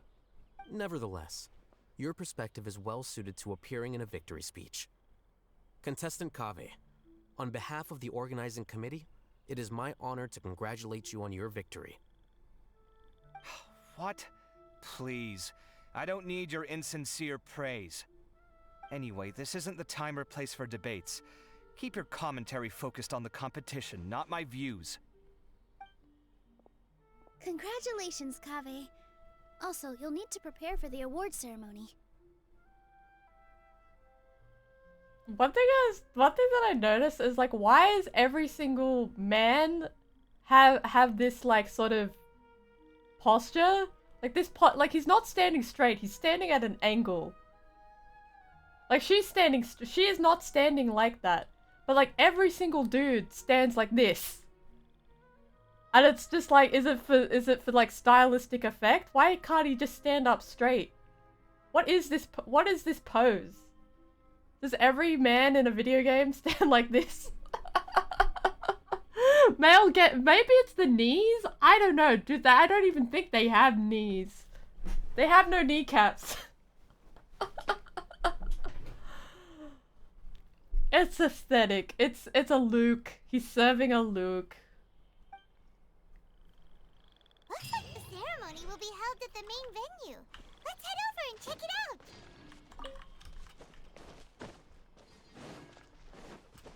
Alright, I'm gonna take a quick break. I'd say I'm gonna take a quick 10-minute break. And then we'll finish off at the we'll finish the quest and then we'll do Baiju's quest. These quests take a long time. So I'll be back, everyone. Let's put the Be Right. You know what time it is? It's time for the Be Right Back song. I need to look at their kneecaps.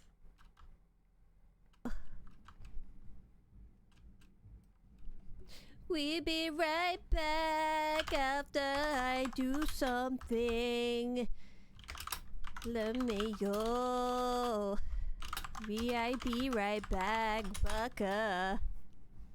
So don't you worry about me, 'cause be right back. Inga. Ooh, let me We'll be right back after I do something. Let me go. Be right back, Bucka. So don't you worry about me, 'cause be right back. Inga. Ooh, let me We'll be right back after I do something. Let me go. Be right back, Bucka. So don't you worry about me, 'cause be right back. Inga. Ooh, let me We'll be right back after I do something. Let me go. Be right back, Bucka. So don't you worry about me, 'cause be right back. Inga. Ooh, let me We'll be right back after I do something. Let me go. Be right back, Bucka. So don't you worry about me, 'cause be right back. Inga. Ooh, let me We'll be right back after I do something. Let me go. We be right back, Bucka. So don't you worry about me, 'cause be right back. Inga. Ooh, let me go. We'll be right back after I do something. Let me go. Be right back, Bucka.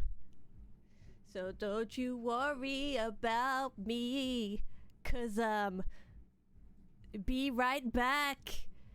Inga. Ooh, let me go. We'll be right back after I do something. Let me go. Be right back, Bucka. So don't you worry about me, 'cause be right back. Inga. Ooh, let me go. We'll be right back after I do something. Let me go. Be right back, Bucka. So don't you worry about me, 'cause be right back. Inga. Ooh, let me go. We'll be right back after I do something. Let me go. Be right back, Bucka. So don't you worry about me, 'cause be right back. Inga. Ooh, let me go. We'll be right back after I do something. Let me go. Be right back, Bucka. So don't you worry about me, 'cause be right back. Inga. Ooh, let me go. We'll be right back after I do something. Let me go. Be right back, Bucka. So don't you worry about me, 'cause be right back. Inga. Ooh, let me go. We'll be right back after I do something. Let me go. Be right back, Bucka. So don't you worry about me, 'cause be right back. Inga. Ooh, let me go. We'll be right back after I do something. Let me go. Be right back, Bucka. So don't you worry about me, 'cause be right back. Inga. Ooh, let me go.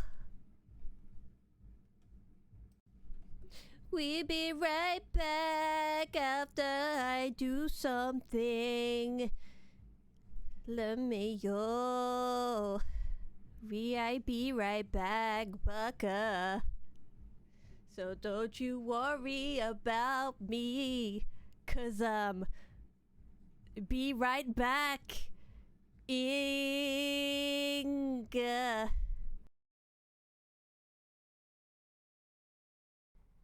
Hello. Thank you for waiting. Thank you for waiting. I had water and I had lasagna. Thank you for waiting.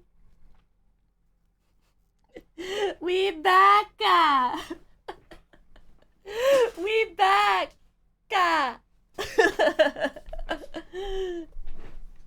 We back.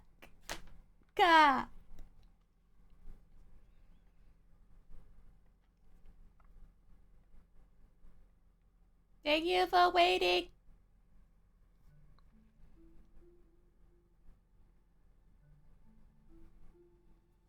Welcome back. I'm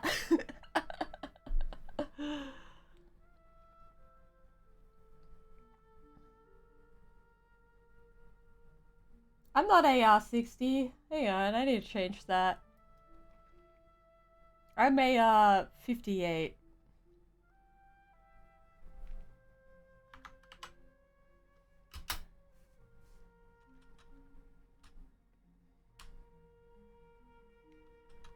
It's good. Lasagna after a while hits different. It hit different. It's just comfort food. Garfield was right. Lasagna is where it's at.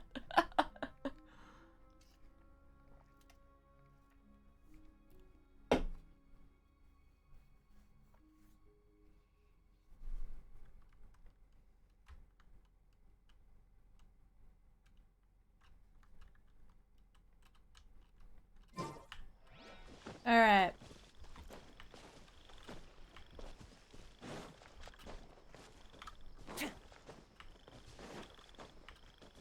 I like a good carb. Carbs are fun. Yeah, you don't understand Garfield when he's like, when you're young. Like, when you get exposed to Garfield, it's like, what the fuck is this cat? But like, when you age, it's like, wow. He is... That cat is so right. He was so right for that. He was so valid for that. Alright.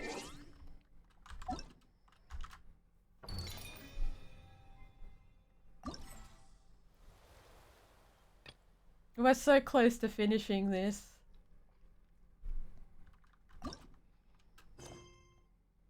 Are you kidding me? I have to do another thing? I have to do another shit thing? Wait. I have to do another thing? What am I doing? I have to do another thing. What is this? Upon red silk. Okay, we'll do the silk quest. Where is it? Oh dear. Where's the silk quest? There. I have to do Daya's thing. I have to do Daya's thing real quick and to access this quest. I don't like doing these side quests to do the one that I want to finish, but here we are.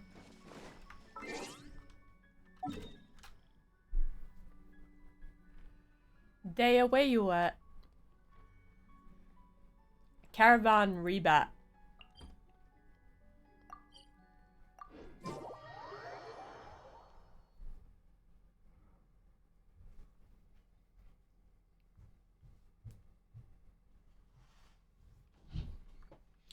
I want to see if I can do these if I have enough energy to do these story quests. Because I do want to do Baiju's story quest. It just takes a while to do. These story quests just take ages to do. Hey, Dia, you're back. Are these two friends of yours? I trust Daya with my life. Oh, so you've already become like one of us then? Well, that's good to know. Anyway, since we've got a newcomer, let me fill you in on what the Khan al-Ahmar's been up to lately. They've become extremely aggressive. Apparently, even their own now have become acceptable targets. They even attack other relics brigades, just the same as any other mercenary brigade. Even the most ferocious beasts still protect their own. But it sounds like they've thrown that straight to the wind. That's right. Once they've collected enough loot off the other mercenaries, they sell it off to a different brigade, or turn to merchants on the black market. So what you're telling me is that they've gone totally goblin mode. Completely goblin mode. They've goblin moded in their own brigade, I see. A portion of their profits is immediately exchanged for more food and weaponry to be used in their next violent operation. Damn, because this NPC has a six-pack. He has no reason to have a six-pack. That's terrible. Yeah, and it really makes you wonder why they're so desperate for Mora. A few days ago, Isham and I trailed them for a while, and even disguised ourselves as merchants to conduct trade with them. We were able to learn a few things from the exchange. Rather than saying they're out to plunder and hoard Mora, it'd probably be more accurate to say that they're experiencing an internal power struggle. I like this voice actor. Wait, a power struggle? You heard me right. The vast majority of their victims are mercenaries from the other brigades of Deshret's relics. If their only goal was Mora, they could have gone after anybody. The targeted nature of their attacks points to a power struggle between the different brigades within the relics. Unfortunately, we weren't able to find out anything more specific. It seems they're also trying to keep things under wraps. Oh, one last thing we discovered was that over the past few years, as the Khan al-Ahmar became more and more active, Deshret's relics as a whole became a lot weaker. Sounds mighty strange to me too. Harun, you can leave the rest of the investigation to us. Gotta say though, I didn't expect you to go on a whole undercover mission during the few days I was gone. Sounds like you were really putting your necks on the line, no? Nah, it was nothing. We're just as concerned about the situation as you are. The Khan al-Ahmar is your father's crew after all. What he said. Besides, Dia, haven't you done more dangerous things than all of us combined? What we did is nothing compared to your experiences. Yeah. And while they went to talk with Khan al-Ahmar, I took a look at the last camp they attacked. Any survivors of the attack were already long gone. There was nothing of value left in the camp. Ah, Hisham and Khalaf. You're here too. I just find it interesting that if their names aren't said, then they don't have a name in the captionings. We rushed over as soon as we saw you come into Caravan Rebat. Although this new friend of yours looks a little green behind the ears, I'm sensing a special vibe from him. Yeah, he's the MC. Now that we know you'll have a capable partner with you, we can also rest easy. Hey, what about Paimon? Feel anything special? Paimon is always just left and done dirty by every NPC. They're like, "What's this white floaty thing? Is that a fairy? Is that a pixie?" And like Paimon's like, "I'm Paimon!" And they're just like, "Oh, Pai. What was that again?" Oh, you're also planning to tag along with them? Yeah. Of course! Paimon is the traveler's most important guide. Wherever he goes, Paimon will follow. Oh. In that case, then you'd better take care of her too, Dia. Don't underestimate Paimon! They're always doing this to Paimon. Don't worry about her. She may look tiny and helpless, but she's been through just as many battles as the traveler here. Even if she had only survived on sheer luck, then that alone would still make her quite... I had no idea. Oh, one other thing, Dia. When you're free, why don't you update the deputy? We held another recruitment event a few days ago, but everyone only came to see the Flame Mane. You weren't around at the time, so people were pretty disappointed to only find our crew of rough, unkempt guys. The deputy put a lot of effort into the event, but it was basically for nothing. Only a few people chose to stay, and that really got to him. Sorry to hear that. I'll be sure to bring him some great liquor next time. I left in a hurry and I couldn't make it back in time for the event. Gotta admit, I can understand their disappointment, though. You're our brigade's main selling point, after all. Now, if only the deputy could figure out a way to bring a few more smoking hot members into our ranks. Keep dreaming. Remember the last time I invited a couple gals into the brigade? You all just froze up with your mouths gaping like a bunch of scarecrows. Rizless. They are absolutely rizless. They are without the riz. Apparently I learned what riz was on the internet. It's something like swagger. She said that y'all are rizless scarecrows. The awkward silence and weird expressions left quite the impression on them. They were originally interested in joining us, but after that, they both told me they were too uncomfortable to stick around. Yeah, 'cause they had their rizless babies. They didn't develop their riz. Hey, didn't we agree to never bring that up again? Don't bring up my riz deficiencies. Please, it's embarrassing. Huh? Wait, are you serious? Why have I never heard about this? You were born without riz. Yeah, it's like charisma. Swagger. Confidence. I don't think you were part of the brigade yet. Are you kidding me? I missed a once-in-a-lifetime moment like that and you weren't even gonna tell me? I like how he just walks away. You missed out on the chance to see his riz deficiencies? Alright. We can tell you about it later. Now's not the time.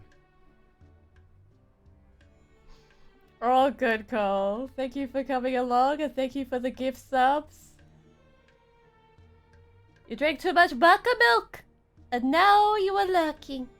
Hey, don't you try to change the subject. You and Hisham get your butts over here and tell me everything right now. You tell me about your lack of riz, bitch. I want to know. His face. His face. He's like, ah. Are they always like this? More or less. Rizless. But she's like the riz queen. She has no skill issue. There aren't many rules or graces when it comes to mercenaries. We're used to just speaking our minds. If someone starts getting under your skin, you just yell right back at them. And if that doesn't put an end to it, then you just challenge them to a fight. But we also don't tend to take many things too seriously. Being direct and getting it all out of your system as soon as things come up is better than keeping everything bottled up, never talking about it. That's also why I never spare their feelings when I talk to them. If I want to laugh, I'll laugh. If I'm angry, then I'll unload on them. It's hard to stop once you get used to it. Though, I can never do that when I'm with the Homayanis. Hey, knuckleheads! Can you at least tell me the rest of the intel before you go back to your bickering? Yeah, you hear her, Holof? Told you we gotta focus on the investigation first. I drew up a map. Right here is the spot. There you'll find the merchant caravan responsible for getting rid of Dakan al-Akhmar's looted goods. All you gotta do is wait and... Perfect. Thanks for that. Be sure to pass my regards to everyone else in the brigade as well. Will do. You stay safe, Dia. That's sweaty. Okay, I hope that was enough so I can go back to my main quest. Because I don't want to be doing too much of this red silk quest. I wanted to finish off the event. The Interdarshan. Yes! Okay.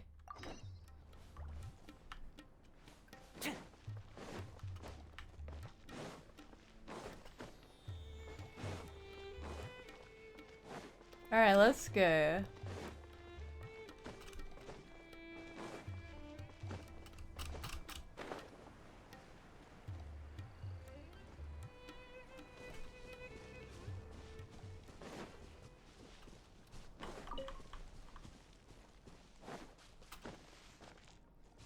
Oh shit, there's a waypoint right there and I haven't opened it. That's fine. Where is it though? There it is. Oh god.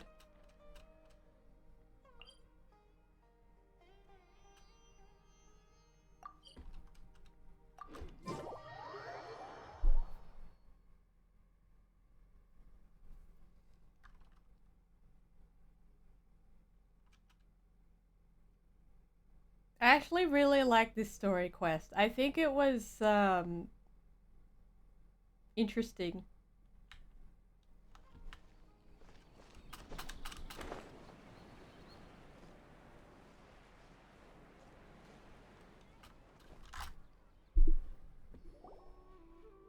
Thank you all for your excellent performance.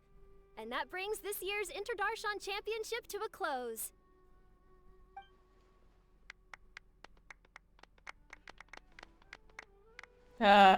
Finally, it gives me great pleasure to invite our champion, Kaveh, to the stage to receive his award.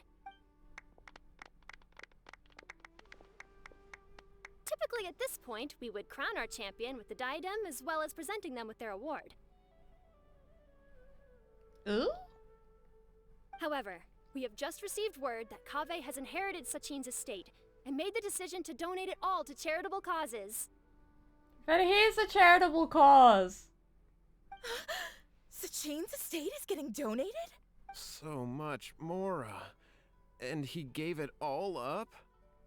Kaveh's generosity will give many struggling families the chance to change their lives for the better. Of course, without the diadem and prize money to present, this makes the award ceremony a little more concise than expected. Would you like to say a few words, Kaveh? I'm sure many of our audience, like myself, are curious to learn why you decided to give all this wealth away. Yeah, cause some old freak was like, I wanna see if you get corrupted by this money that I give you. I'm not entirely sure what I should say under these circumstances. I'm glad to have won, even though I'd say luck played a big part in that. As for why I want to give the Mora away, I don't support Sachin's views, and I don't want to take his Mora. With a lot of things in life, people need to experience them for themselves. It shouldn't be up to one person to make a judgment on. Not him, and not me either. Ooh. Anyway, this isn't really the time and place for such weighty and complicated topics. So, I guess that's all. I'll leave it there. Thanks very much. Oh, Kaveh, just one moment. While this is a short and sweet award ceremony, we do still have a prize to present you with. Please take this limited edition Genius Invocation TCG card. Sino just woke the fuck up. He woke the fuck up. He was like, TCG card? Aww. Additionally, your champion status will be logged in your record. This means that the sages will give priority consideration to any future project proposals you submit. All right, I'll take the card. But as for project proposals, forget it. In that case, I declare the award ceremony over. Let's give our champion Kaveh one last big round of applause. Yeah! Yeah! I still don't really get it. The sum of Mora would have been enough for me to live in luxury for my entire life. He's like devastated that he didn't get the card. That just means you're not strange enough to understand the way that geniuses think. Come on, we've still got the whole Wisdom Gala to explore.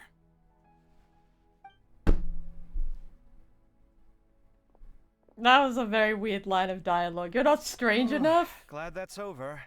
I think I'm quite good at giving speeches, but this one was just so tiring. Do you mean that you're still exhausted from the competition? Honestly, you don't look happy at all, but whatever else happened, you're the champion, you know? Don't you think you should be proud of that? I suppose. Oh, wait. Sino said he wanted the card, didn't he? And now I have it, right here. So you're gonna give it to him? But if it's a rare one, you should be able to make a tidy sum of more off it. Why would I do that?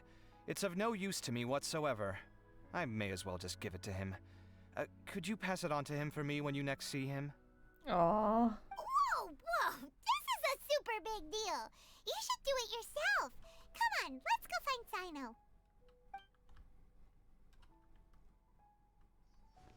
Huh? But I was gonna rest for a while longer. Hey, stop pulling my hair! No. Aww. Alright. Where's Sino back, yeah? What you looking at, Sino? I'm still thinking about the Sachin issue. What brings you here? Well, they gave me this limited edition Genius Invocation card, and I figured you'd have more use for it than I. But it's a limited edition. Are you sure you want to give it to me? What else would I do with it? I have no use for it.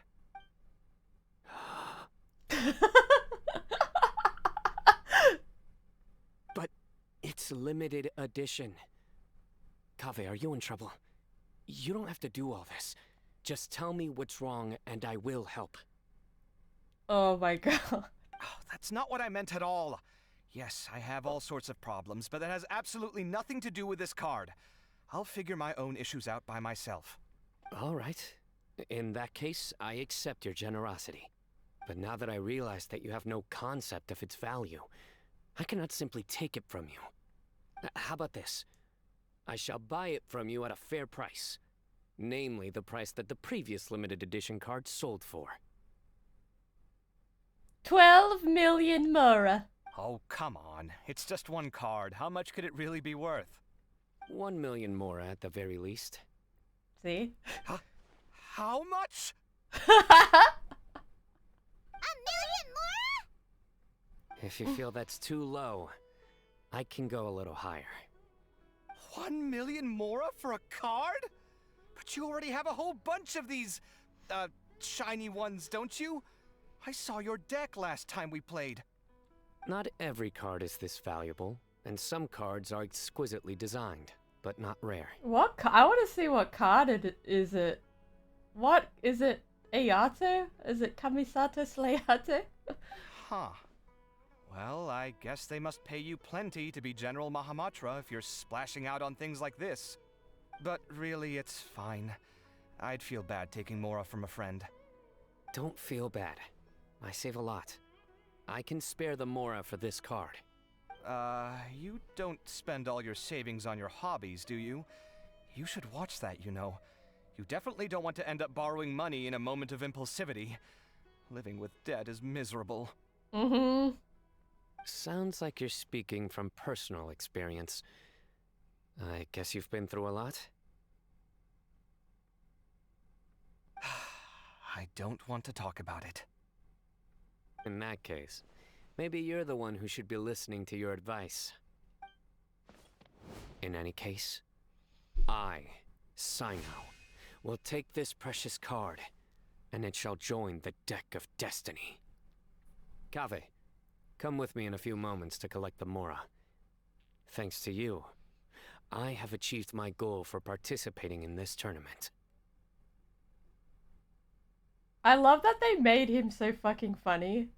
I thought he was really dry and personality-less when he was first introduced, but this just adds a whole nother dimension.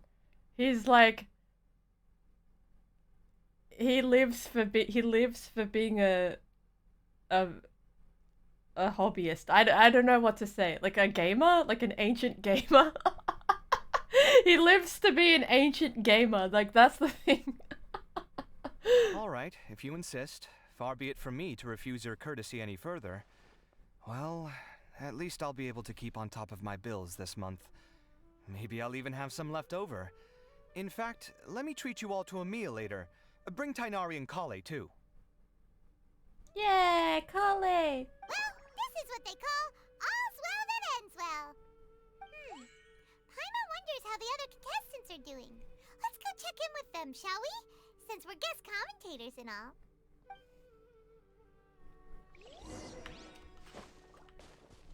Oh, we gotta chat to some more NPCs. Let's go.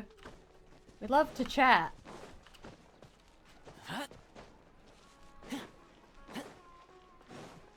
Oh shit! No! I think I killed Toma twice. I'm not sure how many times I killed Toma today. I killed Toma too many times. Okay.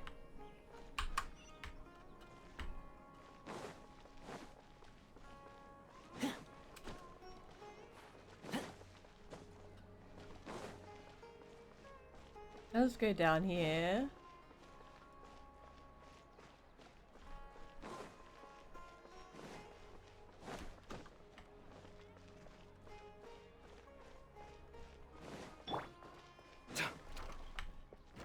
Oh shit.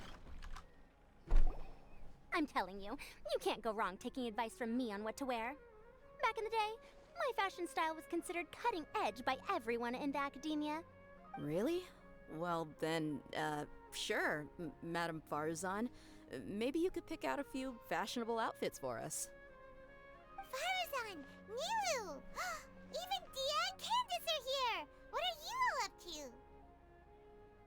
They're just doing girly things, talking about fashion and looks. Candace and I bumped into these two while we were strolling through the streets. Madame Farazan here is pretty friendly. When she heard that we were buying clothes, she decided to give us some help. I don't really see anything I'm familiar with. Never mind. We can purchase some textiles and make the clothes ourselves. Let's go with the plain fabric as our base. And embroider red and pink flowers on. Oh, and some green leaves. Hello, Baka! Oh, wait a sec. You sure that's the latest style? That sounds a lot like what the older folks back home would wear. Oh my god. Don't worry. This style is a timeless classic. No thanks. This is actually sounding pretty weird. I have strawberry height. I'm the size of a strawberry. Wait. Madame Farzan's right. That style is a classic and used to be mainstream fashion. But these days, there are some other options too. If you don't mind, how about I pick some clothes out for everyone? It's not often that we get to meet up, especially since Candace rarely makes it to Sumeru City. Also, I know a few places where I can get a great bargain. How big are strawberries? How tall are strawberries? I think they are like 4 centimeters. Sure.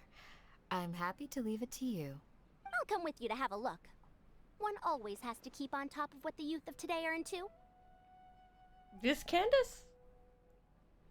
I need to do a story quest. Madame Farazan?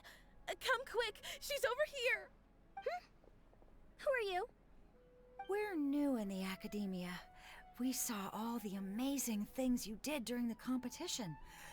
Do you have any classes we could sign up for? You gotta set these nuts jokes better. Like Candice these balls. You gotta set these jokes up.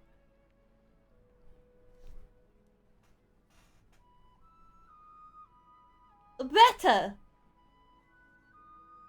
I think I saw like a D's nuts joke and I was like, that was a smooth transition.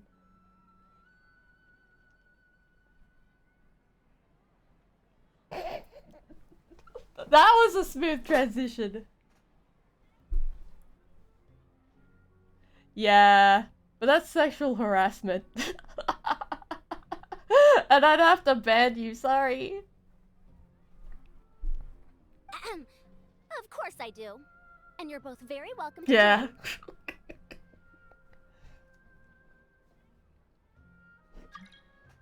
Who's that? Candice these nuts? There? That's great! We can't wait. What's your area of research? Precision mechanics? I'm from Haravatat.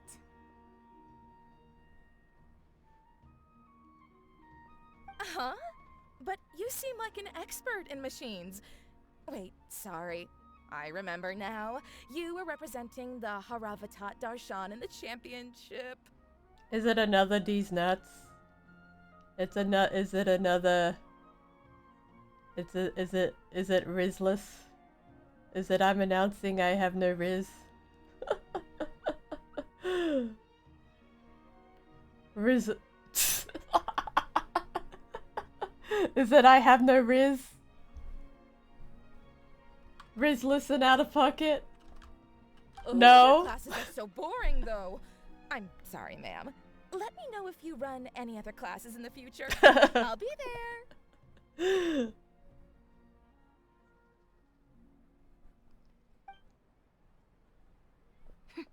I knew it. What about you? Aren't you going to leave with your friend? I think you're amazing, Madame Farazan, and I'd like to learn from you for a while, if possible. Ah, I see. I can take the class you're teaching as an option, even though cross-Darshan lessons might be a little tough to arrange. But I look forward to learning from you. I see. You're a good egg, child. Don't worry. Study under me, and I promise you, you will get the best teaching available. I usually get like D's nuts, but Joe Mama is like your mama jokes. I haven't heard any your mama jokes in a long time. Thank you so much, ma'am. Well, I won't disturb you any further. See you in class. I don't quite understand what happened there, but congratulations, I think. Like IRL? No. I only know Wisp online. Traveler, Paimon, would you two like to come and pick out some clothes? Sorry, we can't. We've got a meal with Kaveh later, and we have to check in with all the other contestants before then. Oh, by the way, have any of you seen Hat Guy or Layla?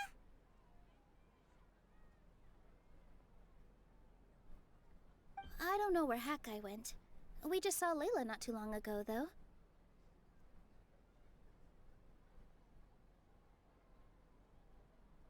I only know like a handful of people IRL.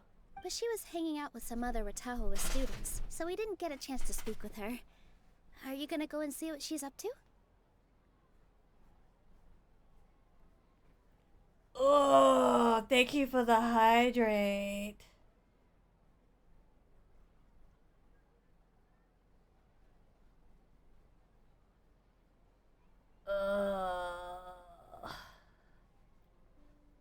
I gotta have a sippy sip of some water.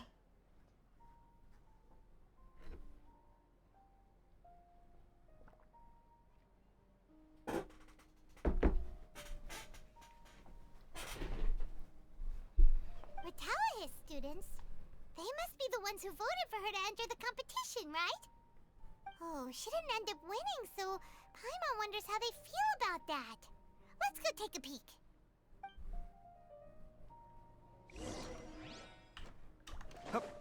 We gotta talk to the Darshan representatives. I just want to wrap this quest up.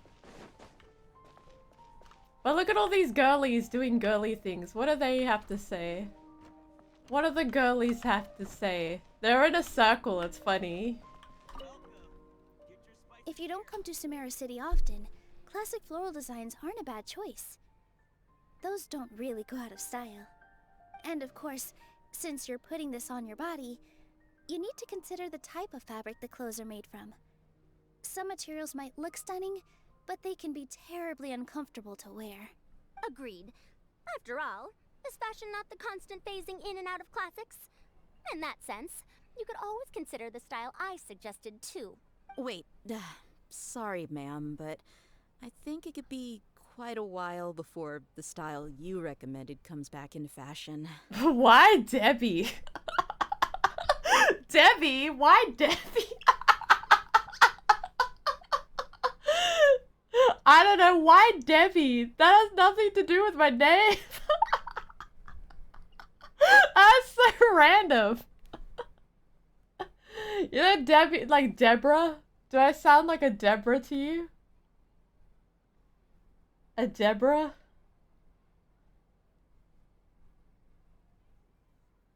I sound like a Deborah? Wow. Rip. actually think the style recommended by Madame Faruzan is quite beautiful. Why a Katie? Or a Katie? I don't think I sound like a Katie. I think I sound like a... I'm trying to think of like what name I sound like. Like my voice could be matched to a name. I think I would sound like a... More like a Sandra. I think a Sandra. Sandy? Yeah, I think I'm a Sandy. A Sandy or a Beth.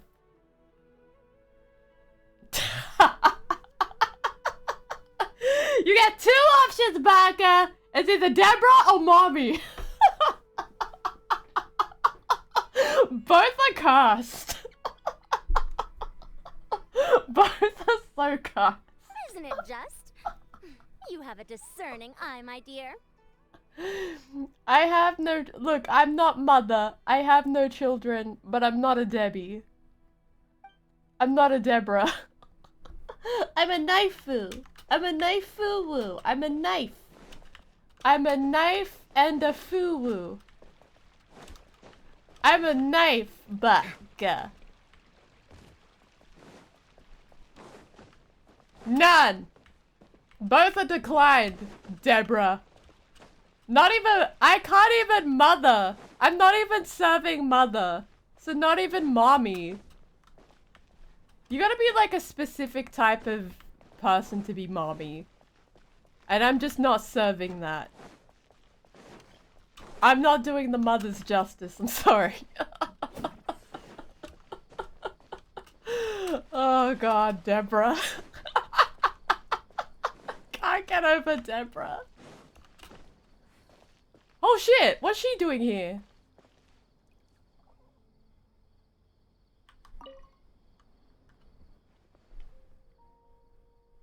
Hey, they actually put the characters in.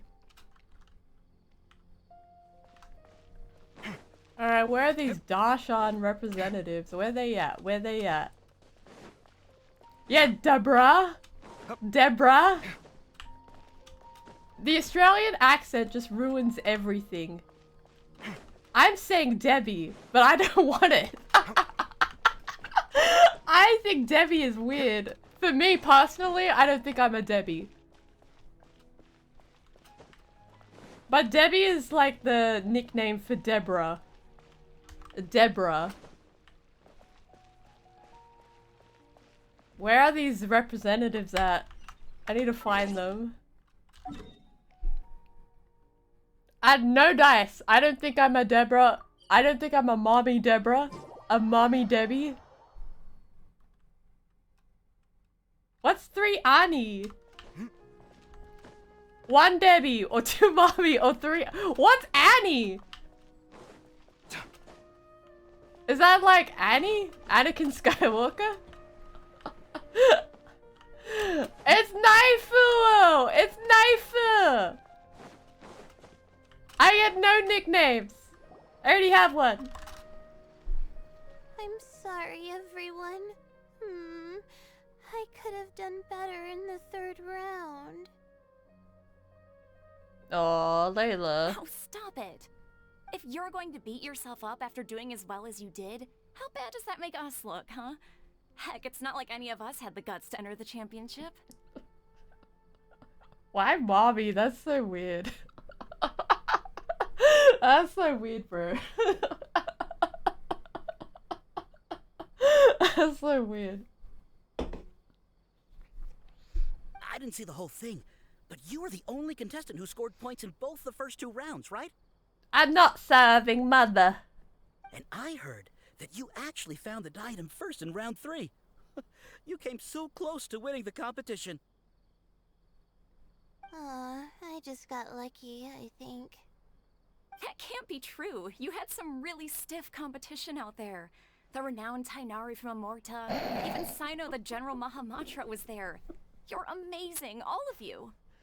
You know what's funny is that I have so many nicknames, but I've also been called Sir, so it's like I've had the full spectrum of like nicknames. But you ask, Nah. Getting points off them is a huge achievement. The way I see it, people aren't exaggerating one bit with the nicknames they give you. You are a genuine genius. Oh, thanks a lot. But I really don't think I qualify as a genius. In the second round, for instance, I dozed off and somehow found myself beside the device when I came to. Ah, come on, don't be so hard on yourself. We've decided we're taking you out to celebrate, and that's final. Let's go. Cheer up, Layla. The rest of today's all about you. Looks like things are going well for Layla. This is great! We haven't seen Hat Guy since the end of the competition. Oh well, it's almost mealtime. We'd better go meet up with Kaveh and Sino now.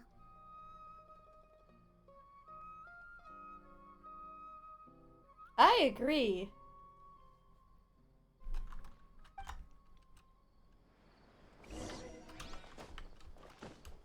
I agree. I was a Deborah before.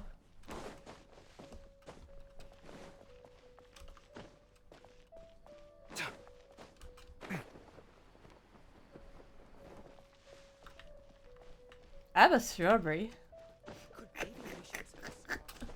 I'm a strawberry.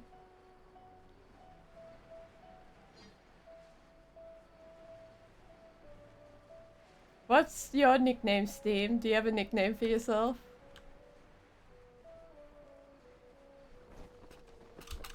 Oops. No! Don't Kaveh! crush my dreams. His dreams have been crushed! I crushed him! Kaveh Baka! Oh, he's back.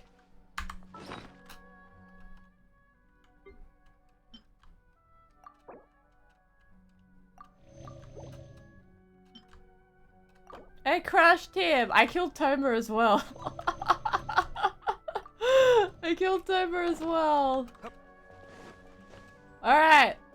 Let's go in here. We're going in here.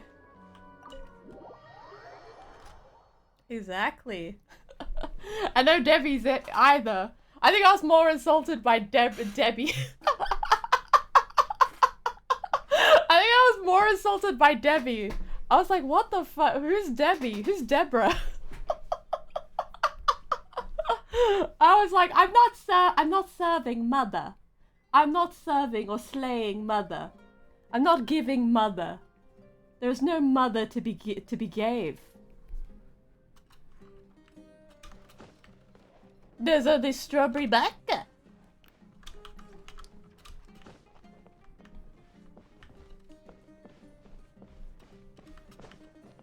Whoa, wait, there's a top section? I don't think I've been up here before. What the fuck? Oh.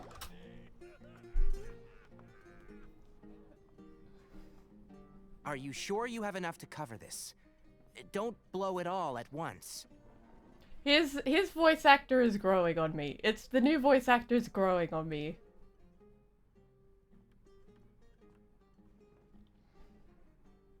Yeah, Strawberry Lord. Das Strahd? Das Strahd? Strawberry Lord? Don't worry, I budgeted very carefully, and this is well within my means. Anyway, I've lost count of how many times you've treated me. It's high time I return the favor. Oh, Traveler, Paimon, over here! Slayato! Kamisata Slayato! Look at all this! Good food, here we come!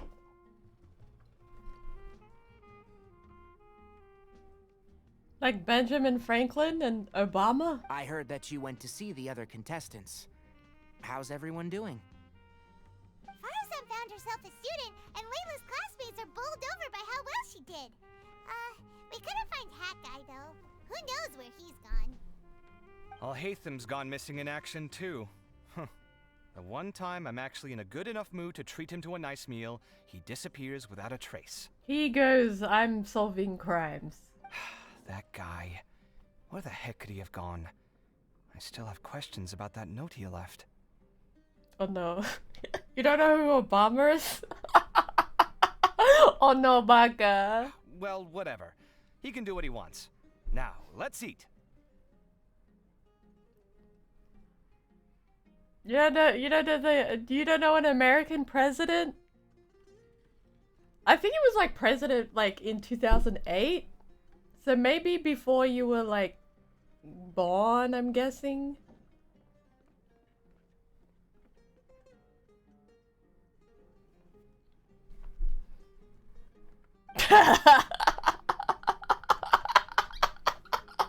Oh, I feel old. You're like, no shit! I was born 3 weeks ago! On further reflection, of course, it made sense, but at the time I was expecting at least some amount of deliberation. Sachin's voice started talking to me inside my head from the moment I picked it up. I could feel his emotions, too. It was a mix of despair and horror swirling around inside my mind. That's fair. American politics is everywhere. Like, it's everywhere in Australia, but that's fair. He bombarded me with his ideas relentlessly, like he was trying to brainwash me. It gave me a splitting headache that only got worse as he went on. Like I was saying at the time, his views are not necessarily completely without value. But if all his research does is lead to misfortune, then we're probably better off without it. Hello, Funky Lane. Hi. Hello. I'm doing story quests. I'm learning so much about Kaveh and his moral values. His morality. I'm also trying to finish this quest up so I can do Baishu's quest. I got C6 Kaveh. I feel blessed. I got C6 Kaveh and C1 Baiju. All my Christmases have come. Yeah. Yeah. I don't know how I did it. I don't know how I C6 Kaveh and got a C1 Baiju, but I did. If his forbidden research were to spread in a harmful form and cause people to suffer, the Mantra would step in and ban it. I think you did the right thing. I suppose another way to approach it would have been to claim that you agreed to inherit his research, but give up the research as soon as you've inherited the wealth. But that wouldn't have been your style.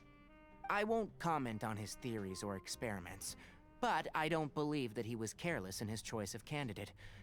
He chose you. That means he knew what he was doing. If I sold my account, I wonder how much it would sell for. That's the thing, like how much, if I sold my account on eBay.com,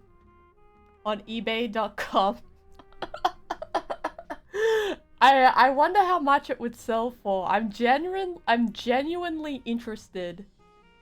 Like if I just up and sold my account, how much money I would get for it, because I've got a few characters. Perhaps. I just think that if you accept someone else's things, you should honor their wishes. What a sweetie. That's a good thing. It means that you have integrity.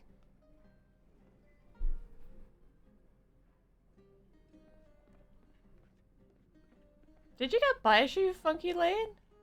Or did you just roll for Kaveh? I know a lot of people just rolled for Kaveh on Baishu's banner. Kaveh, yeah! Thank you, oh my god, thank you. See, you get me, Kale. It's a good thing Alhaitham isn't here right now. He'd be quick to explain why you're wrong. Dude! They make the 4-star, like the 4-star characters on the Sumeru banner, like the Sumeru patch, they're so good. But the thing is, it's like, they're harder to obtain than, they're harder to obtain for some reason. I don't understand why. Like, sometimes I think these banner algorithms are kinda funky, you know? Like, kinda... like, magical in a way? Like, how do you not get Kavehs on the Kaveh banner? Like, it's supposed to be rigged towards the 5-star, like, not getting the 5-star, and then getting more of the, like, 4 stars, right? Am I wrong? Am I losing my mind? I think I'm losing my mind here.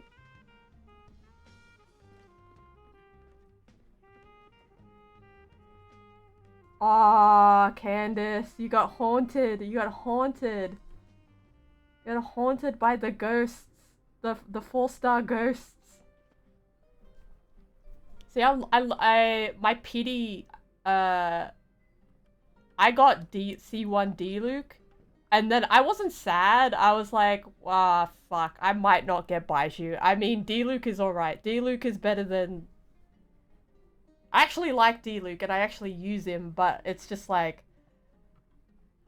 I was more interested in just, like, trying to see if I could get Baiju. Because I don't have many, like, healers on my team. Seems like you always include him in the conversation, even when he isn't here. Yep. No dinner with Kaveh is complete without a few words about Alhaitham. I sense that Alhaitham has in fact been here with us all along. He's here? Where? Why didn't you tell me? He's so triggered. He's like, wah! I love his voice actor. Like, the intensity of him freaking out is, like, so true, bestie. He lives rent-free in each of our hearts. You motherfucker, Sino. You bitch. You motherfucker. Sino! Sino! He lives rent-free in each of our hearts? I can't believe you!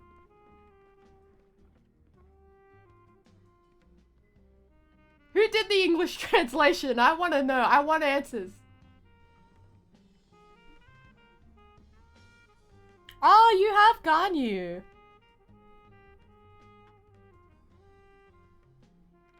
I think if you don't have like a purpose for these characters, it's like hard to justify them. Like, I'm the same with Ganyu. Like, I'm disinterested in Ganyu because it's like I already have Ayato, and Ayato is basically similar to Ganyu in the way that he's like huge AoE. It makes sense.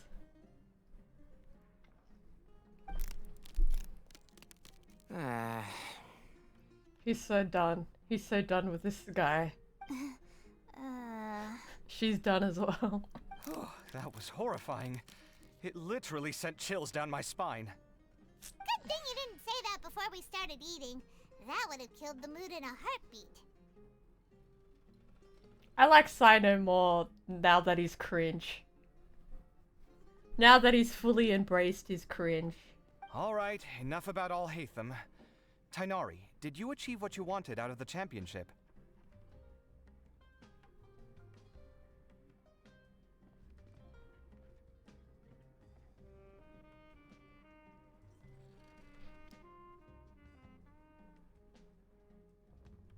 I think you could, like... Baiju's interesting because it's like you need to figure out where you want to put him. Put him in your teapot. Put him in your teapot.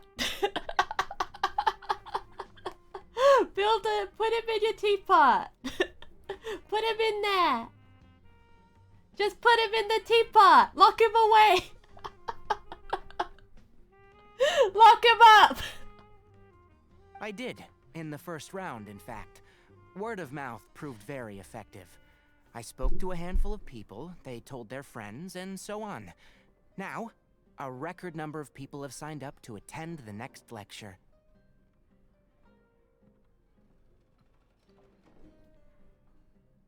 Yeah. I need to figure out what's going on in my teapot. I need to, like, refurbish it. Oh, are you free next month? You should come along. Maybe even say a few words.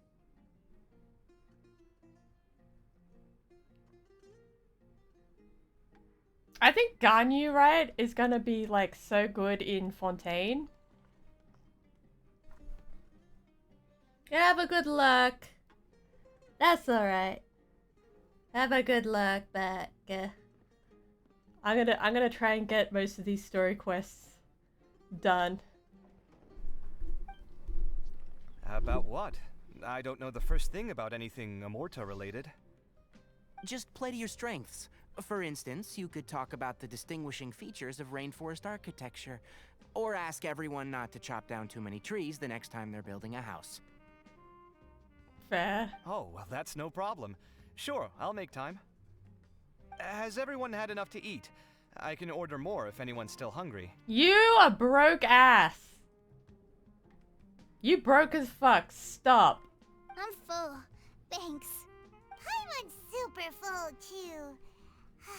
If only we could eat like this every day. Yeah, we should do this more often.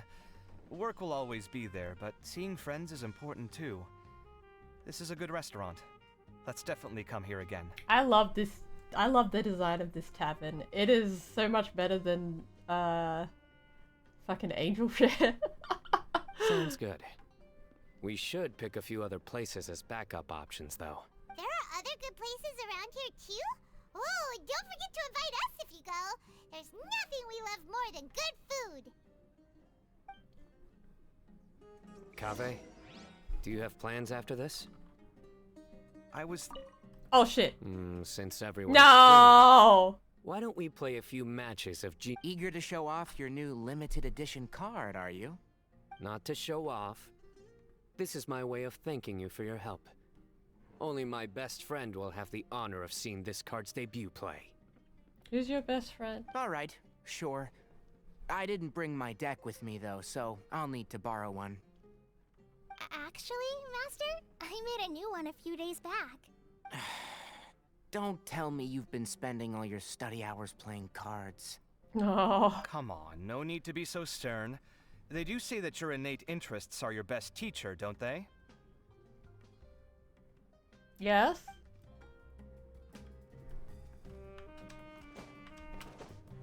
Okay, we're leaving the tavern. I love to leave the tavern.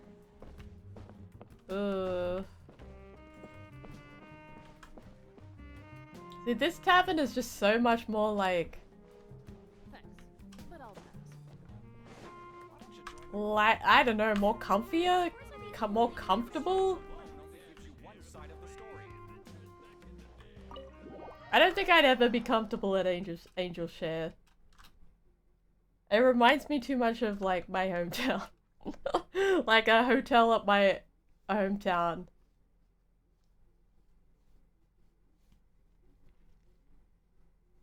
Oh my god. Wait. Well, it looks like this Inter-Darshan Championship's a wrap. All that stuff with Sachin and the diadem got sorted too. Have you still got anything else on your mind? Oh, right.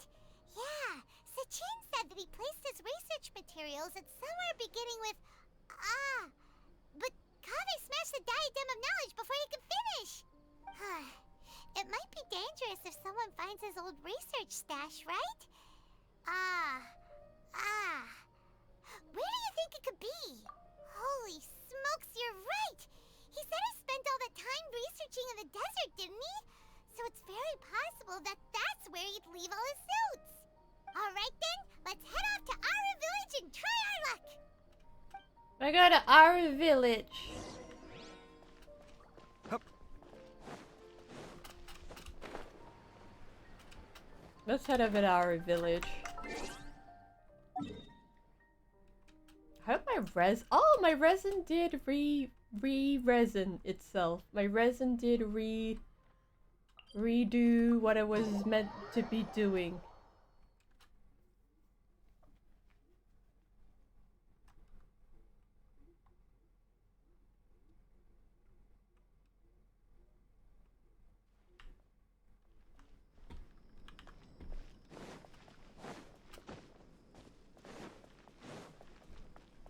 Oh shit!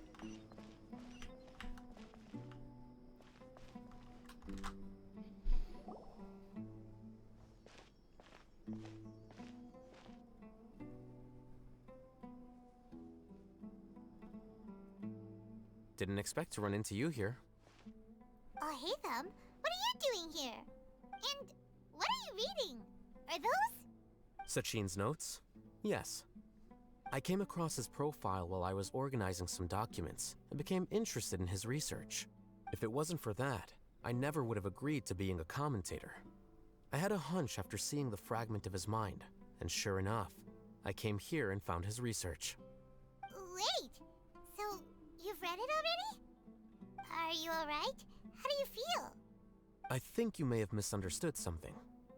The reason Sachin chose that architect to inherit his research was that only he could really empathize with both the calamity and the humanity that these notes seek to convey. Only one who resonates with these sentiments would suffer and begin to think of history as bleak, the present as perplexing, and the future as pessimistic. Empathy is a double-edged sword. Clearly, I am not the same sort of person as Sachin was. Empaths have many friends, and their wide social circle comes with certain societal advantages. But this also makes it hard for them to achieve their goals. Why's that? All important things in life involve other people. As such, it's extremely difficult to live a life that causes no harm whatsoever to others. If you really want to achieve your goals, you have to be prepared to make enemies along the way. Not everyone can deal with that reality, and that reality is like the material here. Objective, heavy, negative. But, at the end of the day, for all these experiment results and conclusions, it's just one person's perspective. So, what are your thoughts now that you've read it? As a scholar, Sachin was without a doubt a genius. I like where this is going. I think this is more like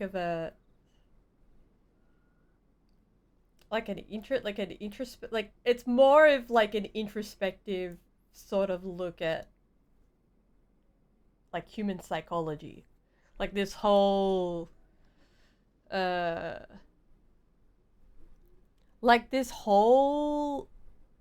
setup. He laid the blame for the darkness in the world squarely on humanity, experimented extensively with reliable results, and drew logical conclusions. In that sense, one might say his views were correct. So, people are bad? And things can only ever get worse? All of that's true? Yes. Well, part of it. That is not a question for me to answer. Someone else will arrive shortly. You can ask them instead. All I will say is that the world is not built on correctness alone. Sometimes, being correct means nothing at all. Yeah, this is very like I like how Genshin Impact does this thing where it's like they're very good at like integrating fables but also existential like sort of questions into their events. It's interesting. Lofty ideals may provide no defense at all against nihilism, but perhaps little decisions can. By their own choice, the idealist seeks to bring happiness to all while denying themselves the same. Thus, they shall never reach even the borders of truth until they wipe away the ignorance that blinds them. I've never been able to agree with certain philosophies. Even Sachin himself struggled to comprehend the notion of sacrificing oneself for the greater good. But sadly, all viewpoints will find their supporters, and the way we see the world largely decides our fates. Alright then, I got what I came for. These research materials are yours to look after. I'll be off. Okay, goodbye. Wait, so you came here just to read this stuff? You missed out on a big get-together, you know. Okay, Paimon. Get-together? Ah, yes, that makes sense. This is a good opportunity for that sort of thing. Guess what? Kaveh treated everyone this time. Then I'm sure he packed up the leftovers for me. See ya. Death. He said, I'm out of here. I don't want to talk to Paimon. And there he goes. Well, it seems like he really wasn't affected by this research. He said that someone else would answer our questions. Who do you think that'll be? Kaveh? I'm guessing it's Kaveh. Whoop. I'm guessing it's Kaveh. Whoop. Oh! Oh, okay, it's these two. Traveler, Paimon, you're already here. Nahida! Oh, and that guy. Wait, so you asked him to take part in the championship? Yes, it was me. Are you surprised? Did you know that there was something wrong with the diadem from the start? And if so, why didn't you switch it out for another one? Because Sachin's research is not mistaken. He spent his entire life researching this topic, and these materials are a result of that. These are the crystallization of his wisdom. Yes, I was worried that the material might cause some disruption, but I didn't want to wipe away all his hard work searching for the truth. So instead, I had Hat Guy here help me keep an eye on things. Seriously? I think you can stop calling me that now. I should have named him Hat Guy. Why? Don't you like it? Well, anyway, if Sachin's chosen successor hadn't been able to handle his research, or if it had brought pain to more people, he would have intervened at a suitable moment. And after all that, the person Sachin chose turned his nose up at his life's work. Pretty hilarious. I was also hoping that this could be an opportunity for you to learn how to interact with people normally. But it looks like that didn't work out. That wasn't necessary. I'm still paying you back for your help. And the last thing I need is more reasons to be indebted to you. So the English voice actor of the Hat Guy has done a Pizza Hut commercial. I think a Domino's or Pizza Hut commercial, and it's just like, now that I've been like poisoned by Genshin Impact, I can't separate his voice from Hat Guy Sora. Wanderer Sora. But the ad is like pretty. The ad is pretty cool. The Pizza Hut commercial is pretty cool. Nahida, what did you mean by Sachin's research is not mistaken? Does that mean that you approve of his research? Put it this way instead. Truth to me is like a shroom borer. Some people only see the mushroom on the shroom borer's back, and they conclude that the shroom borer is a mushroom. Others see only the shroom borer's body, and they declare that the shroom borer is a boar. Still others look deeper inside, and determine that the shroom borer is meat. These conclusions are all correct in their own way, but none of them objectively describe the shroom borer. Paimon kinda gets it, but also not really. The world is the same way. No one, not even I included, can understand it in its entirety. Within the confines of our limited knowledge, some may blindly believe in the beauty of this world, and others may focus only on its evils. In truth, the most important thing isn't what state the world is in now, but what people hope it will become. But ultimately, my duty as the God of Wisdom is to guide every form of wisdom to a place where it can find its purpose. That was a long speech. So what are you actually going to do with these research materials? Because Kaveh, as the successor of this research, does not wish to see these ideas disseminated, I will seal it up. Is she gonna put it in a capsule? But even though Sachin's research could be considered negative wisdom, it is still a building block of the truth. If someone wishes to follow in his footsteps in the future, I will not stop them. I also look forward to the day that a member of the Vahumana Darshan can not only comprehend his theories, but also find a way out from the despair as well. Ooh. Vahumana doesn't have that kind of talent. Wait, you're not intending to keep me in Vahumana long term, are you? I think she is. I think she just like duped him into studying. I don't remember signing up to become a scholar. Don't you think I'm useful enough to you as a prisoner? Oh boy, here we go again. You think so? Well, to that, I would say that in Sumeru, even prisoners have a right to an education. I hope that your studies in Vahumana will help you deal with your own fate and learn how best to settle old debts from your past. I think Nahida is the most developed Archon in terms of writing. I think that, like, Raiden Shogun's writing, it's developed, but it's more developed in a way that it's not about character growth. It's more of a showcase about, like, it's more of a showcase on, like, how trauma can, like, affect you. Like, I couldn't really connect with the writing of Zhongli. Like, I understood Zhongli, but I think, like, I didn't spend enough time during that, like, during the main Liyue patch to connect with, like, his writing. I like Raiden Shogun's, the writing of her character, because it's more like, this is what undealt with trauma does to someone. But I think, like, Nahida is really interesting. Because I think they gave her more time to develop as a person, rather than have just, like, lock her into, like, a set theme. Which is, it's interesting. I will review your final thesis myself.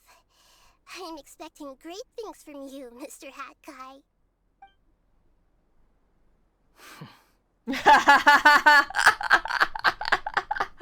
He's like, stop it! Stop believing in me! Ew, it's cringe. Stop believing in me! Ew.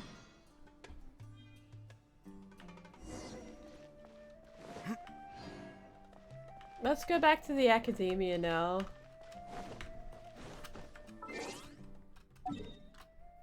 It's cringe that you believe in me, says Hat Guy. Stop trying to make me, like, less black-pilled. Ew. Alright, where's the quest? Let's find the quest.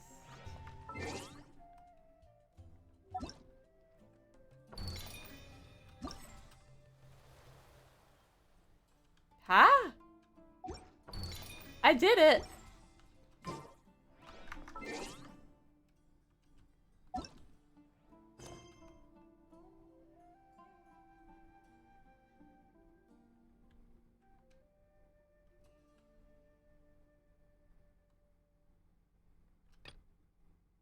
I'm confused. Hang on, I'm confused. I said I had to go somewhere, but I did it. What the fuck?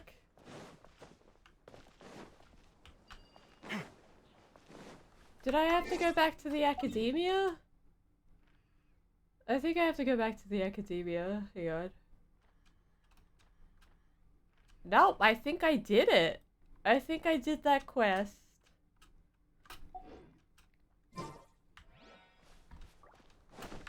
What primo gems did I get? Let's wish. 65!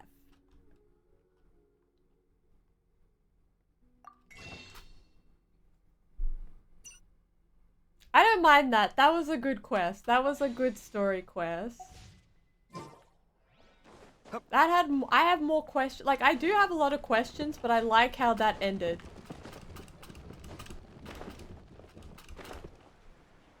And I think, okay. I think I might start Baiju's quest and then go to sleep. Let's do Baiju's quest. Let's go map.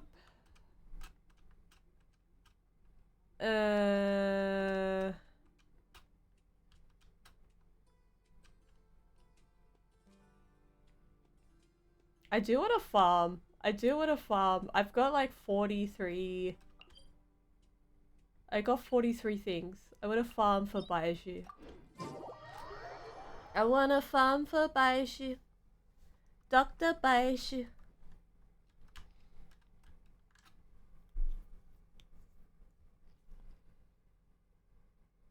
I got a fan for Dr. Baishu.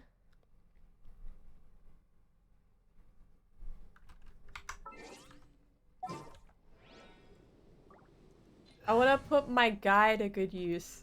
My guy? This guy.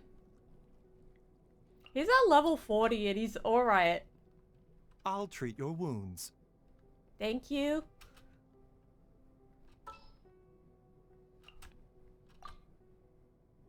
The campaign begins. This is already a good team. That's already good. He fits well in this team comp. I'll tell you that. He fits well. He's not even built, but he still carries. He's still good. He's still good. He's not built. He's still good.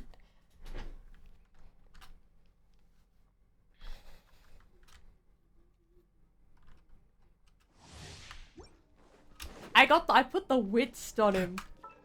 I put the witst on him. Oh. HP, defense, attack, defense. I want to get a better feather for him, but like I don't mind leveling this thing up. I don't mind leveling this thing up.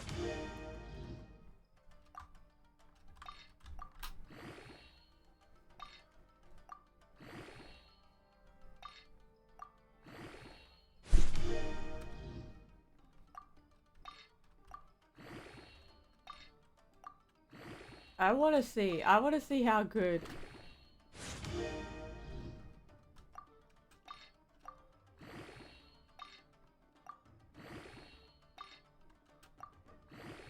Ooh, shit. Attack? That's that could be better. I just want to farm. I just want to have a quick farm. A quick farm. Hang on. Cascade. The doctor was sealed. A bitter purpose. Fire it up! Supporting fire! Seems like an emergency. Yeah. The doctor was sealed. Torn to oblivion! Oh yeah, that's the stuff. That's the Toma. The overload damage. The deluge.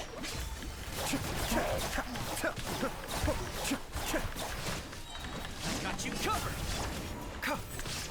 A bitter pill to swallow. Oh shit. Shit, shit! Shit! Now you shall perish! Shine down! Mind the side effects. I don't mind him. Remember, health comes first. A bitter pill to swallow. Don't get too close! Ha! There is no escape! Come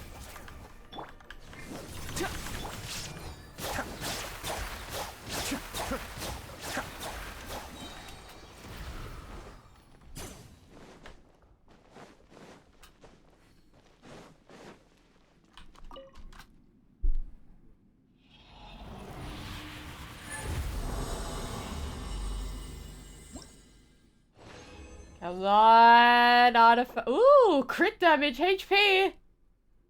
Harm assist build? Harm assist build? Maybe. Alright, one more. Harm assist?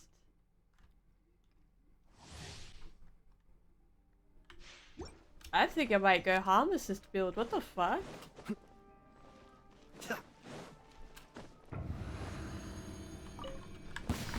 Illusion shattered! Be still. Kamisato wa Suiyu! The doctor was sealed. This ain't bad. This ain't bad. Holy shit, this ain't bad. Check this out! Torn to oblivion! Shine down! Here's backup! I'm scared. I need to level him up. I think he's gonna. Bitter pill to swallow. He's already at level 40. He's not that. Seems like an emergency. There is no escape!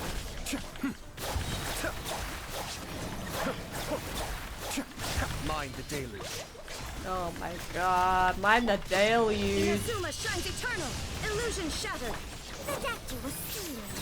Mind the side effects.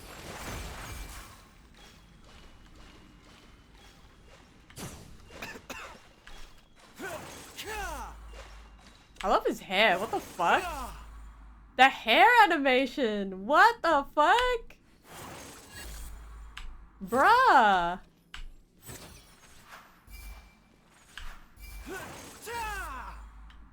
I love that.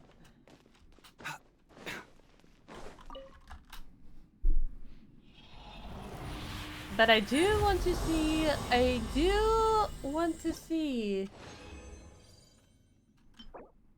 HP crit rate. Oh fuck. Okay, leave domain. I need to assess my, I need to assess my resources.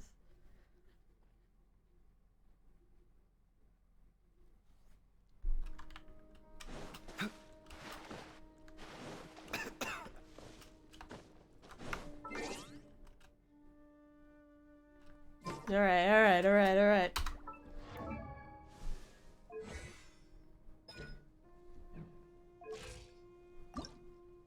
I have to go to this place.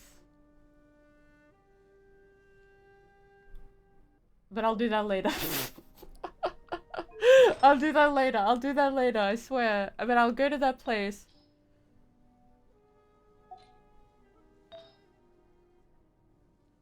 I think I can get a better feather. Let's get a better feather.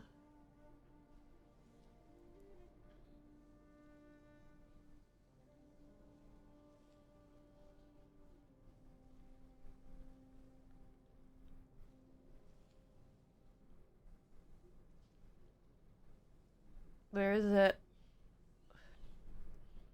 Where is she? Where is she? I don't have that.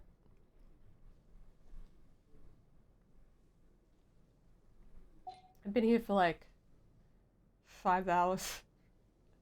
I think I can get a better feather though. Let me check. Ooh. Oh yeah. Ooh.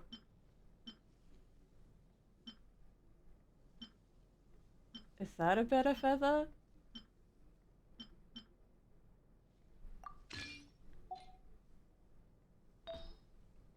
If this stacks HP, I'll be happy. If this stacks HP, holy shit.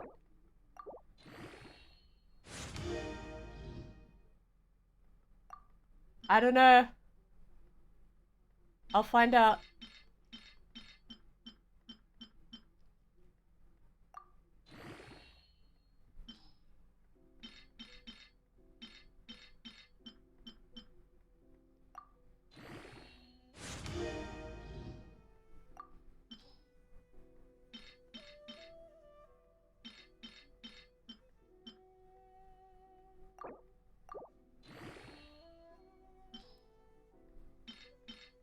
Hang on. That is crit damage HP, but it's defense. I don't know. Oh, I don't know. Hang on.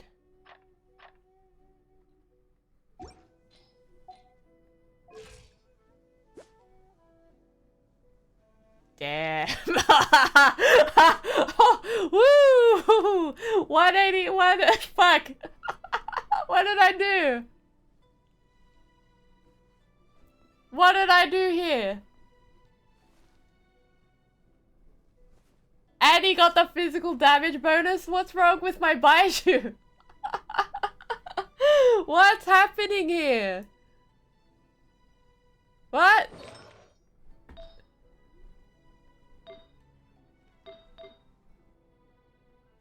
I think I built him. I think he built different. I think he built different, bro. Bruh. I don't know. I think he built a bit different. Can I put him in the Can I put him back in the domain? I just want to see something. Can I put him back in the domain? I just want to see something here. Everyone is built different. Hello, Malachi. He built different. I think he built different. I think I built him different. He can't be having those stats. What the fuck are these stats? These stats are weird. Okay, his elemental mastery is low, but like I don't know. It's alright. It's fine. I'm not building him for elemental mastery. I'm building him as a healer, as a harm assist. Can I? Okay, maybe not. Maybe not. That's so funny to me. You slap, like, look, if you slap this thing onto any character. You slap this thing onto any character, and they on any catalyst, and it works. Oh, I sneeze.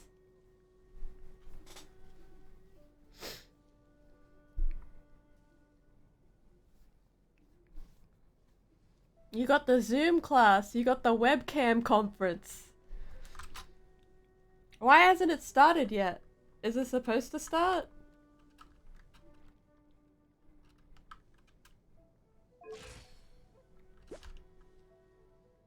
I can't get over that. Why did I do that? 25 dendro damage bonus, physical damage bonus, healing bonus 30%. Max HP. 830. Maybe they're having internet problems.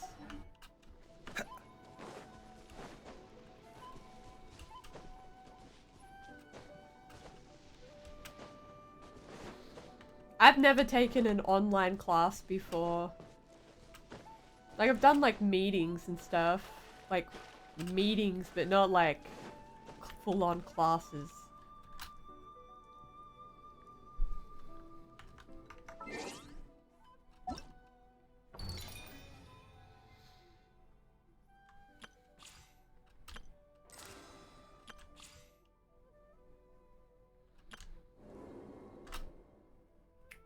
I kind of want to do this, but I want to do Baiju's quest. I'm gonna start Baiju's quest. There we go.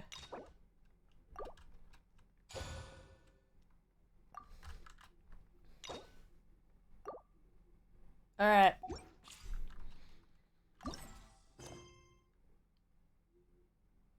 Oh, okay. Someone seems to be asking for help outside Boo Boo Pharmacy. Where did he go? Is he passed out in the forest? Is he dead? Let's look for Baiju. We're going back to— I love Liyue. It's always nice coming back here.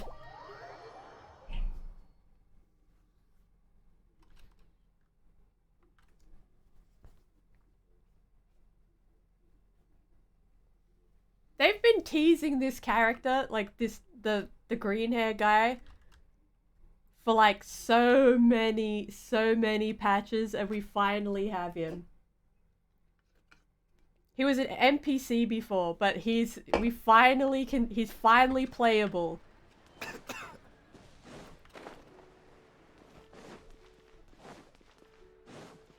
Oh, do I want to collect these flowers? I think I do. Hang on.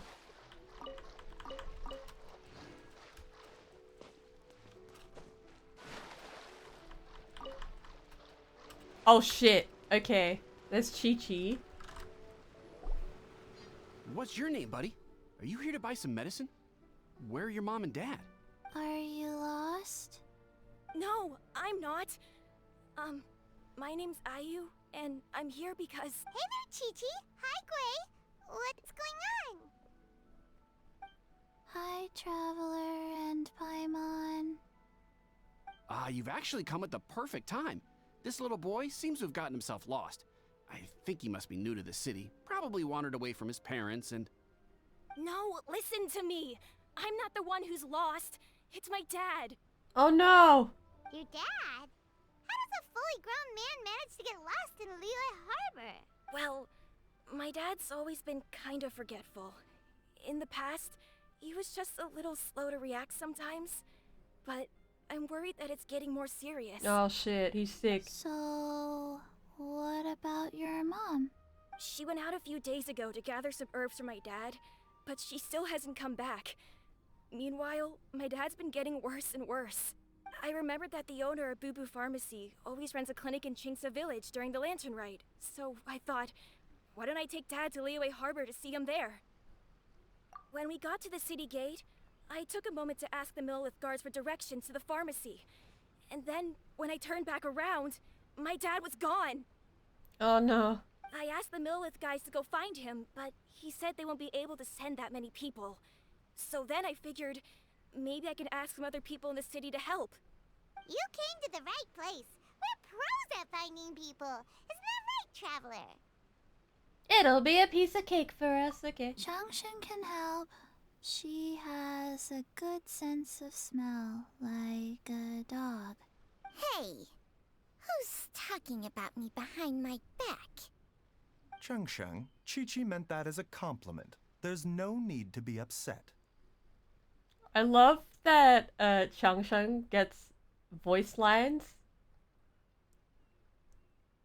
Yeah. They were like, we're not rigging the snake's mouth. We're sorry. She's got like a speakerphone. She's got like a They're not rigging the snake's mouth. They're like, she's just going to be a ball. A texture.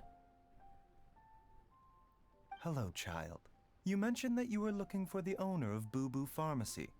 How might we be of service? You have a talking snake? Oh, are you Uncle Baiju? He's an uncle. People's okay.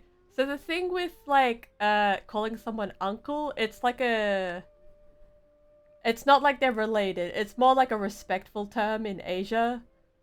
Like in the Philippines, like you call like someone that you know like your auntie or uncle out of respect. So they're not related, by the way. He's just being respectful. Uncle Baiju. Changsheng, now's not the time. That's why she's like... My dear boy, could you tell me more about your father's condition? As much as you can recall. The snake is so bratty, I love it. Yes, Uncle... Dr. Baiju.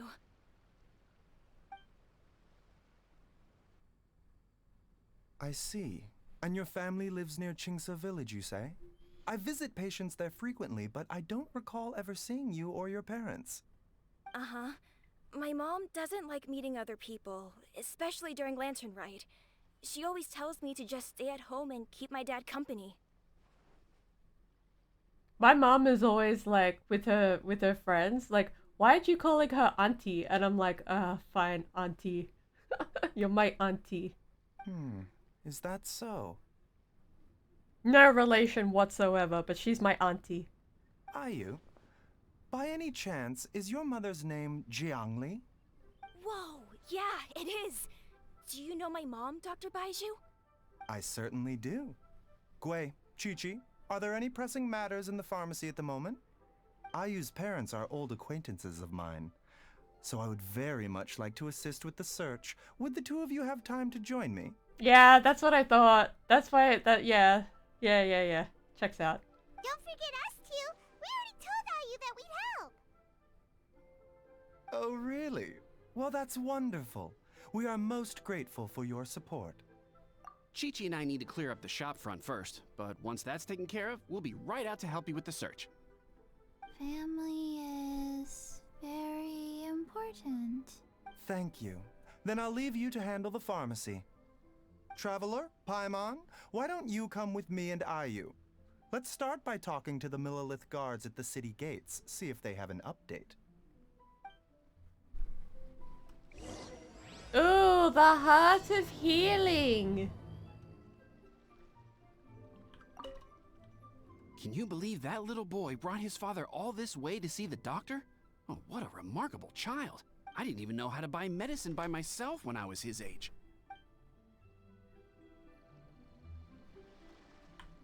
His family. to find them. A little sweaty. Not a little sweaty. Alright.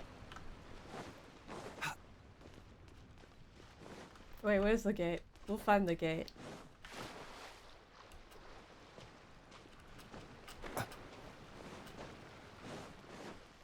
Yeah, this is Boo Boo Pharmacy. This is the pharmacy. Hey! I finally get to be a doctor. A doctor. What's over here? What are these parcels? Ugh. Oops. Oops, oops, oops. Sit. Yeah, fuck yeah, let's go.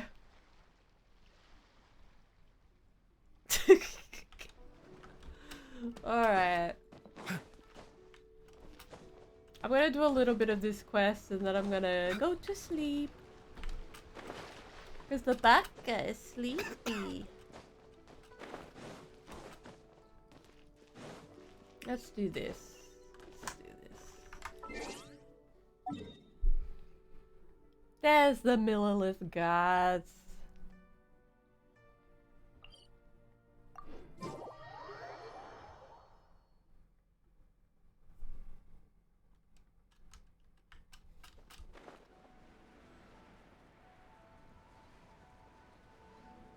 I really like Liyue.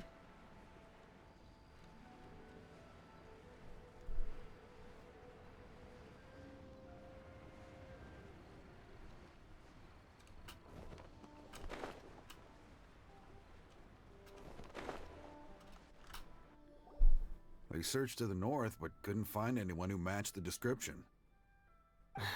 Well, that complicates things. The city folks say there's no sign of him either. We need to start looking further afield. But where are we gonna get the people? They're already looking for Excuse more me, shit. sirs. Have you found out anything about my dad yet? Ah, hey there, buddy. Dr. Baiju. What brings you out this way? The boy asked for our help, so we're here to join the search. Any new developments to update us on? Oh, thank goodness. We were just discussing how we're running out of manpower. As for updates, I'm sorry to say that we've searched the surrounding area thoroughly, but didn't find anything. The guards at the crossing up ahead said they hadn't seen anyone either, so we don't believe he was heading towards the Guili Plains. But it is possible that he was bound for Luhua Pool. Luhua Pool? The terrain there can be tricky to navigate. Let's hope he hasn't run into any trouble. You will? Oh, great. We can't thank you enough. Sorry we weren't able to find your dad, buddy. That's okay. Thank you for trying.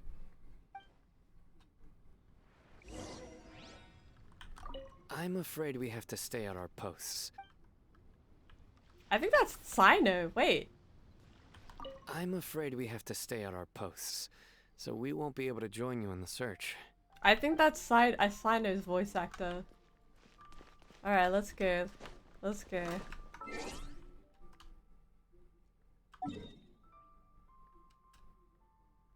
Let's go look for him.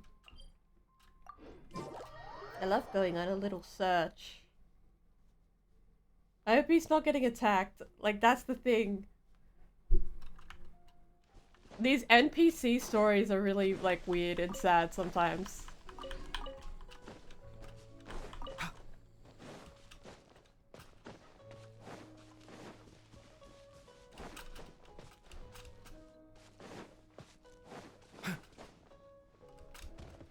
Hey, no damage? No fall damage?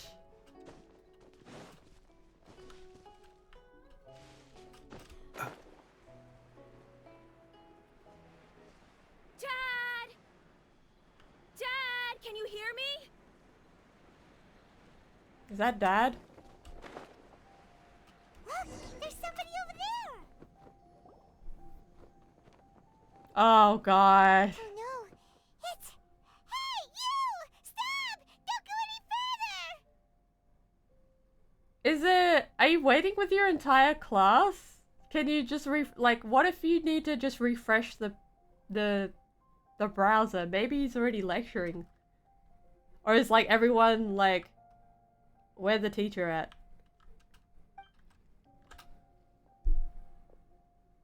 No! Watch where you're going!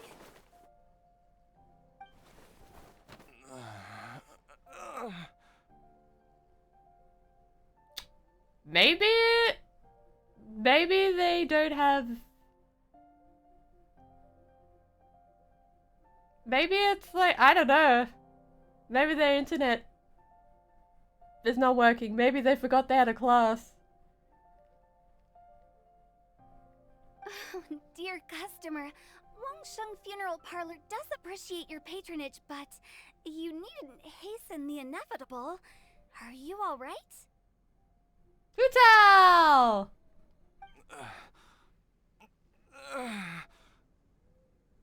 Yeah. Teacher could be sick. As long as you turned up to the class. Huh? Dad! Hey, Hu Tao! My, who do we have here? It's the Traveler in Paimon, and... I don't think these two get along. Wait. my worst nightmare. I see she still hasn't warmed to you. Why doesn't she like him? Thank you, Director Hu, for saving this man. Dad, are you okay? Do you recognize me? It's me, Ayu. You're... Ayu? Who am I? Your name is Jia Liang, and you live just west of Qingse Village. You were supposed to come to Liyue Harbor to see the doctor. Remember? Does that jog your memory? Oh, my name is Jia Liang. Liyue Harbor. See the doctor? Yes, I'm Jia Liang, and I need to see the doctor. Wait, why do I need to see the doctor? Uh-oh. He seems in really bad shape. We need to get him back to Boo Boo Pharmacy right away. Sorry, Hu Tao. Gotta dash. Dinner's on us next time. Hold on a second. You're not seriously thinking of taking him to Boo Boo Pharmacy in this state, are you? Ooh. Why not? What's the problem? Come on, Baizhu. Don't tell me you haven't noticed it. Didn't your master teach you how to spot the signs? Why does she hate him so much? Why do I get the sense that you spotted them right away, but you're planning to use it for your own ends? Why do they hate each other? What's going on? Use what? What are you talking about? Paimon's lost. There are traces of god remains in Jia Liang's system. God remains? What? Yes, but more importantly, they're on the verge of an outburst. If that happens, the consequences will be unthinkable. Paimon, sorry. What? God remains? Paimon is her English voice actor is like a 30-year-old, like a woman in her 30s or 40s. Her voice is really, really high. There's no need to worry, Director Hu. I have methods of keeping them at bay. It is the sworn duty of all who practice medicine to cure illnesses and save lives. What reason would I have to neglect a patient in need who is right there in front of me? Besides, it was my late master's dying wish to be able to save this patient in particular. Perhaps out of respect for him, you could give me a day's grace so that I have time to treat him? I need to figure out why she hates him so much. Now you're bringing my great uncle into this? Baizhu, just what are you planning this time? I've never seen her so serious, by the way. Usually she's so jovial. Merely to cure this man, nothing more. But of course, if you have any doubt as to my intentions, you are more than welcome to accompany me to Boo Boo Pharmacy and monitor my activities. Oh, really? I thought I was persona non grata at Boo Boo Pharmacy. You're being unusually generous today. I love that they're fighting. I love that the girlies are fighting. Okay, deal. We're not gonna solve anything by keeping Jia Liang here. I'm happy to do it your way, but only for my great uncle's sake. And the travelers, of course. You must be pleased you brought the traveler along. Otherwise, this would have been a much more vexing ordeal. Well, time is of the essence. Let's get ourselves back to Boo Boo Pharmacy at once. What ancient beef do they... Ooh, okay. What ancient beef do they have going on here?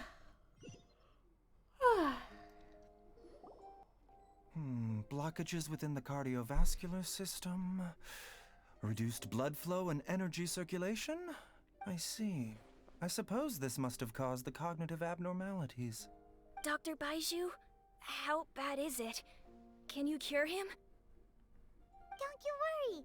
Baiju's a really great doctor. He's sure to find a way. Isn't that right, Baiju? That music is really wonderful here. I'm just trying to think. I don't think he's... I don't know. I feel like this is gonna be fucking sad. This is gonna be a really sad quest. I don't know. Ayu, do you know when your father first started displaying these symptoms? I'm not sure. He's been like this for as long as I can remember. But it wasn't as bad as this when I was still little. So it's been a long time indeed.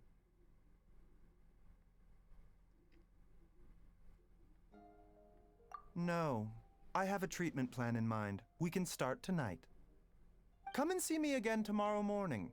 I promise that by then, Ayu will find his father healthy and lucid again. Thank you, Dr. Baiju. Thank you so much.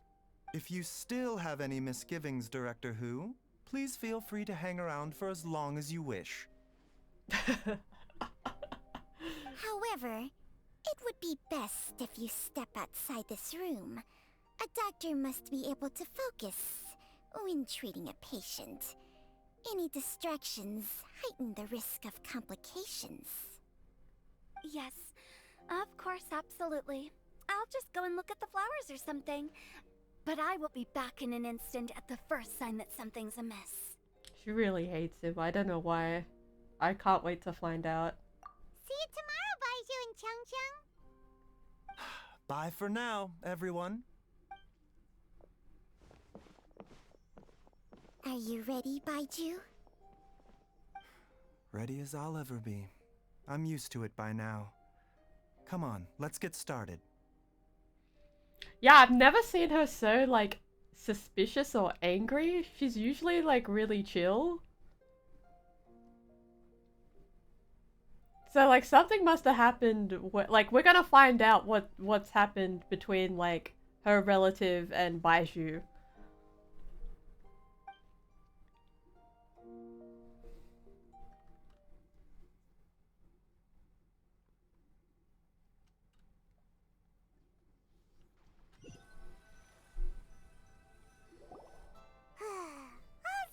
Ends well, huh? You know, Paimon's kind of curious after hearing Baiju mention those people from his past. What do you think they were like? Yeah, you must be curious too, right? Let's go see what we can find out while Baiju's busy treating Ayu's dad.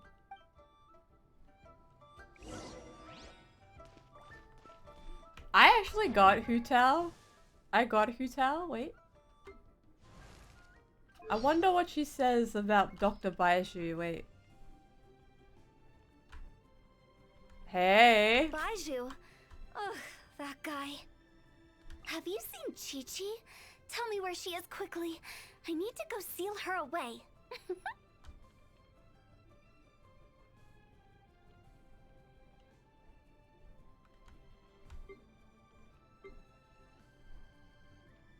You've been all over, so you must have seen a lot. When you've got the time, tell me your story, yeah?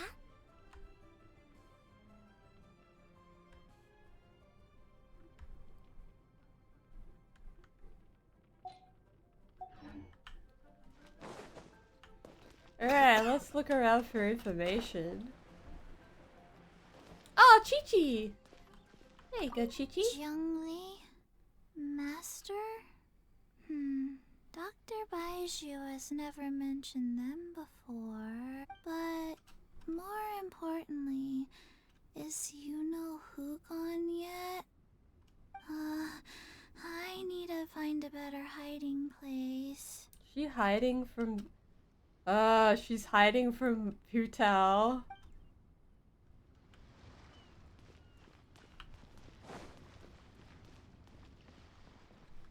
Alright.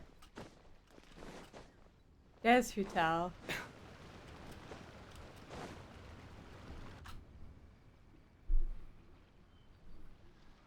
While I'm idling time on admiring the scenery, the spectacled snake-bedecked docks doing surgery. Hello, you busy bees, and what do you have to discuss with the funeral director today? Actually, don't tell me. Let me guess. From the looks on your faces, you've got some questions for me. Mm-hmm. Guilty as charged. So, we were just a little curious about Baiju's master. What was he like? Oh, and also, how come you and Baiju could tell so quickly that Jialiang had god remains in his system? Huh? I thought I told you once before. Wangsheng Funeral Parlor was first founded to fight back against the vengeful wrath of gods defeated in war. Well, it is a dusty old tale by this point. Long story short, in the ancient world, dead gods were acting up, so our ancestors started purifying the air and burning the bodies of the deceased to guard the border between life and death.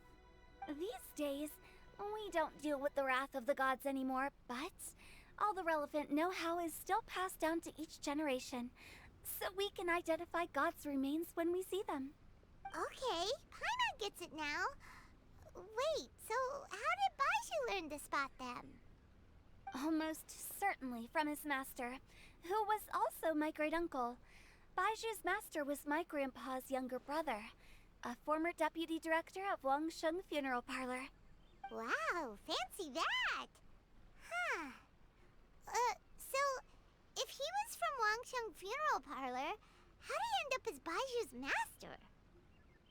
According to my grandpa, he and my great-uncle once went traveling together when they were young.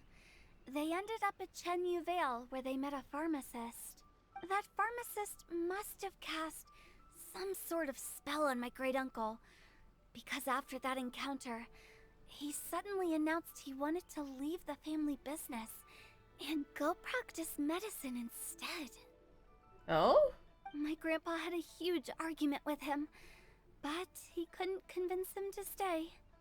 So my grandpa inherited the funeral parlor, while my great-uncle stayed in Chenyu Vale to practice medicine. They never spoke to each other again. Yeah! Oh, so Baiju's the reason why her family broke up. Well, like her bloodline, her ancestors, you know.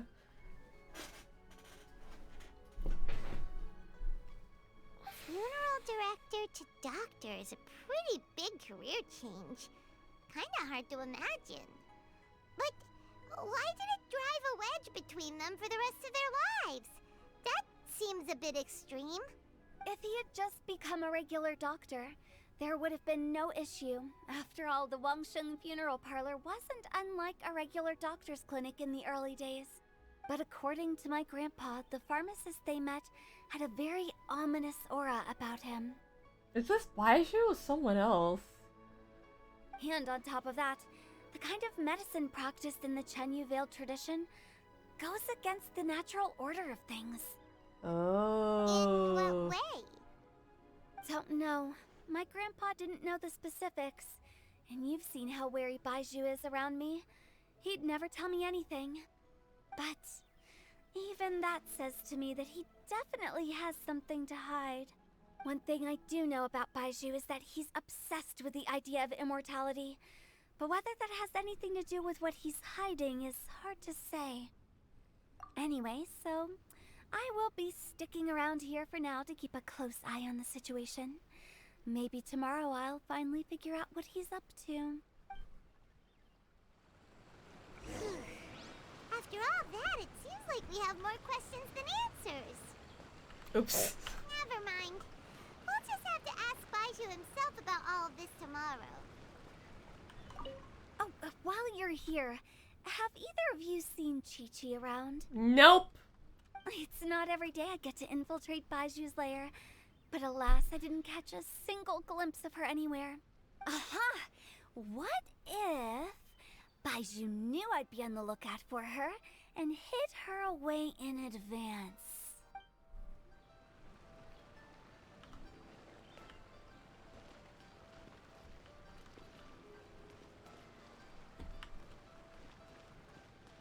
Alright, let's wait till the morning. Quest? Oop.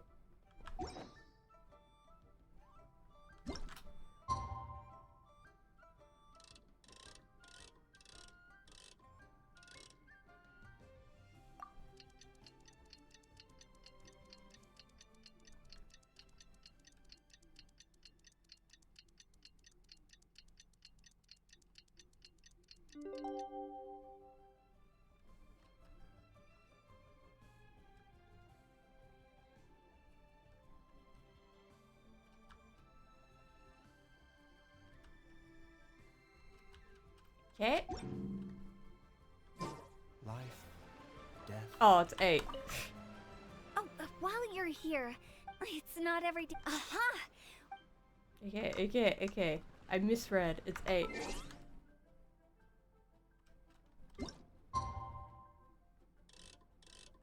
$8. I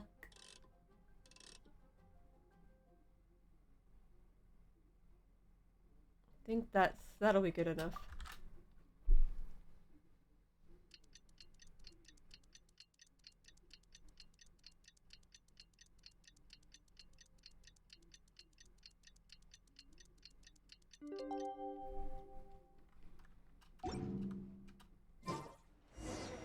It's a new day! Let's go back to Boo Boo Pharmacy and check out how Jia Liang is doing.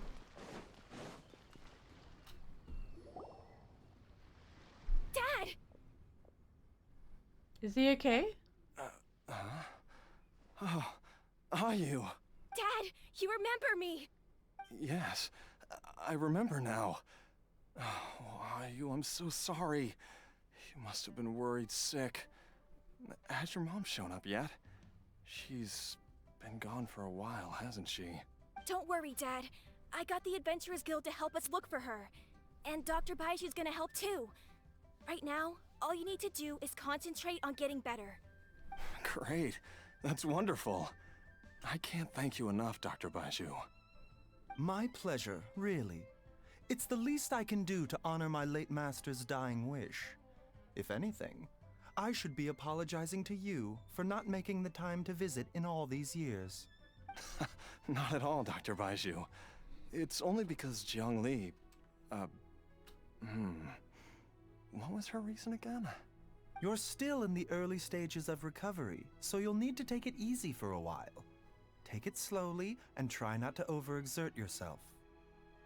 I suggest you stay at Boo Boo Pharmacy and rest for at least the next few days. Director Hu, do you have any further reservations about Jia Liang's condition?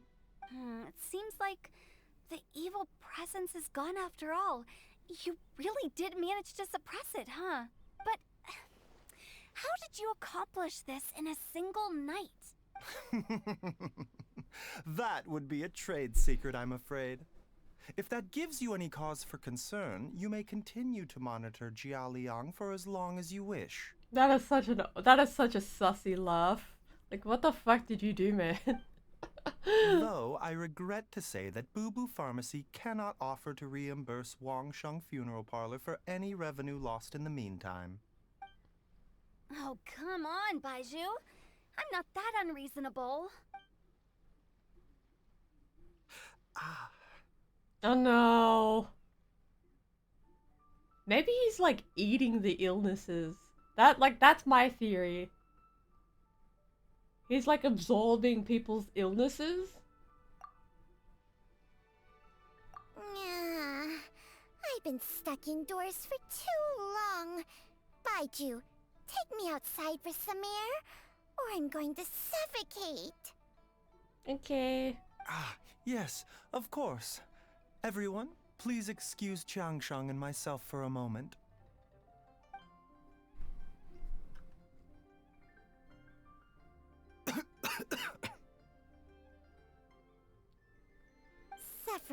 now, are we? Did you seriously expect to cover it up just by putting on a brave face and ignoring it? If it weren't for my quick thinking, they'd have all seen the sorry state you're in by now. Oh, he looks so sad. But in any case, why must you keep this a secret from everybody?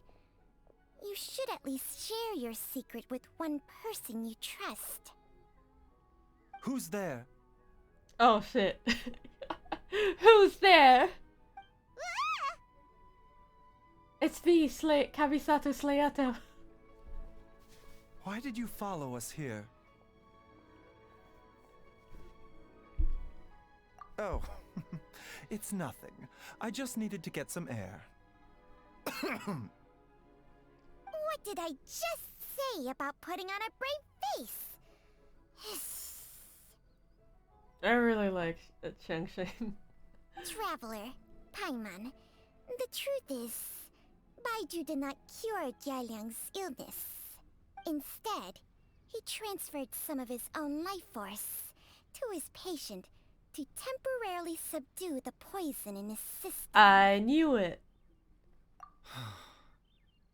Baiju, can you please explain all of this? My predecessors in medicine forged a contract with Changsheng. Every successor to this contract is able to use Changsheng's secret art to treat patients. I believe the irregularities with Jialiang's heart meridian were likely caused by a poison concocted using god remains as a key ingredient. The poison has not been purged from Jialiang's system. Rather, I infused him with some of my own life force, using Changsheng as the delivery medium. This will suppress the poison's effects for a limited time. Changsheng? You can do that?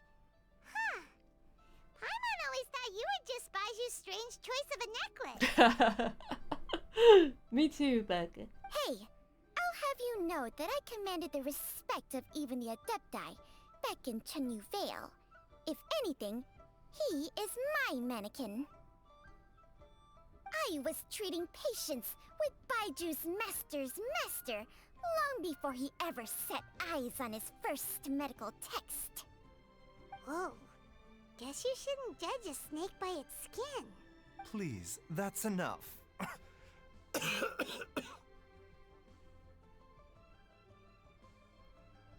I think the cough sounds like he's coughing in a room.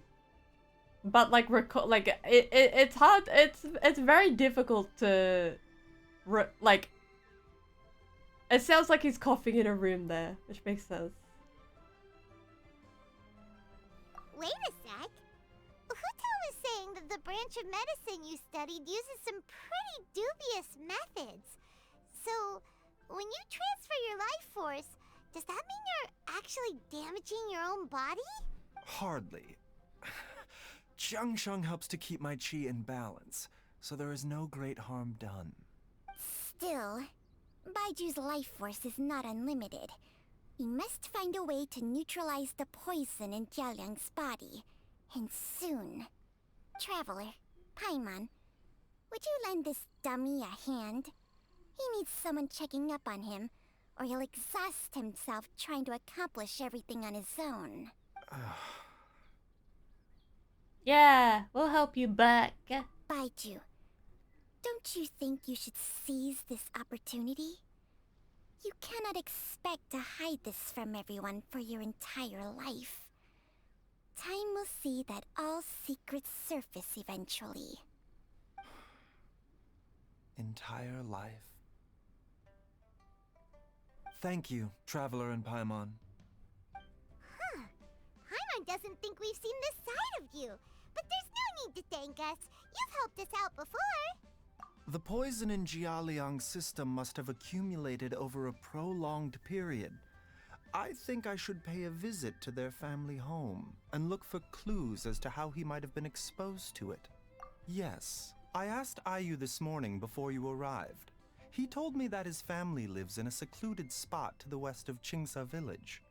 Let's head there together once I've asked Gui and Qiqi to look after the pharmacy. As well as investigating Jialiang's exposure to the poison, We should also keep an eye out for Ayu's missing mother, my fellow disciple Jiang Li. Oh. I think this is a good spot to... I think this is a good spot to finish up. Let's see. Let's see who I can raid back. Oh, oh.